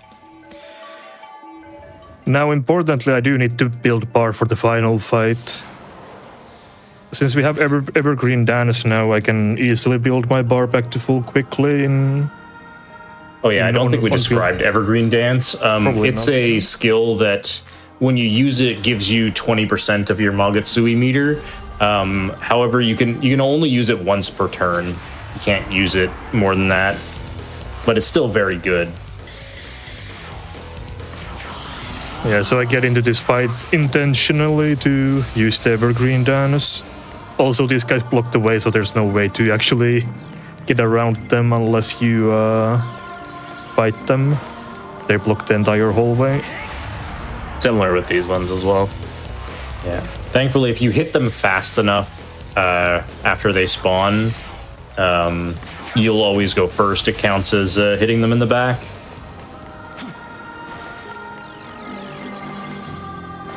And we already have our full meter, so we are set up for the boss of this dungeon. Oh, he split from the group. I'm scared. Gummy worms it's a have really weird they got gummy the strats. They're just standing there menacingly. Exactly, that's what I was thinking as well, yeah.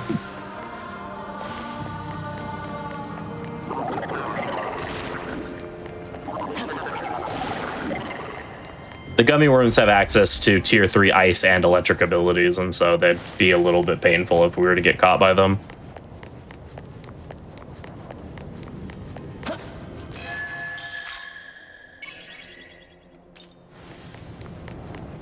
So because this game is Shin Megami Tensei V Vengeance, we're gonna get some vengeance. For Yuzuru. Yeah, we show up, we see Abdiel here, and Abdiel was part of killing Yuzuru, and so we're gonna beat up Abdiel.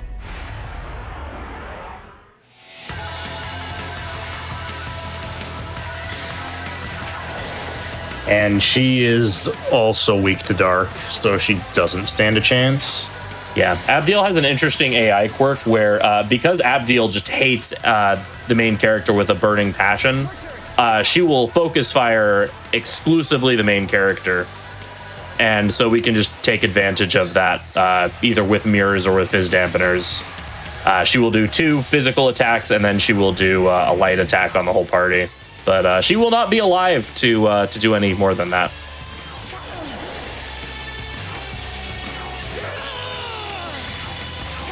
Worth mentioning as well, Dona Magisi is a buff similar to Concentrate, except it's one that you can give other party members, and the buff effect is a little bit less. Concentrate is 1.8 times. I believe Dona Magisi is 1.4. I think it's 1.4. It's significantly less, but since you can use it on a different Concentrate, you can only use on yourself. Dona Magisi can be used on anyone else, so you can kind of give your support demons something to do after they've put up the buffs that you need.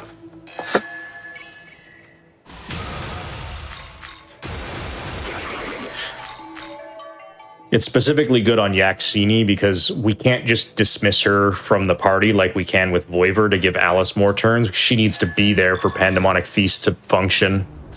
So we can give her Dona Magisi so she has something to do.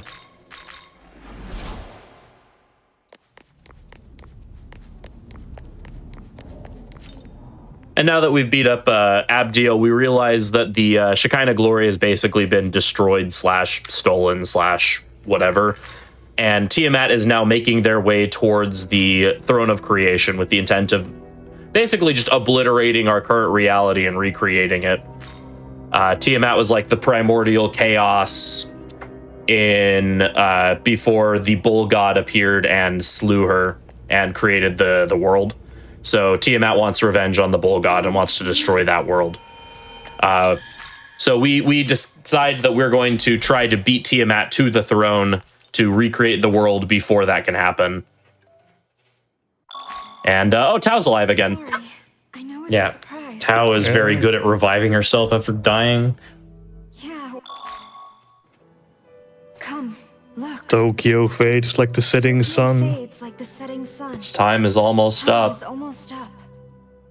Yeah, for some reason you can't skip this cutscene until you see the close-up of Tao's face. I ask Atlas only was really this. proud of this cutscene, so they don't let you skip it immediately.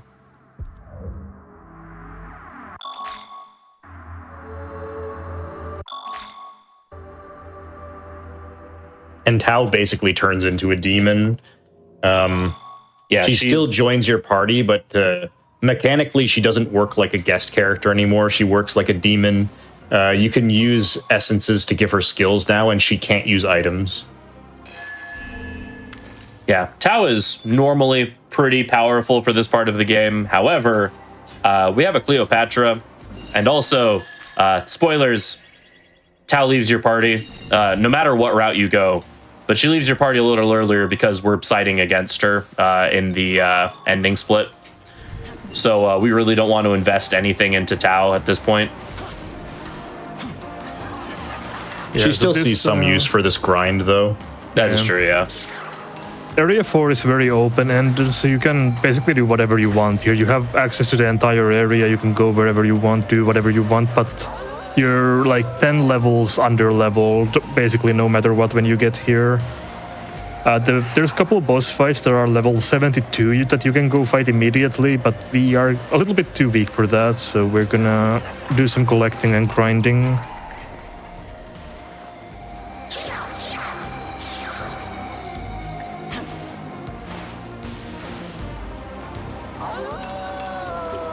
Also, these French werewolves are trying to attack us. I don't know which part is more horrifying.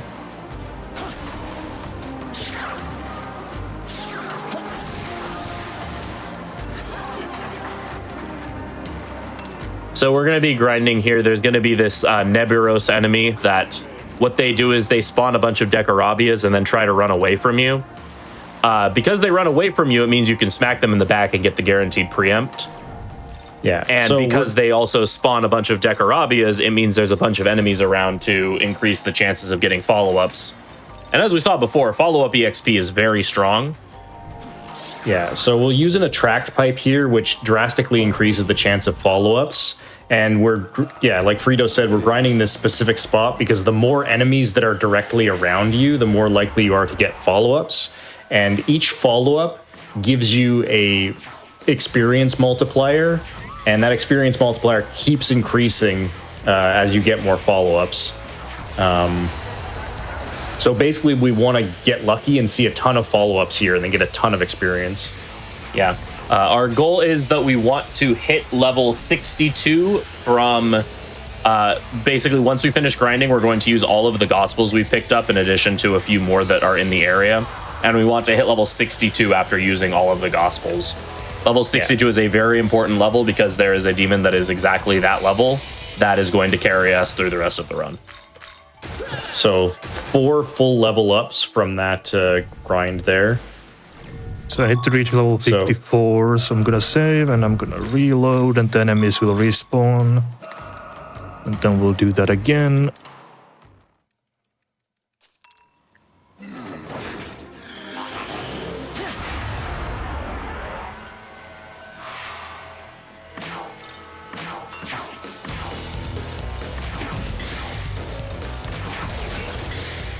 Oh, nice.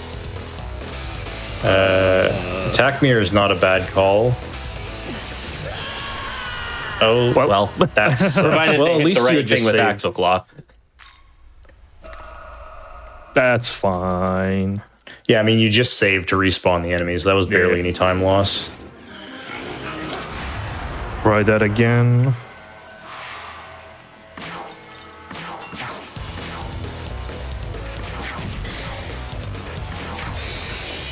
Again? What is wrong with my Tao? She's broken. Okay, that's fine. This time you're fine, though.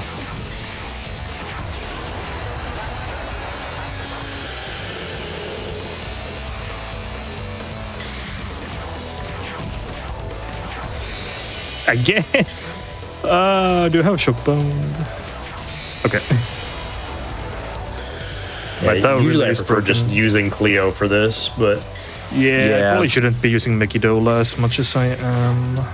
If you are, then you should throw yeah, I'd usually throw Inflaming one on Tao. before attacking. That's fair. But, yeah, or an inflaming. That is true. But usually with a chakra pot and whatever other moves you have, just use the chakra pot. Or yeah, I probably should, but it's fine, I think.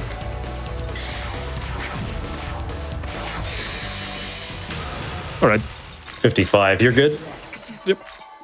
I don't need this, right? No. No, you don't need luster candy. Not in Clio. Yep. Actually, not at all, because we don't use it. Yeah. That took me so long to adjust to because not taking bluster candy in an SMT game feels like blasphemy, but Inflaming Divinity is kind of good.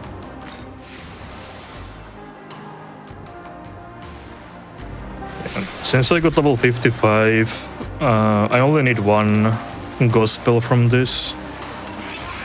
Yeah, at this point, the Kusimitamas are more likely to drop 2 gospels than one. So usually you can reliably get 2, but in this case, we don't even need that. This'll do.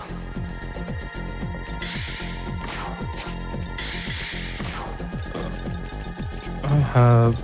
Wait, what? Oh, we didn't buy any extra gems. Oh, really? That's a... Huh, I didn't think that would be a problem, and apparently it is. Okay, cool. If you had Alice instead of Yakshini, she still has fire breath. Yeah, I could have swapped that, but I forgot.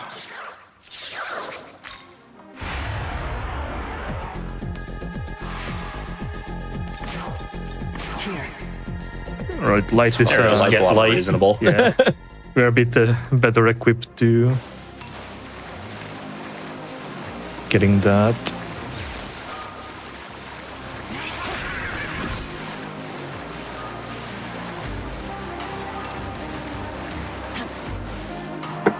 There we're grabbing Arahabaki's Essence. It has Debilitate and Great Life Spring on it. Debilitate lowers all enemies' stats by 1 level. Great Life Spring boosts your maximum HP by, is it 20% or 30%? I think it's 30%.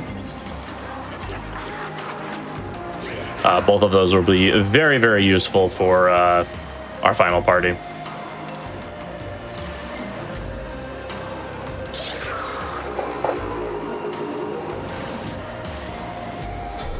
There's also a gospel over here in this partner spot that we can grab really quick to round out our account.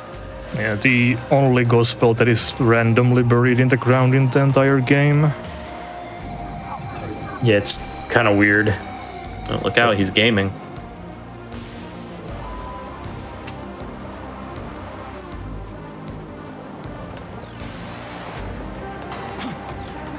Now we get to climb up this long area that hurts my eyes. It's alright, you can look away for a bit if you need to. This area is really cool, but yeah, I can see how visually it'd be pretty hard to look at. That's a poorly located Fafnir. Yeah, with our timing, he's usually standing right there when we get here. At least that's what I've noticed.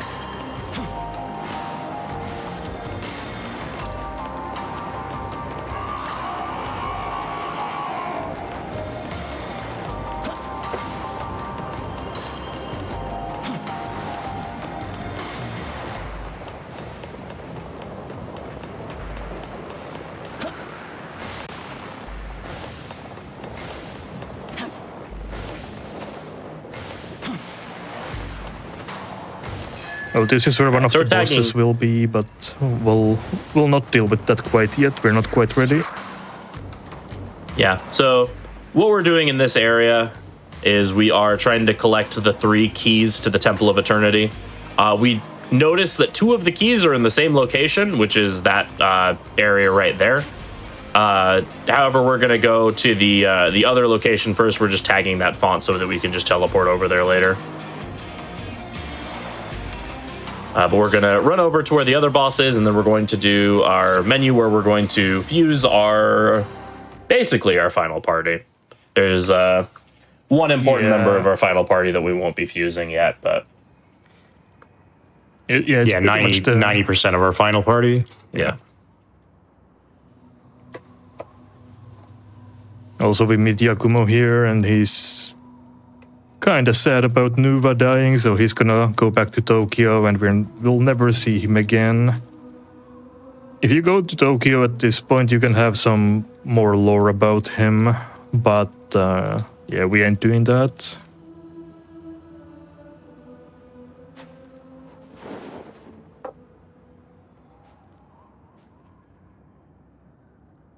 Yakumo Yeah, and it's like Nua play really much, cool.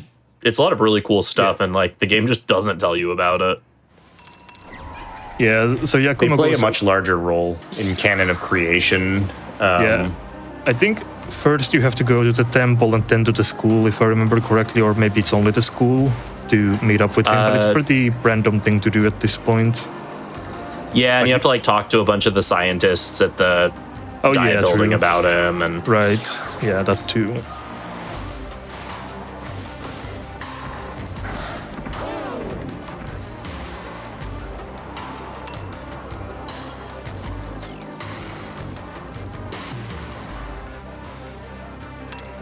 Also, from Nocturne Enjoyers, that's where, oops, I'll show you once I can pan my camera around.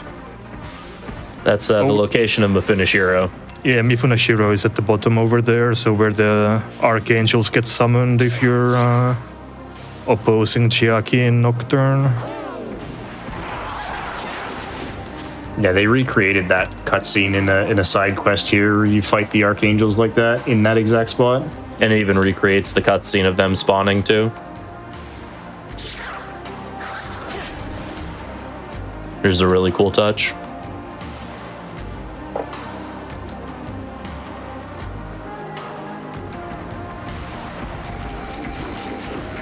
Alright, so we'll use our final Testament tablet to respec into Vitality, because MC is gonna take on a support role from here on out. Yeah, so we just don't want to be taking damage and dying. Alright. And time to fuse. Yep, so we're going to be fusing most of our final party. Oh, this was not necessary. Okay.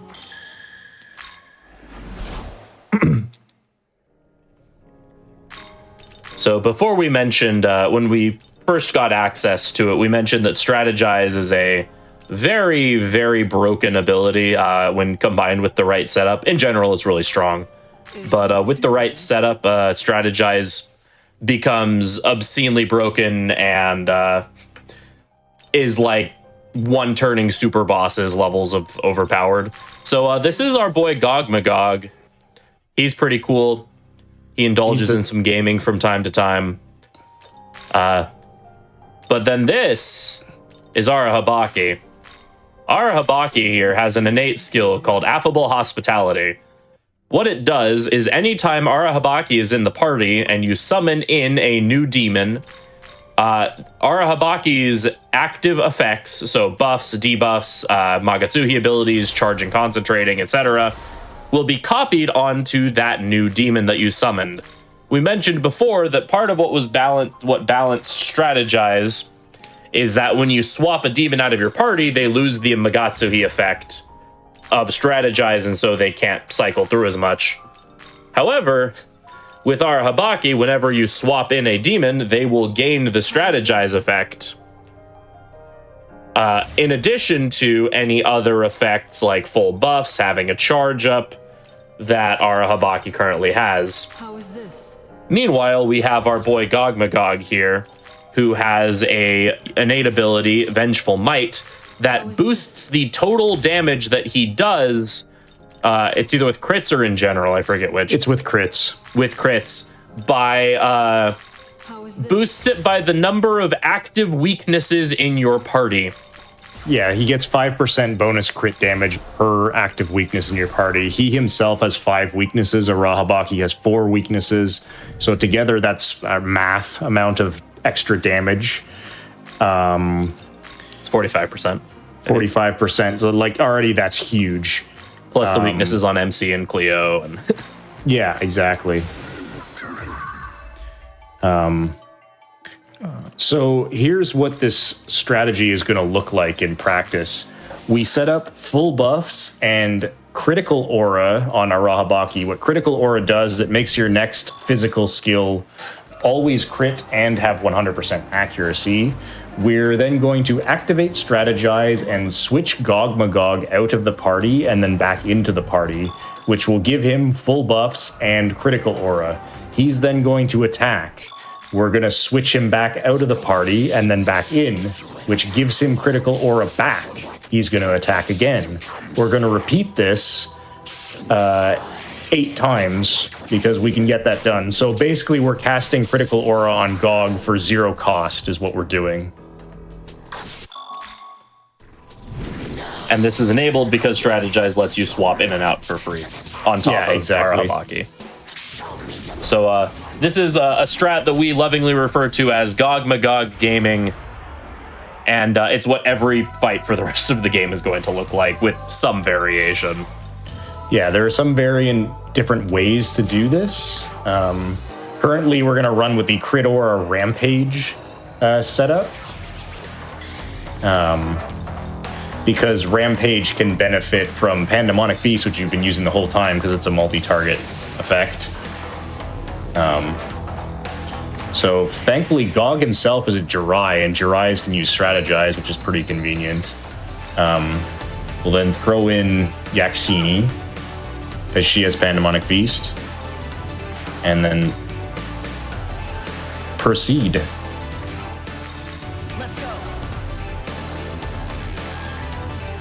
Yeah, time for some gaming.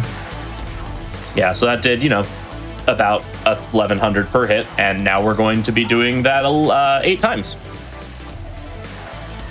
Yeah, so you can see we use the critical aura, it goes away, then we switch him out and back in, and he gets it back.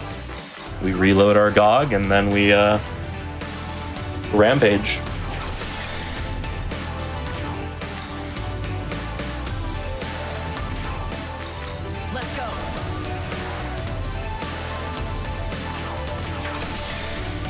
Getting some pretty bad hits though. Yeah, you can cut out an attack or two if you can get the 3 or 4 on Pandemonic, but that depends on... It's completely up to luck, so... Theoretically, you can also miss out on the damage range if you only roll to hit every time, but I've yet to see that. That's very happen. unlikely in this fight. I've only ever seen that happen against Odin and Zeus. Yeah, I've seen it with Odin and Zeus, but... But you're probably going to kill with an attack to spare here. Yeah, there you go. So yeah, welcome to GOG Magog Gaming. This is every boss for the rest of the game. Yeah, that's one of the pitfalls of speedrunning this game, is that GOG Magog Gaming is kind of a pain to execute when you do it for so many fights, but it is definitely funny to see for the first time if you're not familiar. I'm gonna build bar with Evergreen Dance before we head on to the next boss fight.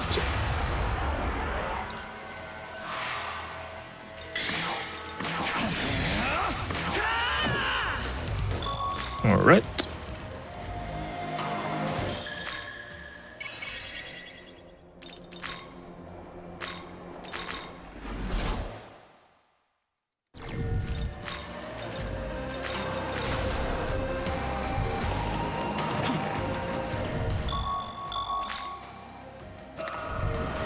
Listen.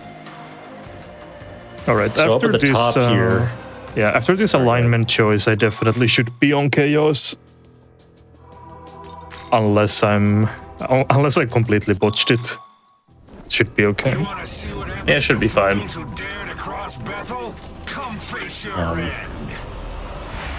So in Canon of Creation, you fight these two guys separately, but here you have to fight the two of them together. This is a pretty damn intimidating boss fight. They have a lot of HP to chunk through, but thankfully we also do an absolute ton of damage.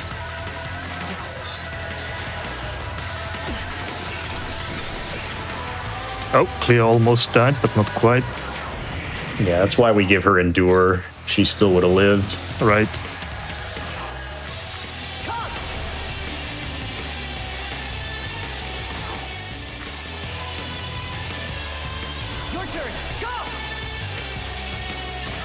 And now we will do the gaming again.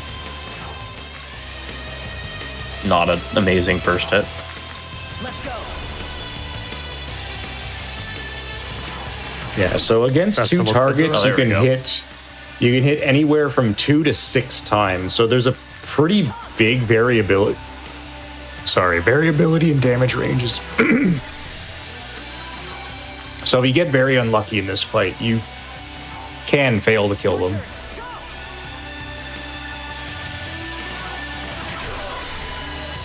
Some bad hits. God just really does not like Odin specifically, but is, I guess, fine with Zeus.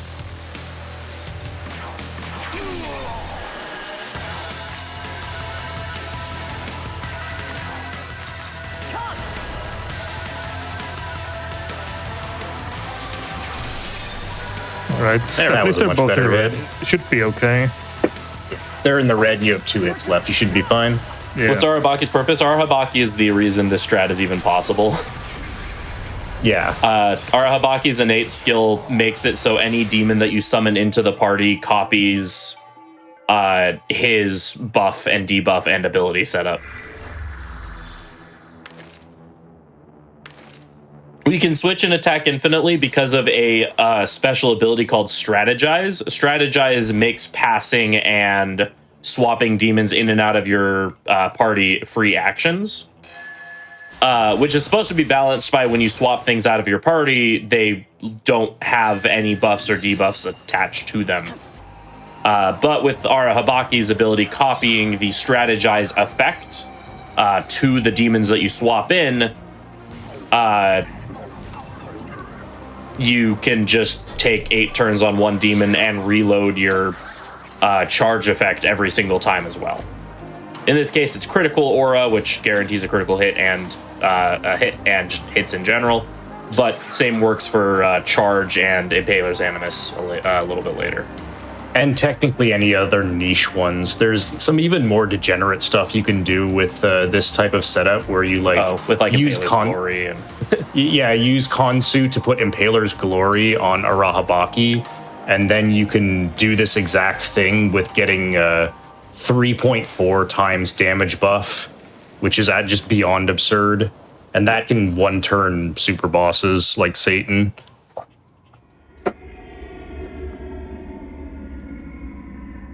Yeah, the sky is the limit, basically, with how much creativity you can do with the innate skills. Some of them are absolutely bonkers, like Ariok, that gives you more damage for the amount of dead demons you have in your stock, or Vinyl Bomb. There's some others too. yeah, Zhao Gongan has the same ability, or Zhao Gongan's it as well as another one that's like that.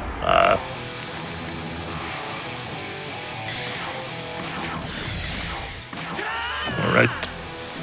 Now that my bar has been built up, I have time to take a nice relaxing stroll through the temple before the final bosses.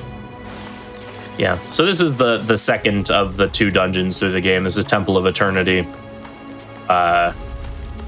Its gimmick is supposed to be this whole time stop mechanic that we're going to see right here, where whenever you walk through these red gates, it stops time, which disables any doors in the area, but also makes it so enemies can't attack you.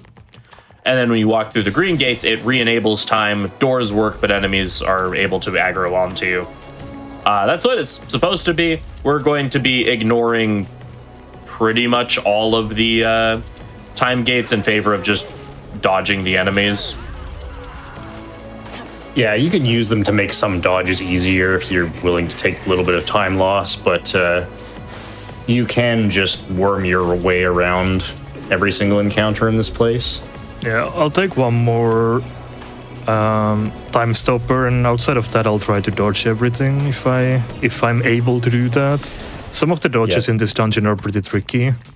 Yeah, this dodge here with those 3 Adramalics can be a little bit weird, so that one doesn't take very much time this to do. time stopper is so close by, you don't even lose any time by using it. It's right there. Yeah, and sometimes those Adramalics just do not cooperate with you, so...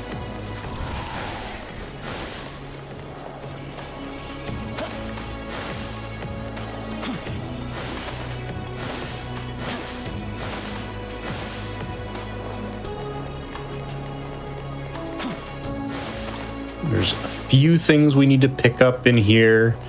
There's some essences with stronger physical skill, as well as High Fizz Pleroma, which is just the better version of Fizz Pleroma, and it stacks multiplicatively with Fizz Pleroma, so putting them both on is really good.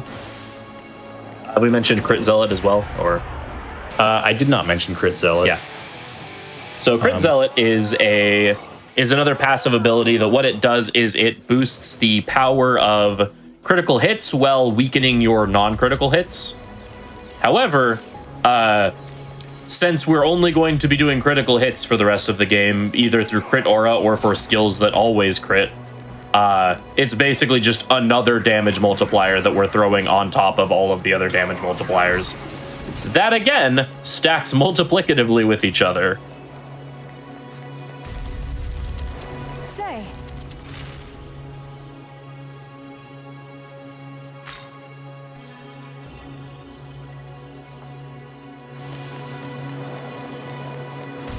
Which is another thing that enables us to jump from we were doing like 300 damage per hit earlier with some of Alice's like bigger hits, whereas now we're like dealing like very comfortably over 1,000 damage per attack, and it's only going to get higher from here. Yeah, exactly.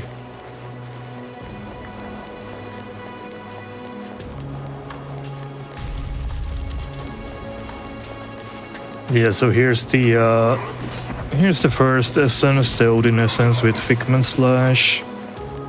Everyone knows and loves it as balanced slash. Yeah. This Figment Slash was a very strong ability in vanilla SMT5 and was, well, definitely the most broken thing in that game, which is kind of funny looking back on it because it's really not even that bad compared to the... In comparison to everything in this game, it's quite tame. Yeah. But it will still have some use. Basically, it's a skill that has reduced accuracy but 100% critical rate, which is good if we need to,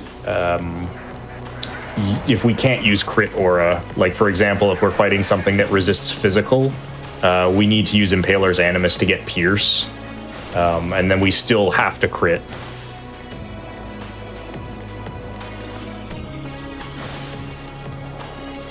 It also benefits from just having generally a pretty high base power as well, which is nice. Yeah, it's higher base power than all of the severe magic.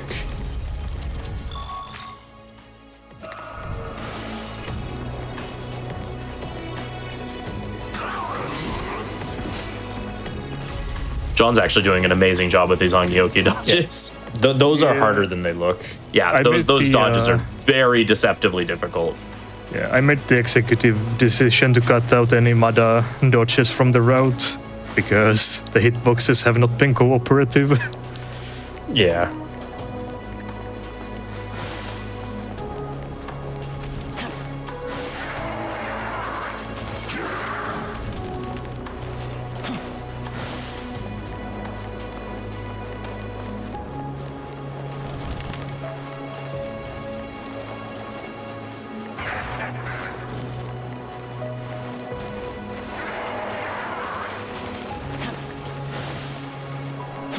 So here's the other essence, the GU essence that has High Fizz Pleroma. Oh, that was almost a mistake. That was close. Yeah, that was playing with your food a little bit. Yeah. This is like the last dodge of the temple that can actually still fail. Alright, I think we're in the clear.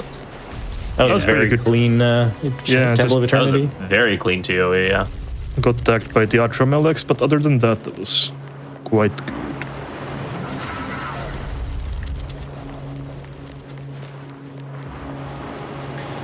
Someday I will get the completely tag-free temple in a run. I've only done it in practice, but... This run became so much more fun in Vengeance because they made Estoma way harder to access, and so we can't get it, or it's a waste of time to get it. In Vanilla 5, you could just Estoma this entire thing, and there were no enemy dodges. They also changed how it works, so it's just not something that we would ever want to use in a speedrun either. Since it drains your Magatsui bar when it's active, and we kind of need our bar to one-shot bosses, so.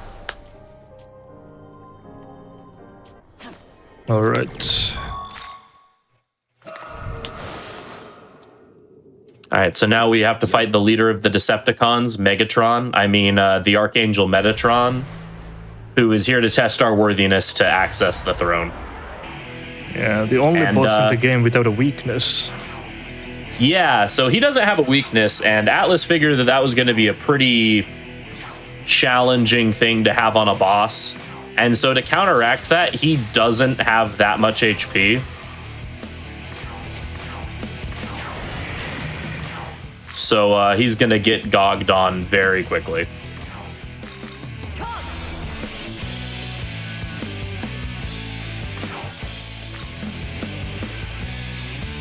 Let's go.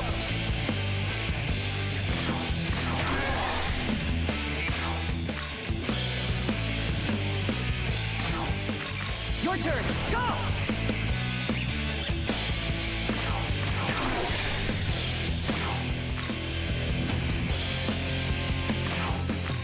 Let's go. Is he a tool of the Lord, or is he simply just a tool? That is the question.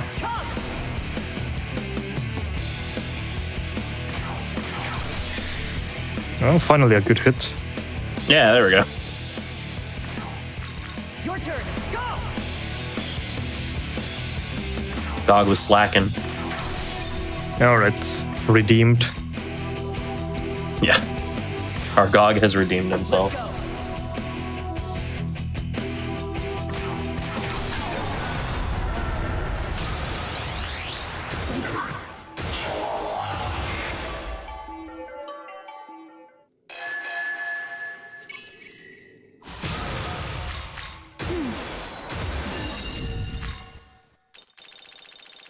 All right, MC's gained a couple of levels over Gog at this point, so we're just going to throw a bunch of grimoires on him to power him up. He got 0 strength from that. I don't need boom boost. I misclicked this. Yeah, I don't need that. Yeah. 0 strength. I didn't even pay attention. Yeah, Gog got 0 strength from those 3 level ups. Nice. It doesn't technically matter. It's just like, come on, man.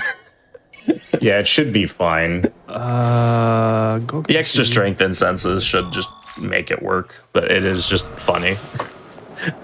Yeah. Young man. I also got 1 extra level from the gospel stuff, so my Gok is also 1 level higher than he's supposed to do, so the level scaling compensates at least a little bit. Yeah.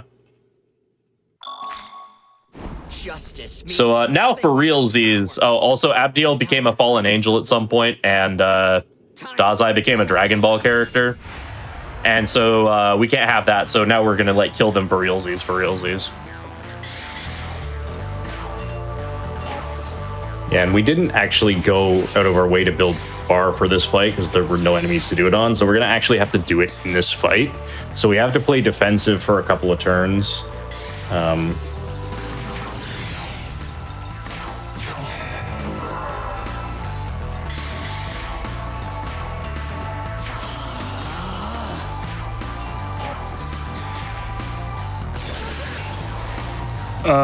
Leo. Oh, Leo, that's interesting. That's not supposed to happen. That's bad. Yes. Oh, what am I doing? I should maybe. Can I do this? Or should I just reset? I honestly don't know. It's kind of weird. I can try. Yeah, I was worried when Cleo's Endure was procced on turn 1. I've not seen that happen before. I think it was the Dark Skill proc insta-kill on her. Oh, did you not have Makar Karn on her? Did I not? Did I miss? You put it on our Habaki. Oh, that's why then. Oh, I see. That's the mistake. It might still be fine. I'm getting good hits. Yeah, good hits and you're still fine. Okay, that would definitely explain it though, yeah. I was a bit confused why that happened as well, but yeah, alright, they're both already dead. Okay, yeah, you're good. Okay, yeah, you're getting very good hits. Gave ourselves a handicap and we still flexed all over them. That's the disrespect Dazai deserves. Honestly. So yeah, now we've made it to Empyrean, which is the location of the throne. It's kind of a dungeon, but mostly it's just a walk of shame with a couple of fights intermixed into it. There's some more goodies laid throughout here. Some of the strongest abilities in the game are located in the Empyrean. The current world record route for hard COV uses a glitch to get into the Empyrean early to take advantage of a number of these really powerful abilities. This route is done glitchless, though, so we don't get access to it. The glitch is also just kind of weird to do in his PC version only. Yeah, you have to do it like put the game into window, and then you have to drag the window around your desktop while you're moving in the game to create lag artificially to bypass a trigger, which is not something I really want to do. Yeah.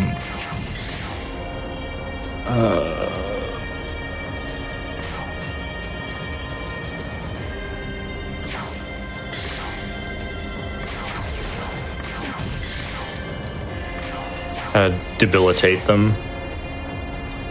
Oh right, I should have with a raw done that. bucket. Yeah, I have also this. I should actually. No, that doesn't matter because that's fine, Leo's that's already buffed. Just debilitate them with a raw baki. Yeah.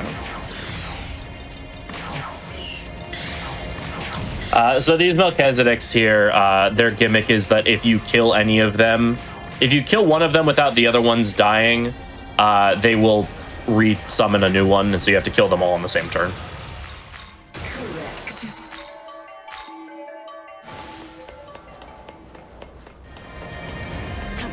The glitch is harder to explain than it is to do, but it's still kind of weird.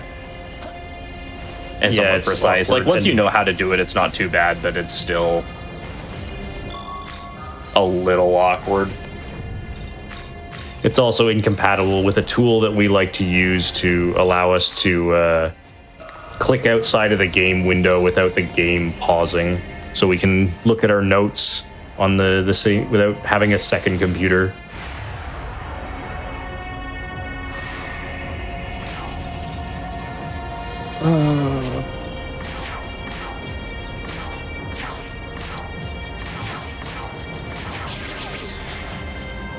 So here's a Srausha. His gimmick is he likes to spam light skills.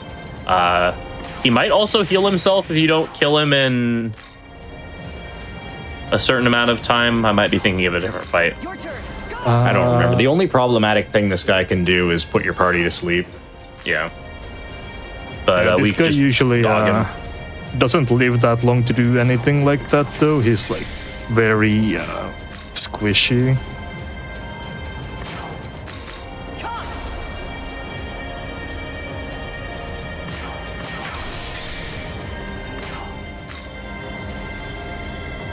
He also has some very, very unsettling damage animations. Yeah, he's a very witchy fellow. That would be the best way to describe him. It reminds me of like squashing a bug.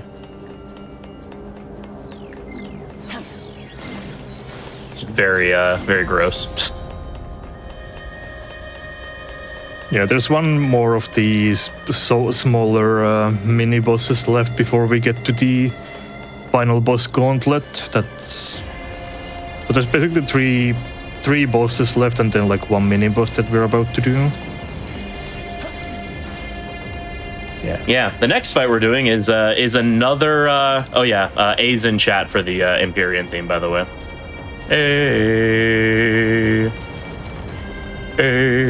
Yeah, this fight is a bit of a Nocturne reference again. Yeah. This In that game, you had the game, fight. Yeah. Oh. No, you can explain it, yeah. Yeah. So in that game, the ball avatar fight, where you would do a certain amount of damage to her, and then she would summon a special Floros and a special Osei that would then heal her and like provide as like the main support and damage for the boss. This ally lot does the exact same thing. Summons a Floros and an Osei, and they support. But we can GOG, so their lives are forfeit.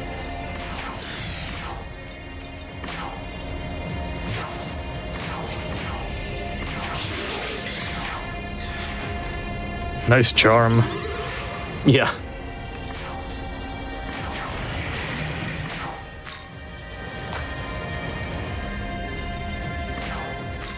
Let's go.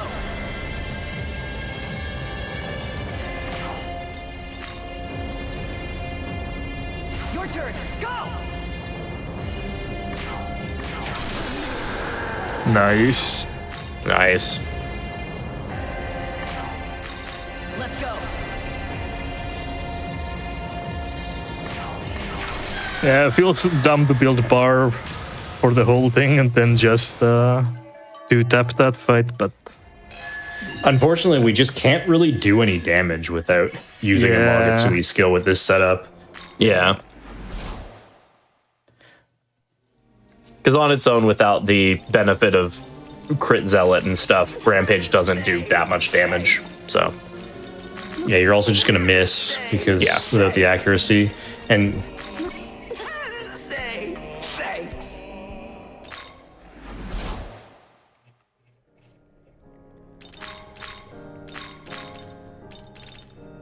yeah, the placement of that fight being literally right in front of the save point is pretty rude.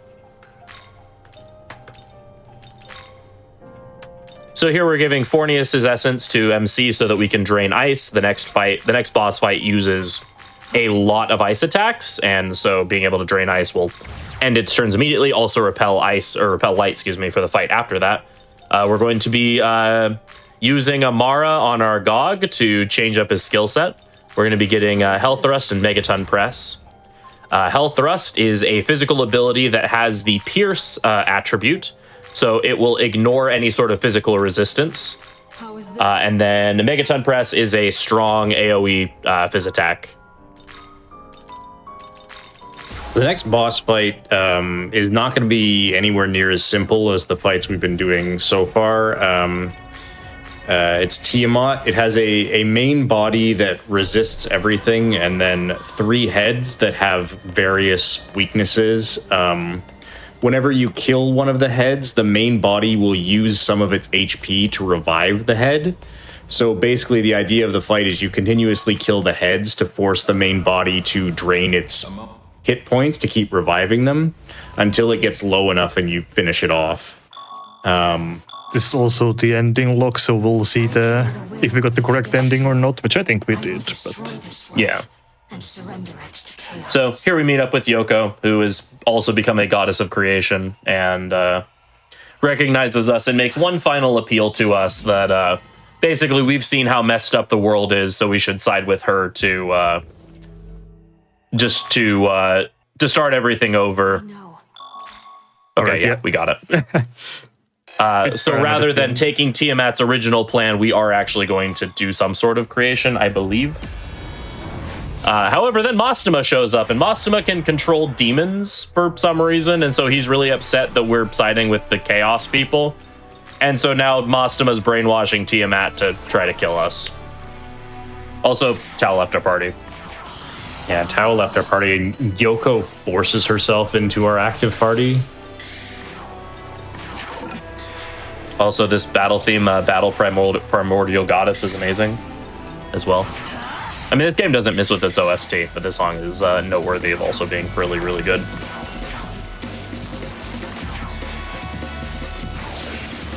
So we're using taunt strats with MC to absorb the ice attacks that the first head likes using a lot. Oh, you didn't get full bar somehow? Oh. That's weird. That's spooky. Okay, well, let's stall one turn. Should be fine. Yeah, I think you should be fine. Your buff situation will be a bit different, but that might just be okay. Wait. Yeah, I need to... What am I thinking? Okay. Yeah, and since we're using Megaton Press here, we no longer need to swap in Yakshini because she doesn't... Yeah, no random target skills are being used anymore, so Yakshini doesn't do anything.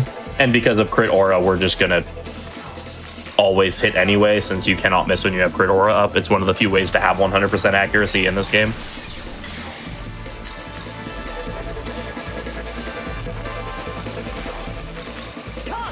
So just one round of Gog Magog gaming is not enough to defeat Tiamat, so we're gonna have to do this and then stall to get full bar back again.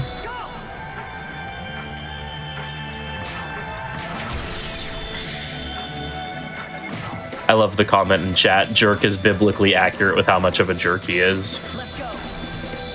Yeah, apparently Mastema has the ability to command demons in his lore, which is amusing.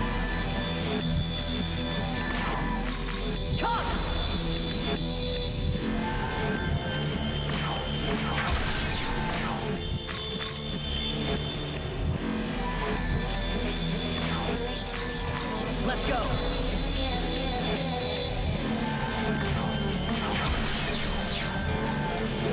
Slurp. Your turn. Go.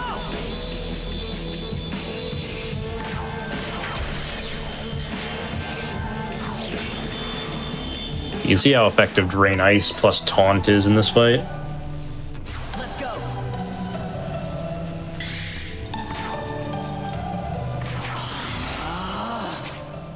So yeah, our goal now is to build up meter as quickly as possible. On Tiamat's next turn, because of the number of turns that have passed and because of how much damage we've done, she's going to charge for a Megatsui ability called Annihilation Ray, and that is a very strong physical attack to the entire party. And because it's physical, we're going to take some advantage of that.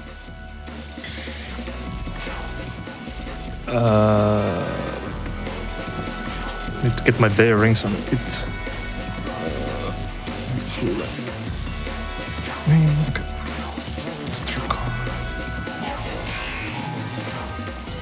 I just realized I've been attacking her without being fully buffed, so it's a bit sketchy. Oh. But it should be okay. That should be fine, yeah.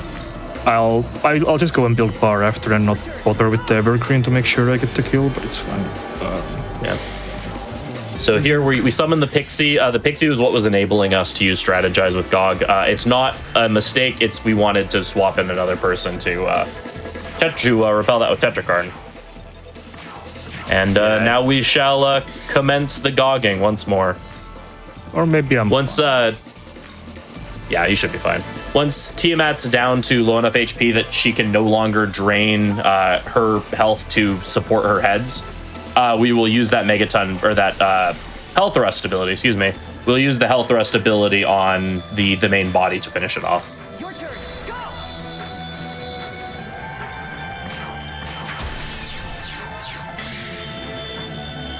I should be fine to put evergreen in. I was worried about nothing. Yeah. Yeah, your Megatons do basically no damage to the body. And as soon as the first set of heads dies, they come back without being debuffed anyway. So not having the debuffs on doesn't matter. You're right. Am I already... I broke... Wait, do one more Megaton. Yeah, one more. Just wait until one of them stays there you dead. go. Yeah, that's what I was... I wasn't sure if they were dead or not, but... Yeah, we're fine. Your turn. Go.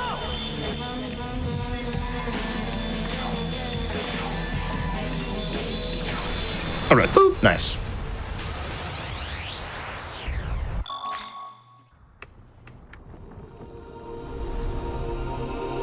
Oh, so If you wish to live, a bunch of stuff happens again. Tsukiyomi dies, but then Aogami comes back. And then because Aogami channels the spirit of the bull god, we use Murakumo and murder the heck out of Tiamat. And now Mastum is kind of unhappy with us, so he's gonna fight us.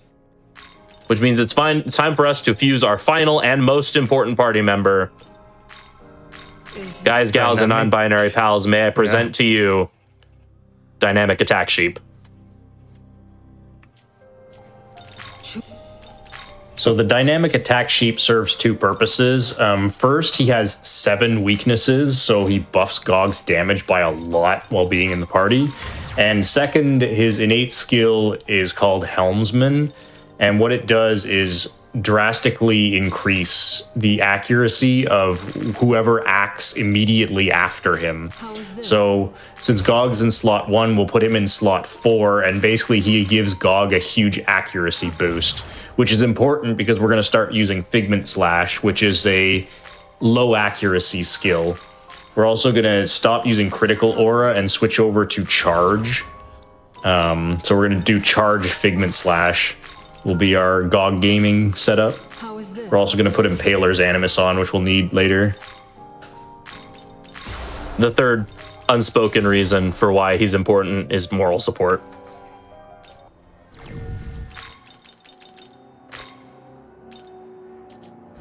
All right.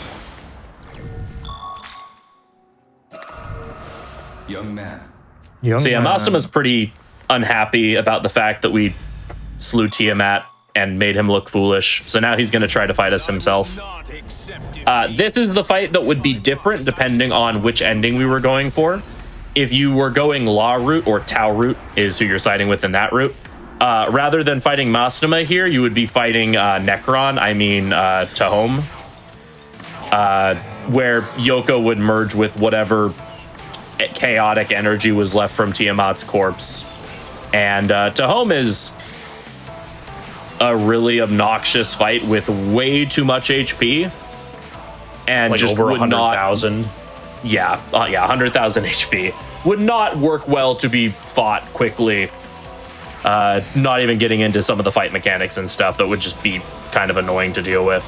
So instead, we're fighting Mastema, who is significantly less HP and who can be taunted to be cheesed to death. So yeah, this guy almost feels bugged in that he just does like nothing. He has so many like scary skills in his skill set, and he just doesn't use them.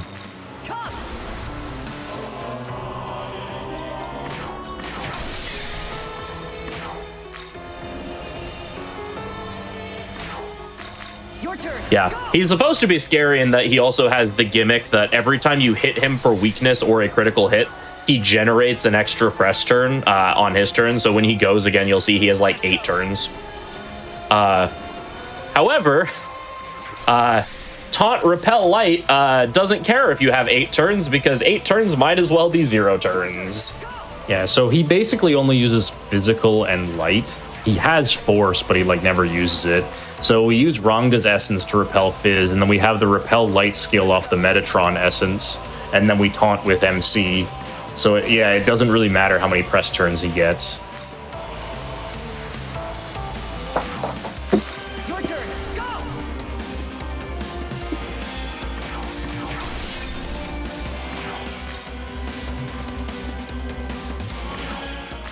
Come.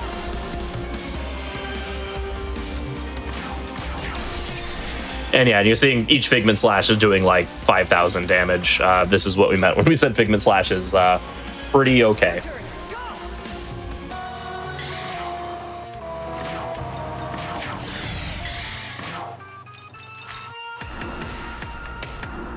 Let's go.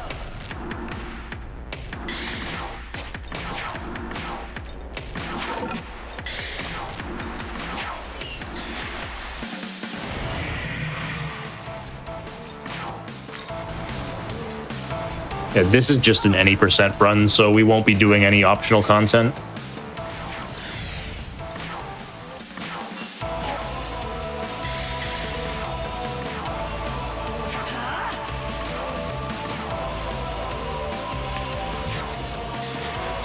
I did say I would route a super boss % someday, but I haven't done that. And then we realized it would just be this, but yeah, it'd be kind of pain. Your turn. Go. Satan is not New Game Plus only. I think he's supposed to be, but he's that not. you have a clear file, but he's not New Game Plus. You just have to have a clear file on your in your save data list. Yeah, so you can beat the game, reload an earlier, save, and go fight him in one playthrough, technically.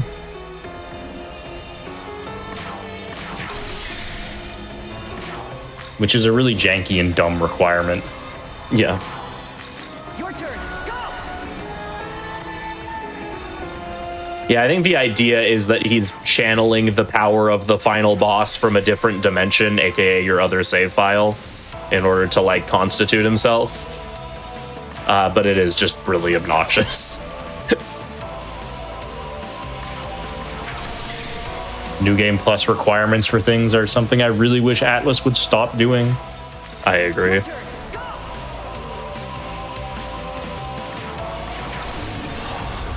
All right, and there goes Mr. Shoulders. All right, one more fight in the run. Luckily, it's a bit shorter than these two behemoths that take 6 turns and a whole lot of cogging. Yeah, so Lucifer shows up, kind of out of nowhere, and is like, "Hey, you know, it's really cool that you're like doing this whole like delete the universe and start over thing, but it's not gonna last, and I can tell you why if you come have a Gundam fight with me." And so we decide to go have a Gundam fight with Lucifer. Do you need to build bar? We built it during the fight. I think he's got enough. Okay. I didn't see if you did the evergreen during the setup or not. Okay. Never mind then.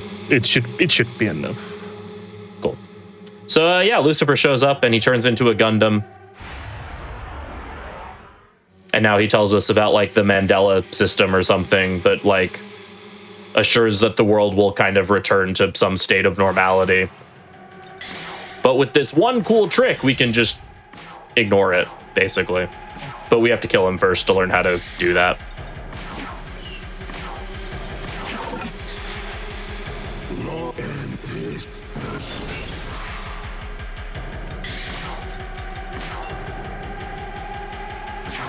So Lucifer has a mechanic where if you don't hit him once a turn, he will gain an extra press turn. We ignore it during the first turn because we can just use a mirror. But there we use Yoko's unique ability, which is basically it's what Antic-Thon. It's a weaker version of Antic-Thon from other SMT games, where it does a little bit of damage, but also inflicts a debilitate effect, just to make sure so he doesn't make it so he doesn't have another extra press turn for that. And it is time for us to one final time GOG. Time will be on the last hit on Lucifer, by the way. Yeah, I'll make sure. The light, all the colors will go all negative and stuff, and that will be time. Yeah. Your turn. Go. This game is on basically everything. Yeah, this version of the game is on everything. The older version, I don't think it's on the Switch Online store even anymore. I think they removed it. Yeah, it got delisted. Yeah, I think the only way to play vanilla SMT5 would be to track down a physical copy. Unless if you bought it previously, then you're able to download it, but... Yeah. Well, Vengeance is more complete for casual playthroughs anyway. The game is very different, though, with how the scaling and everything works. The only people that want to still play SMT5 vanilla are speedrunners. Yeah. Basically, yeah. Let's go.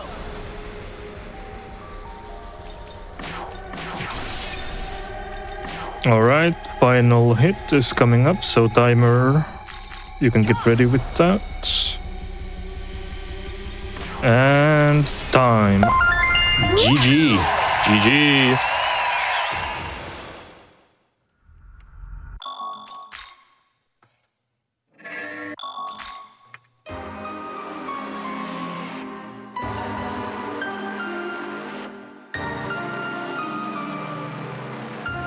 All right, that's gonna be it for us over here on our little SMT run. If anyone is interested in SMT speedrunning, then you're more than welcome to come join us in our Discord server. We have a very open community for Persona and SMT speedrunning if anyone is interested in that.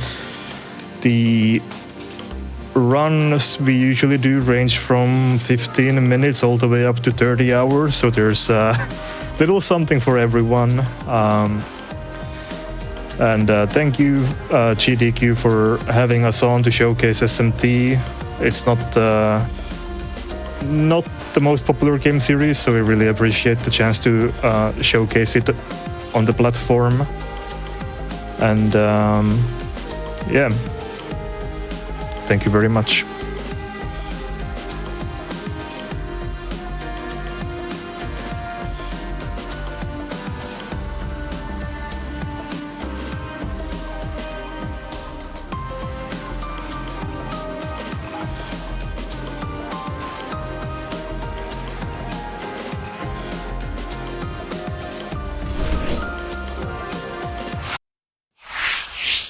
Hello, everybody, and welcome back to the Games Done Quick Hotfix. Today we have a grab bag of games from our run submission form. If you don't know, if you do want to appear on the GDQ Hotfix, you can always submit games to the GDQ Hotfix at gdq.gg/submit/hotfix. You can also type !submit in chat for more details. And yeah, so I just pulled a bunch of games from those submissions today. That's what we've got for you. Just a quick reminder before we go into our last run of the day.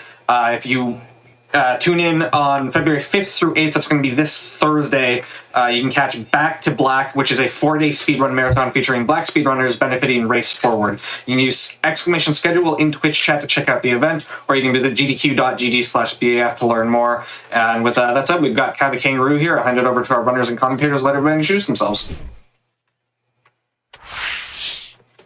Hello, everybody. I'm Punshot, and welcome back to the Grab Bag Hotfix show. I will be showing off one of my personal favorite speedruns, Kao the Kangaroo Round 2. And I have a couple of good friends with me commentating this run. Hi, my name is Cube. I ran this game 9 to 3 years ago, and it's also my favorite speed game. Hi, I'm KingJ0444. I actually don't run this game, but I'm good friends with Punshot, and I also am only invited to commentate this because baby kangaroos are named Joeys, and that's my name. So, yeah. Oh man, that's a way to introduce. Joey said he had a funny way to introduce himself, and I guess that's the funny way to introduce himself. That's a pretty good way. All right. This is the truth. So today we'll be demonstrating the 90% category specifically with quads, and we'll get into what quads are as we get into the run and are actually able to use them. So yeah, time is going to start here in a little bit. Once we hit a new game, the time will start. So we'll be getting into this in 3, 2, 1, go. Now right off the bat here, we're going to have immediate strats. Yeah, this is a tutorial room, and we're just gonna skip that. Like, yep. we don't need it. We can just do that. I also have this split. I also have that as a split on live split, by the way. It's an 11 second segment. Very well. How many resets do you have on it? Into the forest? Too many. Too many. Yeah. I know that. All right. Yeah, if you want to see like a classic 2000s platformer that has a ton of out of bounds strats in it, you are going to see it with this game. This game was originally released in, I think, 2003. Was it in Japan? Yeah, it was in Poland. Localized? Japan? You mean Poland? Oh, Poland. Sorry, I know places. Yeah, it was released in the US in 2005. Later on. But yeah, so we have a couple of cycle-based strats coming up here. With this water, it'll be rising and falling. That water there, we needed to time a double jump so that the peak of our first jump was when Kao was out of the water. Because if we were underwater, the game would not let us do a second jump, and we wouldn't be able to have enough fight to ledge grab that without a second jump. And then up here, we have another cycle-based strat. I'm going to grab a little checkpoint here. That's what these bells are. Typically, we don't grab that when we're going for PB attempts because, you know, it's slow. And this is cycle-based here. If I get this first try. Nice. Very nice. Didn't need that going checkpoint. For a little bit of beautiful. Going for a little bit of collision there on the side, like right by the water, so that he doesn't void out. Yeah, there's good water and bad water in this game. Some of the water, it'll just stretch Kao's neck, as you saw in the earlier section. And then it's other pretty water, much only in the first level. As they do. It doesn't show up anywhere else, I think. He becomes a giraffe, essentially. Ooh, I didn't know that could happen. The lore is crazy. More like Kao the giraffe. The lore goes kind of nuts. So as we're going through the levels, you'll see us grabbing these stars here. These stars are what will enable us to do a massive glitch called quad jumping, which is what you see in the category name and why it's split. Like I said, we'll get into that. We need 50 stars by the time we're 10 minutes into this run. We'll be getting, I think it's 18 in this level. I'm not certain. But here I'm going to go up another little safety strat. I'm going to grab this bell here for this skip in case I miss it. Yeah, so right here we're going to be jumping up here. Nice, very clean. You're also seeing Punch collect these coins. I think they actually have a name. Ducats in the game. Ducats. Yeah, we need 3,000 in total, which may sound like a lot. It's actually not that much though, because they kind of just like lure them throughout the main path that we'll be going. But we are going to go out of our way to get a decent bunch of them. We also get 2,000 for free for beating to the specific levels. That is true, yeah. And now here's a really difficult strat for having it earlier in the run. It was very hard to learn, and there is a chance that I soft lock here, so if I miss this, I'm not going for it again. So let's see if we get this. We're supposed to be able to get these groundhogs or these badgers into these. Okay, if I can get up here, that would be amazing. If I could. Oh my goodness. There we go. See if I gotta focus up here. Nice. That is exactly what we want to have happen. There's a small chance that when you do your ground pound, you will actually get stuck in the ceiling and you won't be able to get out. I am very glad that didn't happen because we'd be losing 3 minutes otherwise. Yeah, so that skips a whole like mini game pretty much. Yeah, this is the holy grail of this game for like 5 years, and then we finally like found a way to do it. And, saves like a 30-second auto scroller sort of. Yeah. Speaking of which, auto scroller. The thing about that strat is that it actually saves a little bit less in the quads category because you need to go out of your way for those 2 stars that I got earlier. In quadless, you don't actually have to go out of your way for those at all because you don't need as many stars when you're doing quadless because it's not imperative to get the power up that comes from getting 50 stars. But we need to get it much earlier on in the quad strat.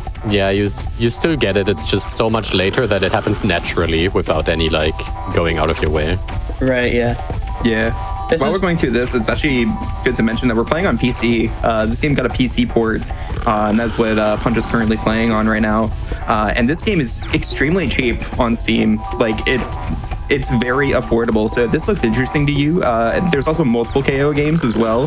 This is the second one, but there's also a first and a third one, and then also a remake that, or like a reboot from 2022. So definitely give this series a look if you're interested.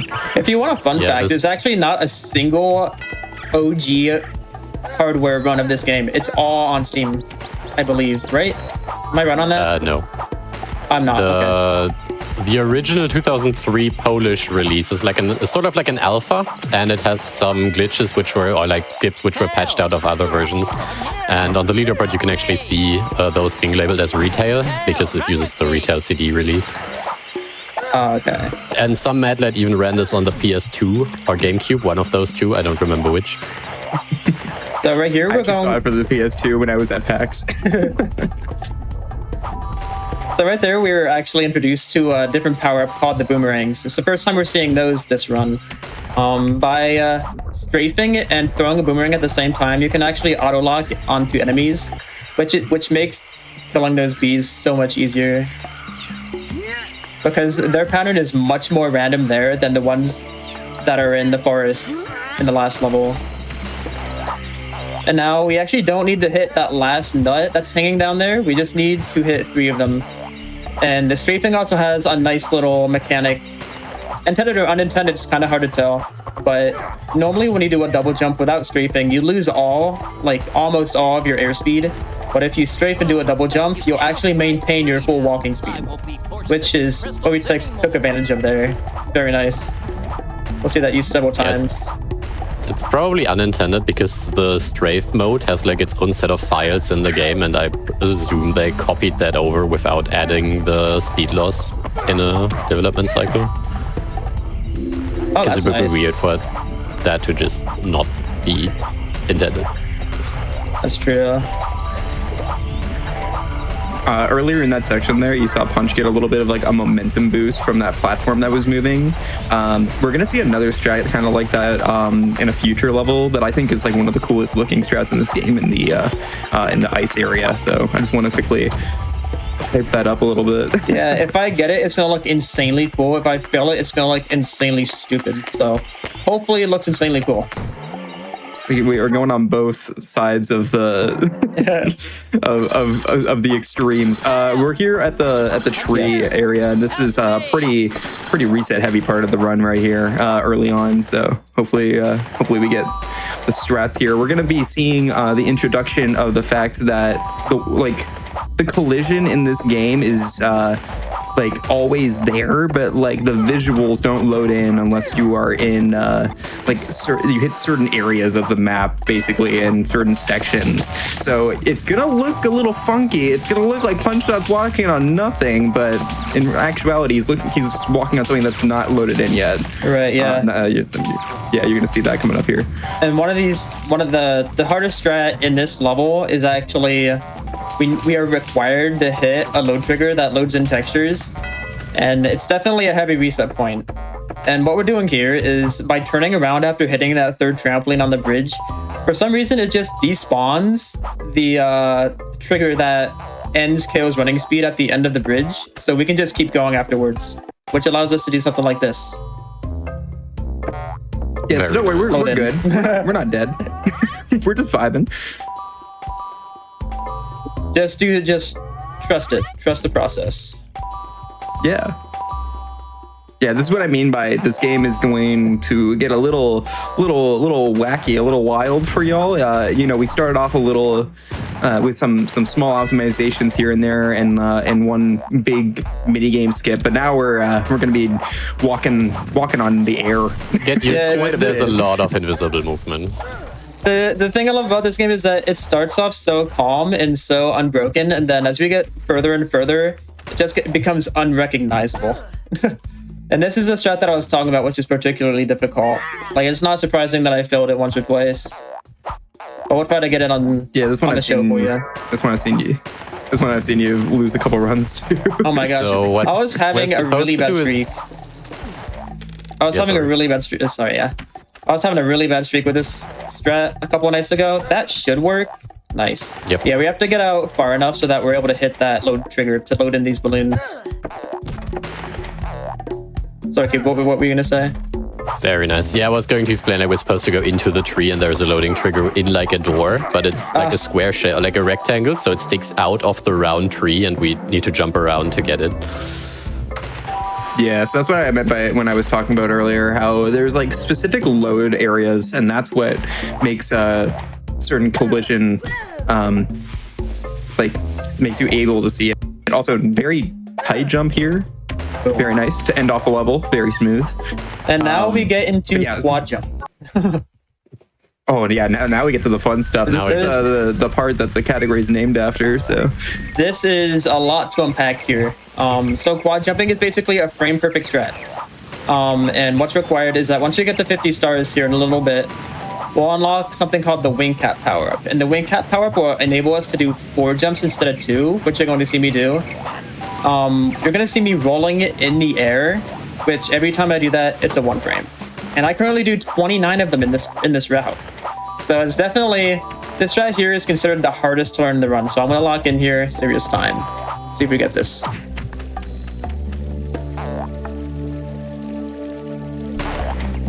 That's the first one. There's 4 of them in a row here. 2. That's the second one. And if he misses those 2, he just dies because there's death water under him.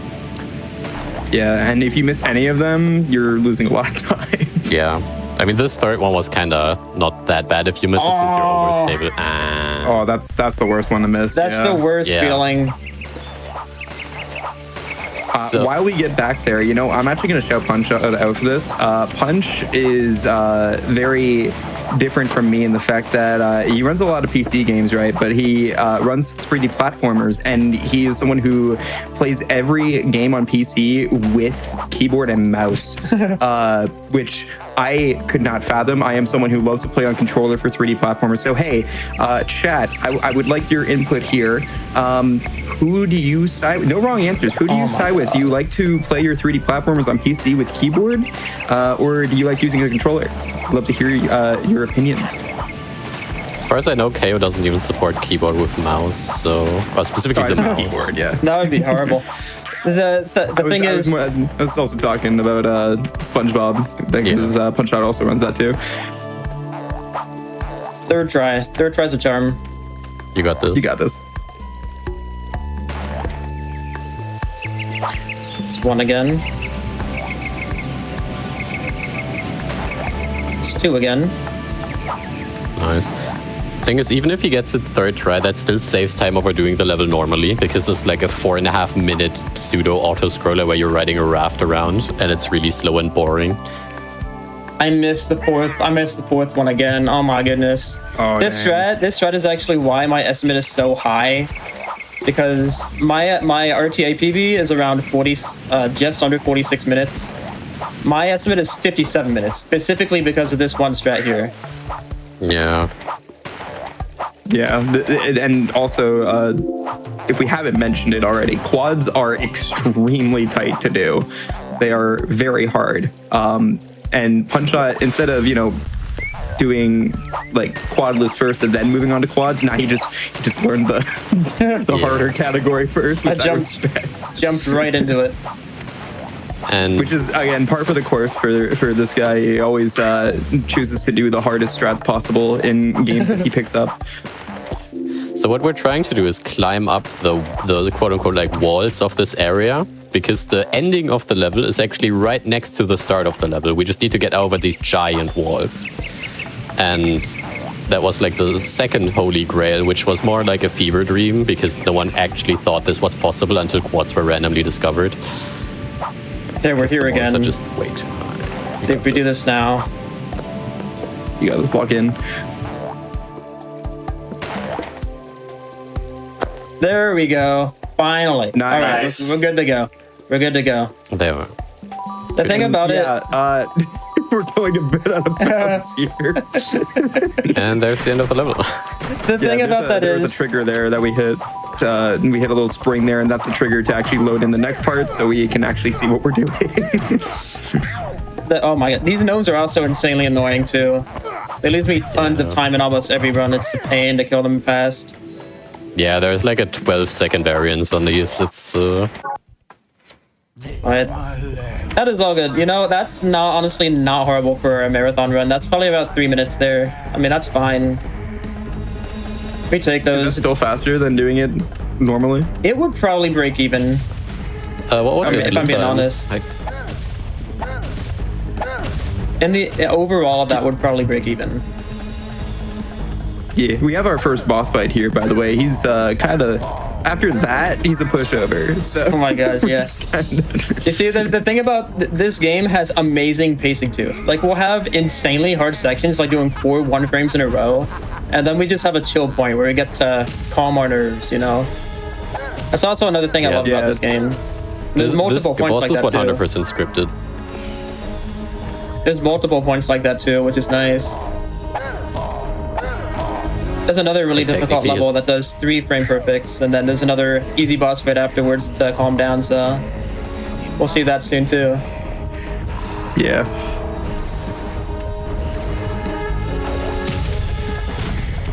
Also, I like seeing a nice mix of controller and keyboard. Though, as someone said, in my opinion, the best answer, which is it depends on the game, which I agree. I mean, yeah, for sure. All right, that's the end of the boss fight. Now, once we exit this boss fight, we're going to be doing 2 quads to save exactly 5 seconds. Changes nothing. 5 juicy seconds. 5 juicy seconds.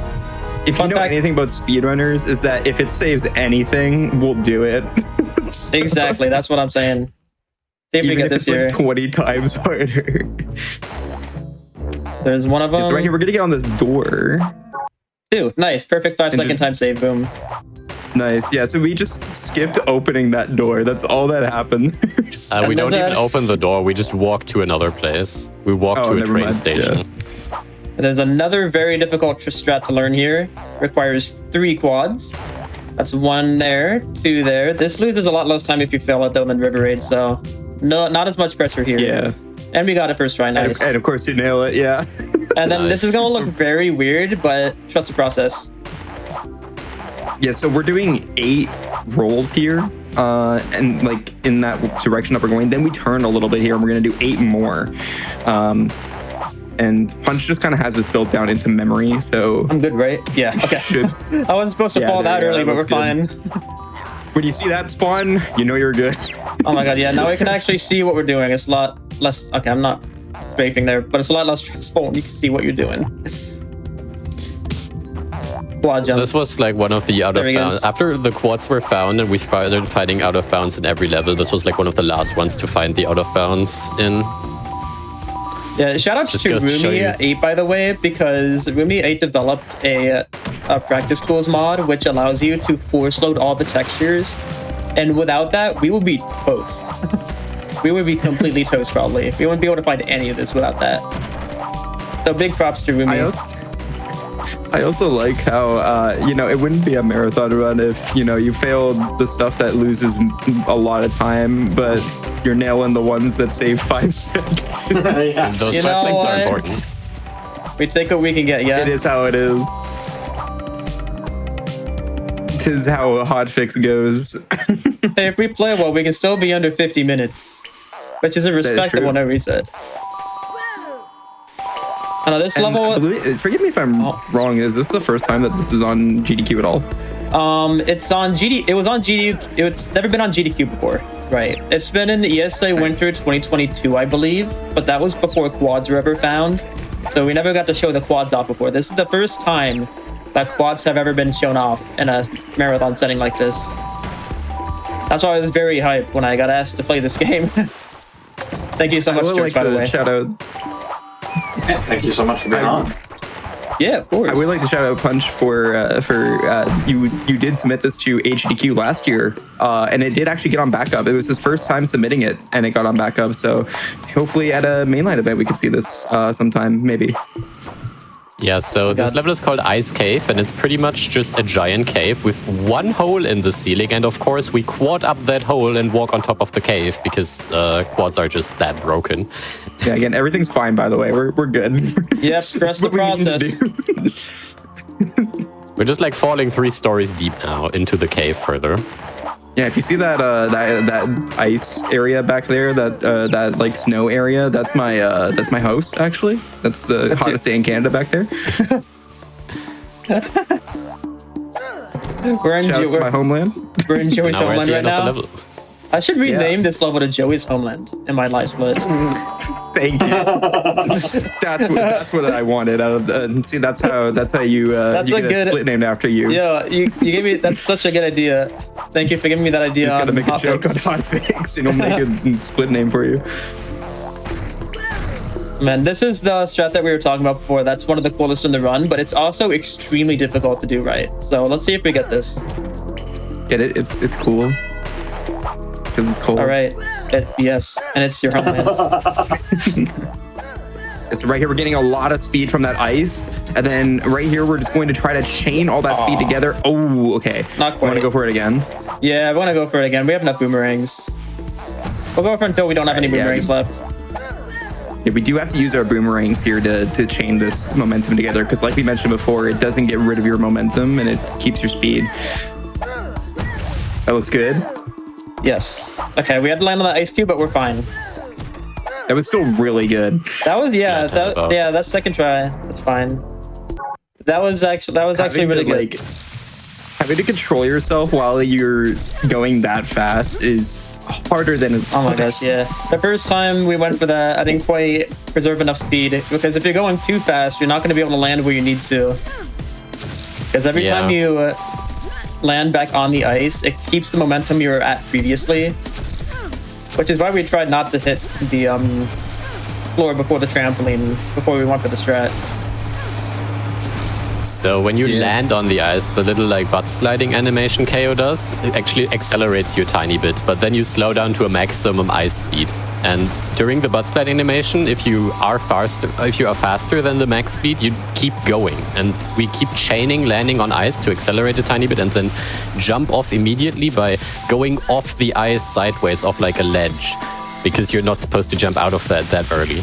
And that way we keep building speed and keeping it. Yeah, if you do it right, it probably saves about 20 seconds compared to doing it casually, because ice skating is actually so slow.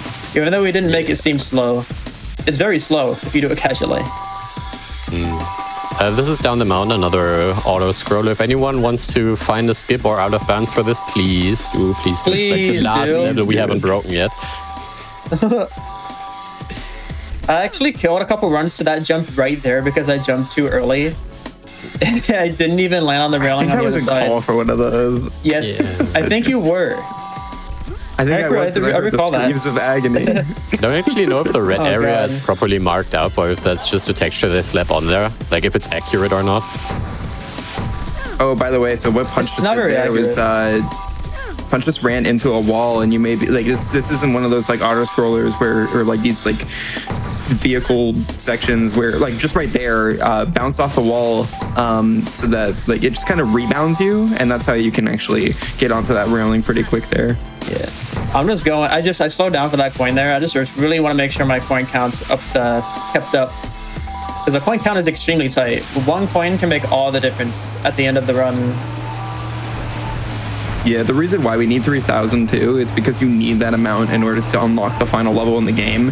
You don't need any more for any other levels, but you need that.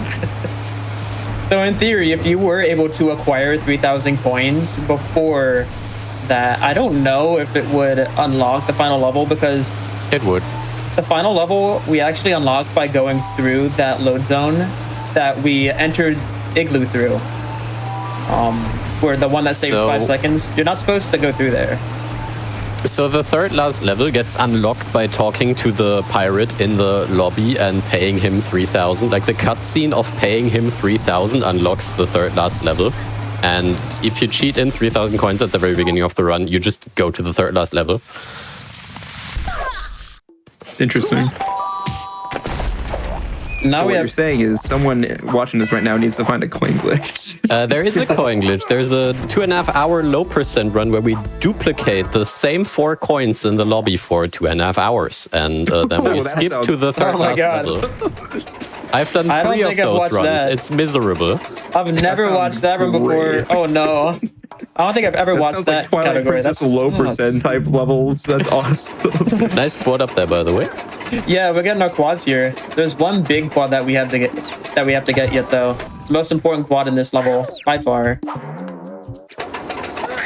The first quad that I did, by the way, isn't even like a necessity. It's just a lot easier than climbing these extremely skinny railings. See if we get this. Perfect. Nice. And doing that one quad alone saves about 40 seconds. Yeah, there's a huge invisible wall where we barely get over it with the height of the minecart. Yeah, Punch is just so goated at the game that he just does quads that aren't even required, you know? Just typical Punch shot things. You got me. Except in River Raid. Also, if you enjoy what you're watching, feel free to follow Punchshot, because he is grinding for a world record. He is now 2 seconds off of the world record, which I'm really hoping you get it soon, because you came so close. Oh my gosh. My run that's 2 seconds off record, I got to the final level before the boss fight called the Galleon, and I lost like 20 seconds to a failed skip that I don't normally fail, and I ended up being 2 seconds off. I remember because I was in call for that, and I'm pretty sure I was yapping during the last level, and then you failed it, and I blame myself. That was not your fault. Oh my gosh. You can blame me, it's all good. Okay. Alright, cool. This is the boss fight. If I can blame you instead of my lack of skill, I'll do it. Hey, we're speedrunners. We're gonna blame everyone but ourselves. Also, you got the good RNG there. Yes. Nice. Oh, this isn't that wasn't the RNG part yet. Oh, wasn't? Oh, sorry, my bad. No, you're good. It's if he jumps left or right here is RNG. Yeah, and you want him to it's- jump right every time. It's okay, yeah, he didn't jump right. That only loses 3 Never seconds. mind. I called it out of existence. I'm sorry. So every jump to the left jinxed loses it. around a second, and every jump to the right saves an additional 0.5. I thought You it get was to more watch than him that. I run think to I'm the crazy. right. Yeah, because he has to run for longer. I'm shooting through his face there. His hitbox is really weird here. But fortunately, we got good RNG there. Yeah, that was good. If he had jumped left there, he would have lost a little more.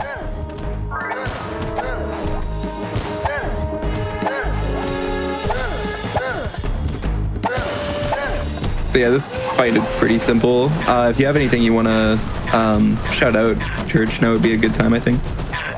Yeah, sure. So just as a reminder for everybody, if you have missed on any of our previous shows, if you missed any of our events, you can always catch up on them over at youtube.com/gamesdonequick. If you're watching this over on YouTube, you can consider liking, subscribing, or becoming a channel member to support GDQ. Also, if you are looking to get more involved with the GDQ community, you can always join the official Games Done Quick Discord and add the hotfix role to stay in the loop on upcoming events, chat with staff, and more. You can use exclamation Discord in Twitch chat for an invite and for more information. This is normal. Oh, yeah. Yeah. Also, if we're doing a race here, any Mario Kart fans, we have an ultra shortcut. Yeah, we're doing. This game has it all, man. I'm telling you. It has ultra shortcuts, it has frame perfect strats, it has blind movement. What is there not to like about this? Still can't get over the fact that we're doing race out of bounds, which is like the third holy grail, which we thought about for 5 years and then actually just happened. Yeah, I love that there's some communities that like wait forever to find one holy grail in a game, and y'all found all of yours like at the same time. They're just like kept in, and this one doesn't even use quads. Like this just happened randomly. This is just how the game is. We're just vibing right now. Oh man. Yeah, this out of bounds overall. If you do the race without out of bounds and casually, the best you can get is probably like, what would you say, Cube, like 225 or something? Yeah, 220. I'm not sure if it's 229 or if it's 225, but one of those is definitely it. Yeah, so it either saves 25 like or 29. seconds. Yeah, something around there. The inbounds record is 224.55, like 0.550 on the milliseconds. And that's hotly contested. So 224 was the limit for pretty much 5 years at this point. And now the out of bounds just casually gets 157s, so... I don't know if I've ever gotten to 157 before. I've come close. Yeah, meaningless I can't recall. a beast. Yeah, if you cut it out, it is possible to like clip back in bounds, but we should be in the clear for that. It's also possible that the camera doesn't flip, so you're driving against the camera and you don't see anything. Yeah, that's horrible. And that's impossible to recover if that happens, if you turn around there and your camera does that. You kind of have to drive around. Hey, you got sub 2 minutes though. We're so back. I did get sub 2, you're right. And Hostile Reef, this is an extremely funny level. This is what I mean by the game just becomes more and more broken because you're about to watch what I do here. We're just gonna swim. So we're gonna swim at a wall here, and we're just gonna go through that. We're just gonna swim through the ceiling. This wall is looking really nice. Why don't you give yourself 3 more concussions? Just one more, and there we go. Oh, okay, yep. All right, good. We are concussed. I've never heard someone say something like that. We have successfully concussed ourselves. So now we got to be very careful. We have to swim on certain lines here so that we can have everything spawn back in. So we're just gonna follow specific lines that we take. So that should be good.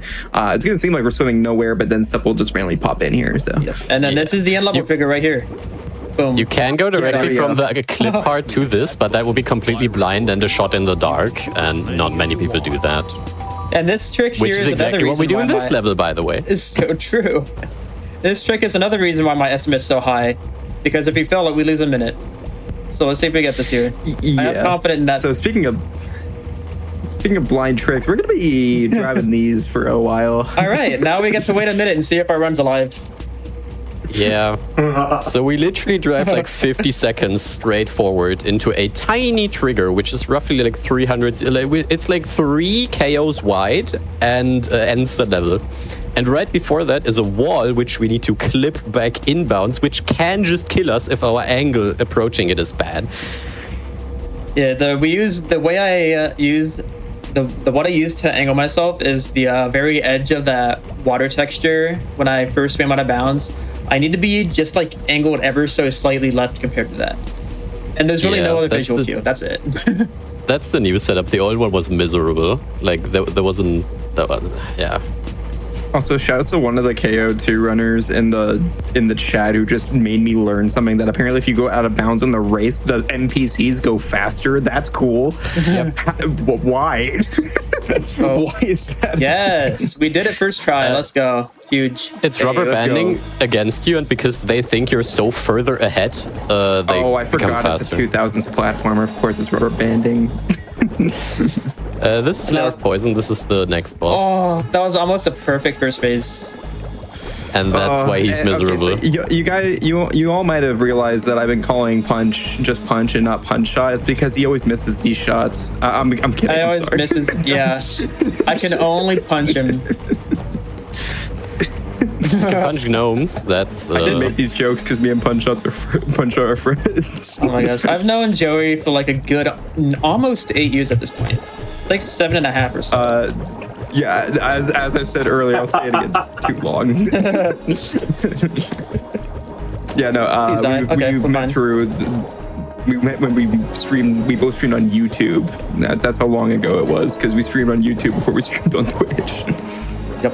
This boss fight is like one of the determining factors of how good your run is because you can either get a 2:05 segment time and gold it by 5 seconds, or you can lose like half a minute and get a 2:40. It's really completely random, almost.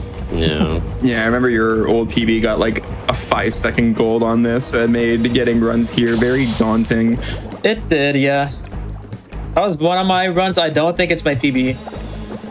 My PB is 5 seconds off gold, which is still extremely hard to do, honestly. Yeah, if you miss a tentacle, like an extra go around takes around 4.5 seconds. So you can only lose or gain time in like 4.5 second increments, depending on how many extra rounds you need. And also the tentacles, if you're aiming up too high, like if KO's too high, you can't aim up anymore. So like if the tentacles just aren't in a good position, they're impossible to hit. You're forced to take another go around. It's really there's like an invisible ceiling. Sometimes. And if you're at the ceiling, you can't aim upwards because it forces you to go straight ahead. Yeah, this was I'd say this was about average for Lair of Poison, which is what this boss fight's called. It's called Lair of Poison. Yeah, I like to call it Lair of Time Loss because I've never gone out of here in the greens. That is so real. Oh my gosh. Okay.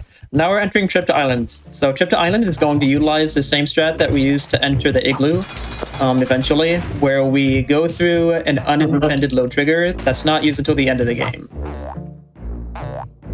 But the thing is, this game is programmed so that it loads levels in the story sequence, so it doesn't actually load the last level, unfortunately, as nice as that would be. That loading trigger actually just opens the level select menu. That's all it does. It always opens the level select menu. And the previous level just unlocks the current level. So that's why we always get to the next one in sequence. This is gonna look weird. All right. We're now a bird. We're also walking on water. Yeah, so there's an entire island here, which is currently invisible. So we're Jesus now. Yeah. Yes. So there's actually an IL strat in this level that I found out about no more than 3 days ago. We're gonna go for it once. Good luck. Let's go. If you it's gonna look hype. If we nail it, it's gonna look hype. If we do it successfully, we save 9 seconds. 9 again. I'll use the phrase again. 9 juicy seconds. You can't just turn those down. You gotta go for 9 it. juicy seconds. Someone in the chat asked if there were game-breaking skips in quadless. You can do pretty much all of this in some form without quads, and I'm going to shut up here for a second. Yeah, Xavier nailed this here. This would be awesome. I haven't seen this. Nice. So far. Oh, we're dead. Never mind. Okay, we're not going for it again. We're not going for it again. We were too far right there, unfortunately. So I behind don't even know what that was supposed to look like. So yeah, I mean, okay. it's hard to tell, isn't it? Behind that texture is another like mini river with walls on the left and the right, and Hunshot jumps all the way across, like skipping a major area of the level to that river, and then would have walked or rolled on top of the invisible walls to the final area in the game, like still invisible, and we'll get to see a modified version of this now. The reason why I went for it is because I actually had a run just last night. I just learned the strat, and my run was bad. It wasn't on pace, so I just said, okay, let's just go for the IL strat and wing it. I got it, and I go to the segment by 13 seconds. That's what you love to see. Let's go. And then the run died next clip. We ignore that. So this would have also been invisible. I get to see everything again. Yep, we are able to see what we are doing now. And now there's actually a strat that everybody else goes for, but for some reason I just couldn't bring myself to get consistent. I'm going to do 2 quad jumps here, which everybody kind of flames me for some reason, instead of using the Pelican. And there's actually a strat. Oh my goodness. I thought I got back you up. almost saved it. I thought I saved it. I don't want to get on the Pelican. If I get on the Pelican, yeah, if you get on the Pelican now, you just soft locked. Okay, we're good. That was stressful. I like how I think you're out of bounds. Instead of doing the Pelican, your backup is to quad back to safety, which is way There's an harder. invisible wall. You need to get Oh no. And that's the lava rising trigger. Oh snap. Okay, that's fine. Everything's fine. Don't worry about it. So the Pelican you saw briefly on the left edge of the screen. If you take him for one loop around the pillar in the center, he ditches you and starts flying upwards, and then you're supposed to meet the same Pelican. It's actually a different Pelican in the code. And what we can do is take him around the for a trip. He ditches us, flies upwards, and then we go back to the trigger to mount the Pelican. But the Pelican has flown upwards, and then we up warp to the Pelican, who hopefully by that time is at the end of the level. Which is flavorly called the Pelican. It's a lot. We can call it The island levels are really technical, and they were like the first to be broken. Without quads. It's really cool. Yeah, these levels were broke even before quads were found, and only gotten worse. Exactly. Even before quads were found, the game just got more and more broken as you got into it. This is consistent. Trust me. See, there we go. Easy. Nice. Right? Okay, good. Every once in a while, I do like how you mentioned that people were flaming you for not doing the strat, and then you failed the strat. Everybody's flaming me for not going for the strat for some reason. Loses 3 minutes. That's true. Yeah, this is where the upward would have taken us, and right here is the end of the level with that Pelican. I've timed it a couple times. By what I can tell, it's either just barely slower or it's even. Well, unless you lose 3 minutes. Yeah, or you can lose 3 minutes. Yeah, either way. If you fail it, it's slow. Yeah. Nice quad jump there. Again, deadly water.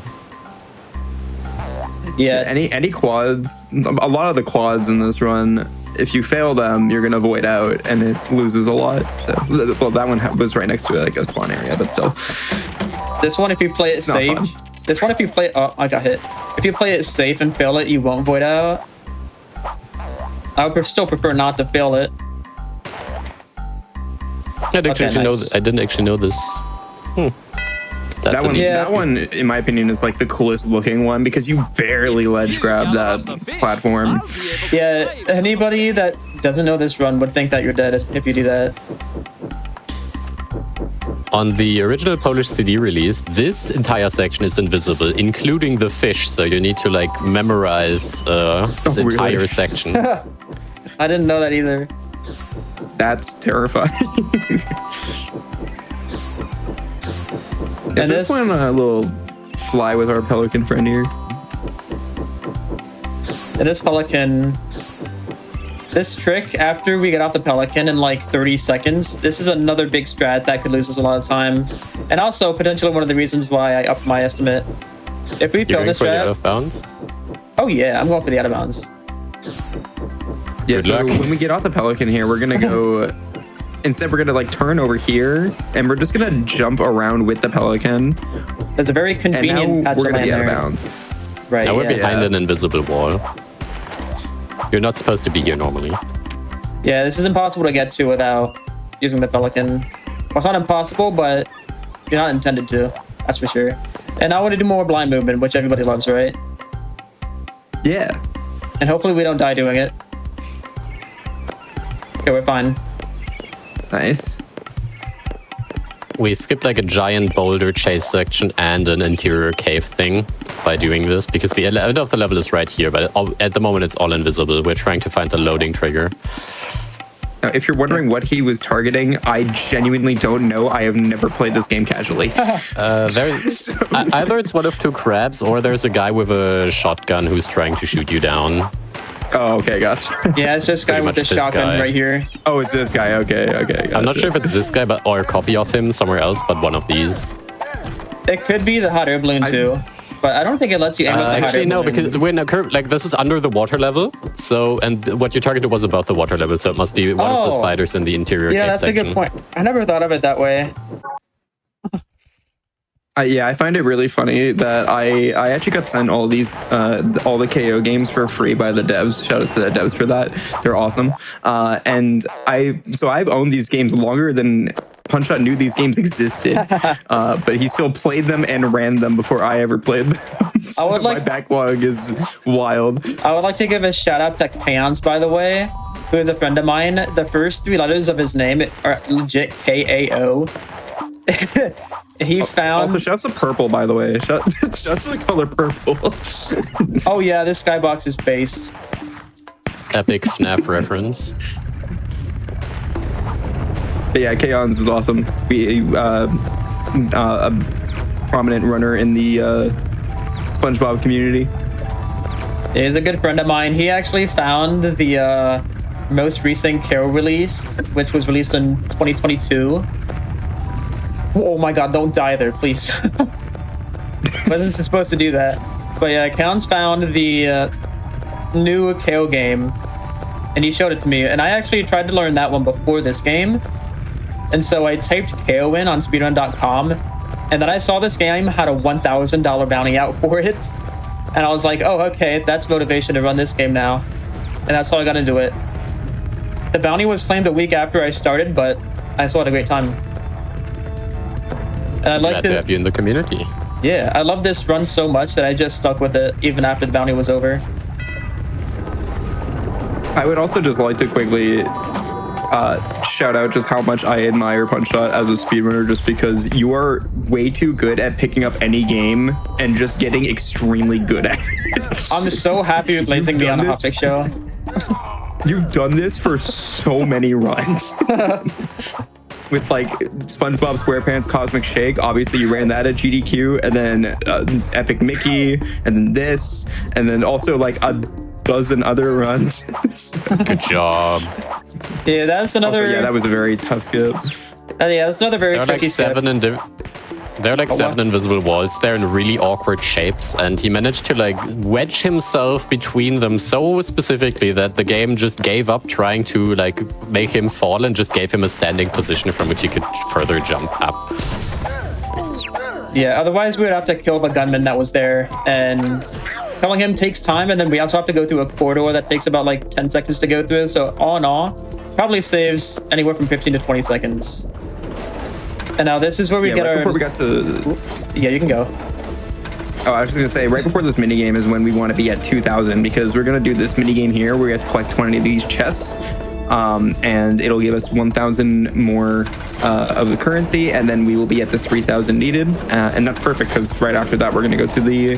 We're going to pay off what we need to, so yeah. We're going to pay off our debt.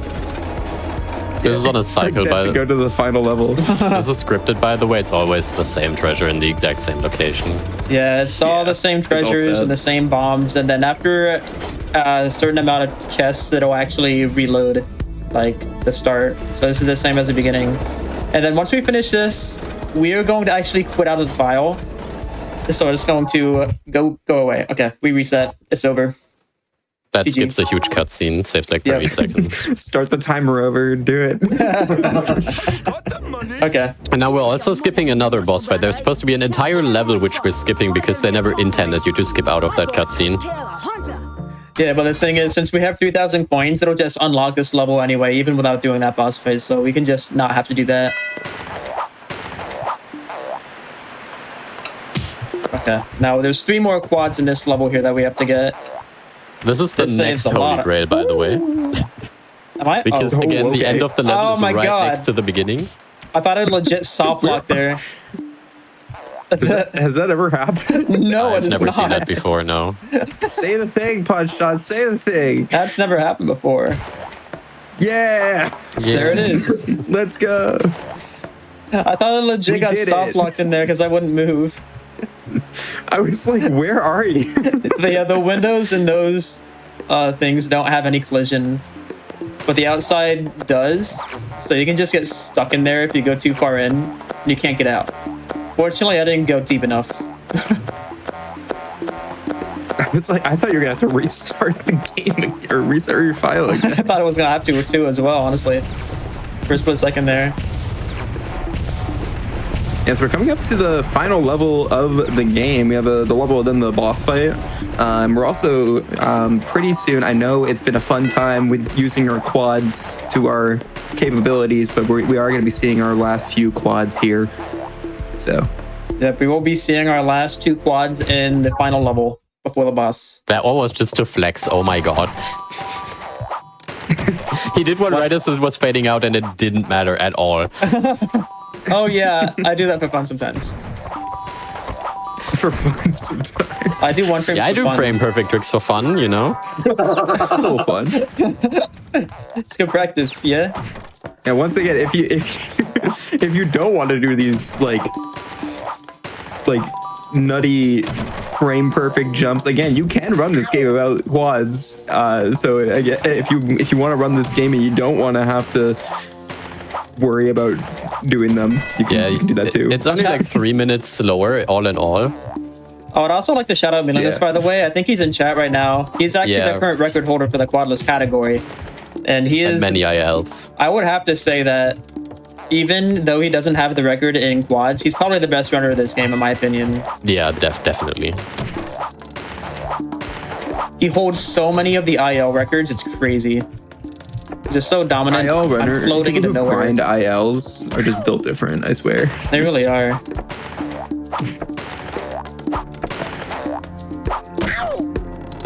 Oh, those barrels are bullying. I was getting him. destroyed. Yeah, that was rough. Hit the button. Getting bodied. We have the last 2 quads of the run. Yep, right here. Yep. Again, the first exit one. to the level is just up here, and we just get the tiny bit of height which we couldn't get before. Not a bad galleon. All right. Yeah, and now it's time for the final boss here. By the way, the music that they used in this final boss fight is the same music as they used for the first boss in the game. Just thought I'd point that out. I never noticed that before. I'm pretty sure it is anyway. I was gonna make a jab at you again. What? No, do it. Say it. I was gonna say I would never know that. You never get to the final boss. That is, I'm not gonna. I just finished a run last night. What do you want? I know. I know. I'm joking. I know. It's fine. Me and Punch Shots are friends. I would not make these jokes in actuality. I promise. Oh man. Again, this boss is completely scripted. Yep, that was a decent first phase. Don't fall in the water, please. But the run that I actually did last night died in this boss fight, so it's a realistic thing that can happen. Yeah. I did make that joke, but keep in mind I literally was there for Punch Shot's last PB that he just had, so that's how you know I'm joking. But considering the fact that I have 37 finished runs out of 4,800 attempts, it's kind of true. Oh, that's a good ratio. Yeah. Ironically, that's a good ratio. Oh, I got hit. All right, and time is coming when he gets hit in this cutscene here. And time. GG. GG, nice. Run is 52:03 on my timer. I had live split running while I was doing this. Oh, that was nice. Not bad at all for a reset. Well under estimate. That still gives you a casual 8th place out of 102 on the leaderboard. Not bad. Oh, that was fun. Also, it's really cool in these credits because the devs that made this game actually shouted out the KO community for keeping this game alive, and they shouted us out in the credits, which is pretty cool. You'll see that. Wait, that's awesome. Yeah, I didn't know that. Yeah, I didn't know that either. What? Yeah, you can see that at the end of the credits. I didn't know that. No. I think so. I've been playing this for a decade. What? Thank you for being with KO for the last 2 decades. The opportunity to play this classic version of Kao the Kangaroo was made possible thanks to the engagement and requests from loyal KO fans. These wonderful players came together under Bring KO Back hashtag and asked us to release KO digitally. Oh, that's awesome. Yeah, there's such a good dev team. Shout out to the devs. I'll play your game eventually.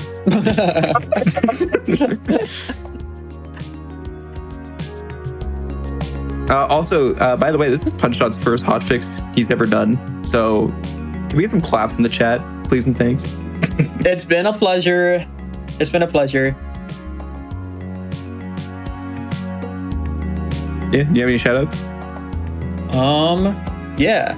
I will shout out again Rumi8, obviously, for making the practice tools mod, because otherwise this game would probably be like at least 5 minutes slower because we wouldn't be able to find half the stuff with blind movement. And thanks to Bravo Riton, who made a beginner's tutorial for this game, which is what I used for a couple of the strats that I learned. And actually, there are only 3 runners currently that do all of the quad strats, like River Raid and Igloo. If you want to be the 4th, you can feel free to join the Discord. It's a small Discord now because, you know, this game is not very well known, but we are still active, and if you want to follow up on the progress of this game, I'm going to be continuing to grind for record. So, yeah, I'll be on punshot.ttvs. Anything you guys want to shout out? I was going to say, you have anything you want to say, Cube? Yeah, no, pretty much what he said. We have a small Discord. It's not that active, but you can make it active if you want. And yeah, shoutouts to Rumi and Redix for making all the tools we use to find this stuff. And yeah, that's it from me, I guess. I'll just shout out Punch for letting me join comms and taking a risk on having me on, even though I don't run the game myself. I could waffle with y'all. You did very well. You did very well. Yes, sir. Also, I'm gonna quickly plug. I'm gonna be on Hotfix tomorrow. I'm gonna be running 3D World on Scenic Route at 11 p.m. tomorrow. It's gonna be late, so yeah. If you liked watching me waffle, you can watch me play a video game tomorrow. I should also plug that I am also doing another hotfix on the 13th. For shoot, I don't know the show name now. Let me go get it. Passion Project. I'm so sorry, Passion Project. Oh, I'm so crazy. Yeah, I'm doing it. Shout outs to Amber. Yeah, I'm running Disney Epic Mickey Rebrushed for Passion Project on the 13th as well. My second ever hotfix. Let's go. Yeah, thank you all so much for being here. Fantastic first showing on the topic, so thank you so much for being here and for showing off the game. And yeah, great run, everyone. That's all we have for you tonight, unfortunately, though, on the hotfix. We will be back tomorrow. Perilous Paths starting at 7 p.m. Eastern, and then Scenic Route starting at 10 p.m. Eastern. And just a few quick reminders before we go. We do have Back to Black coming up this Thursday. It's going to be February 5th through 8th. It's going to be a 4-day speedrun marathon featuring black speedrunners benefiting Race Forward. You use !schedule in Twitch chat, and you can check out the event, or you can visit gdq.gg/BAF to learn more. Thanks again for dropping by, everybody. We're gonna, if you missed any of the show today, we're gonna replay the entire thing right after we end here. So stick around to catch anything you missed. And yeah, have a great night, everybody. We'll see you tomorrow.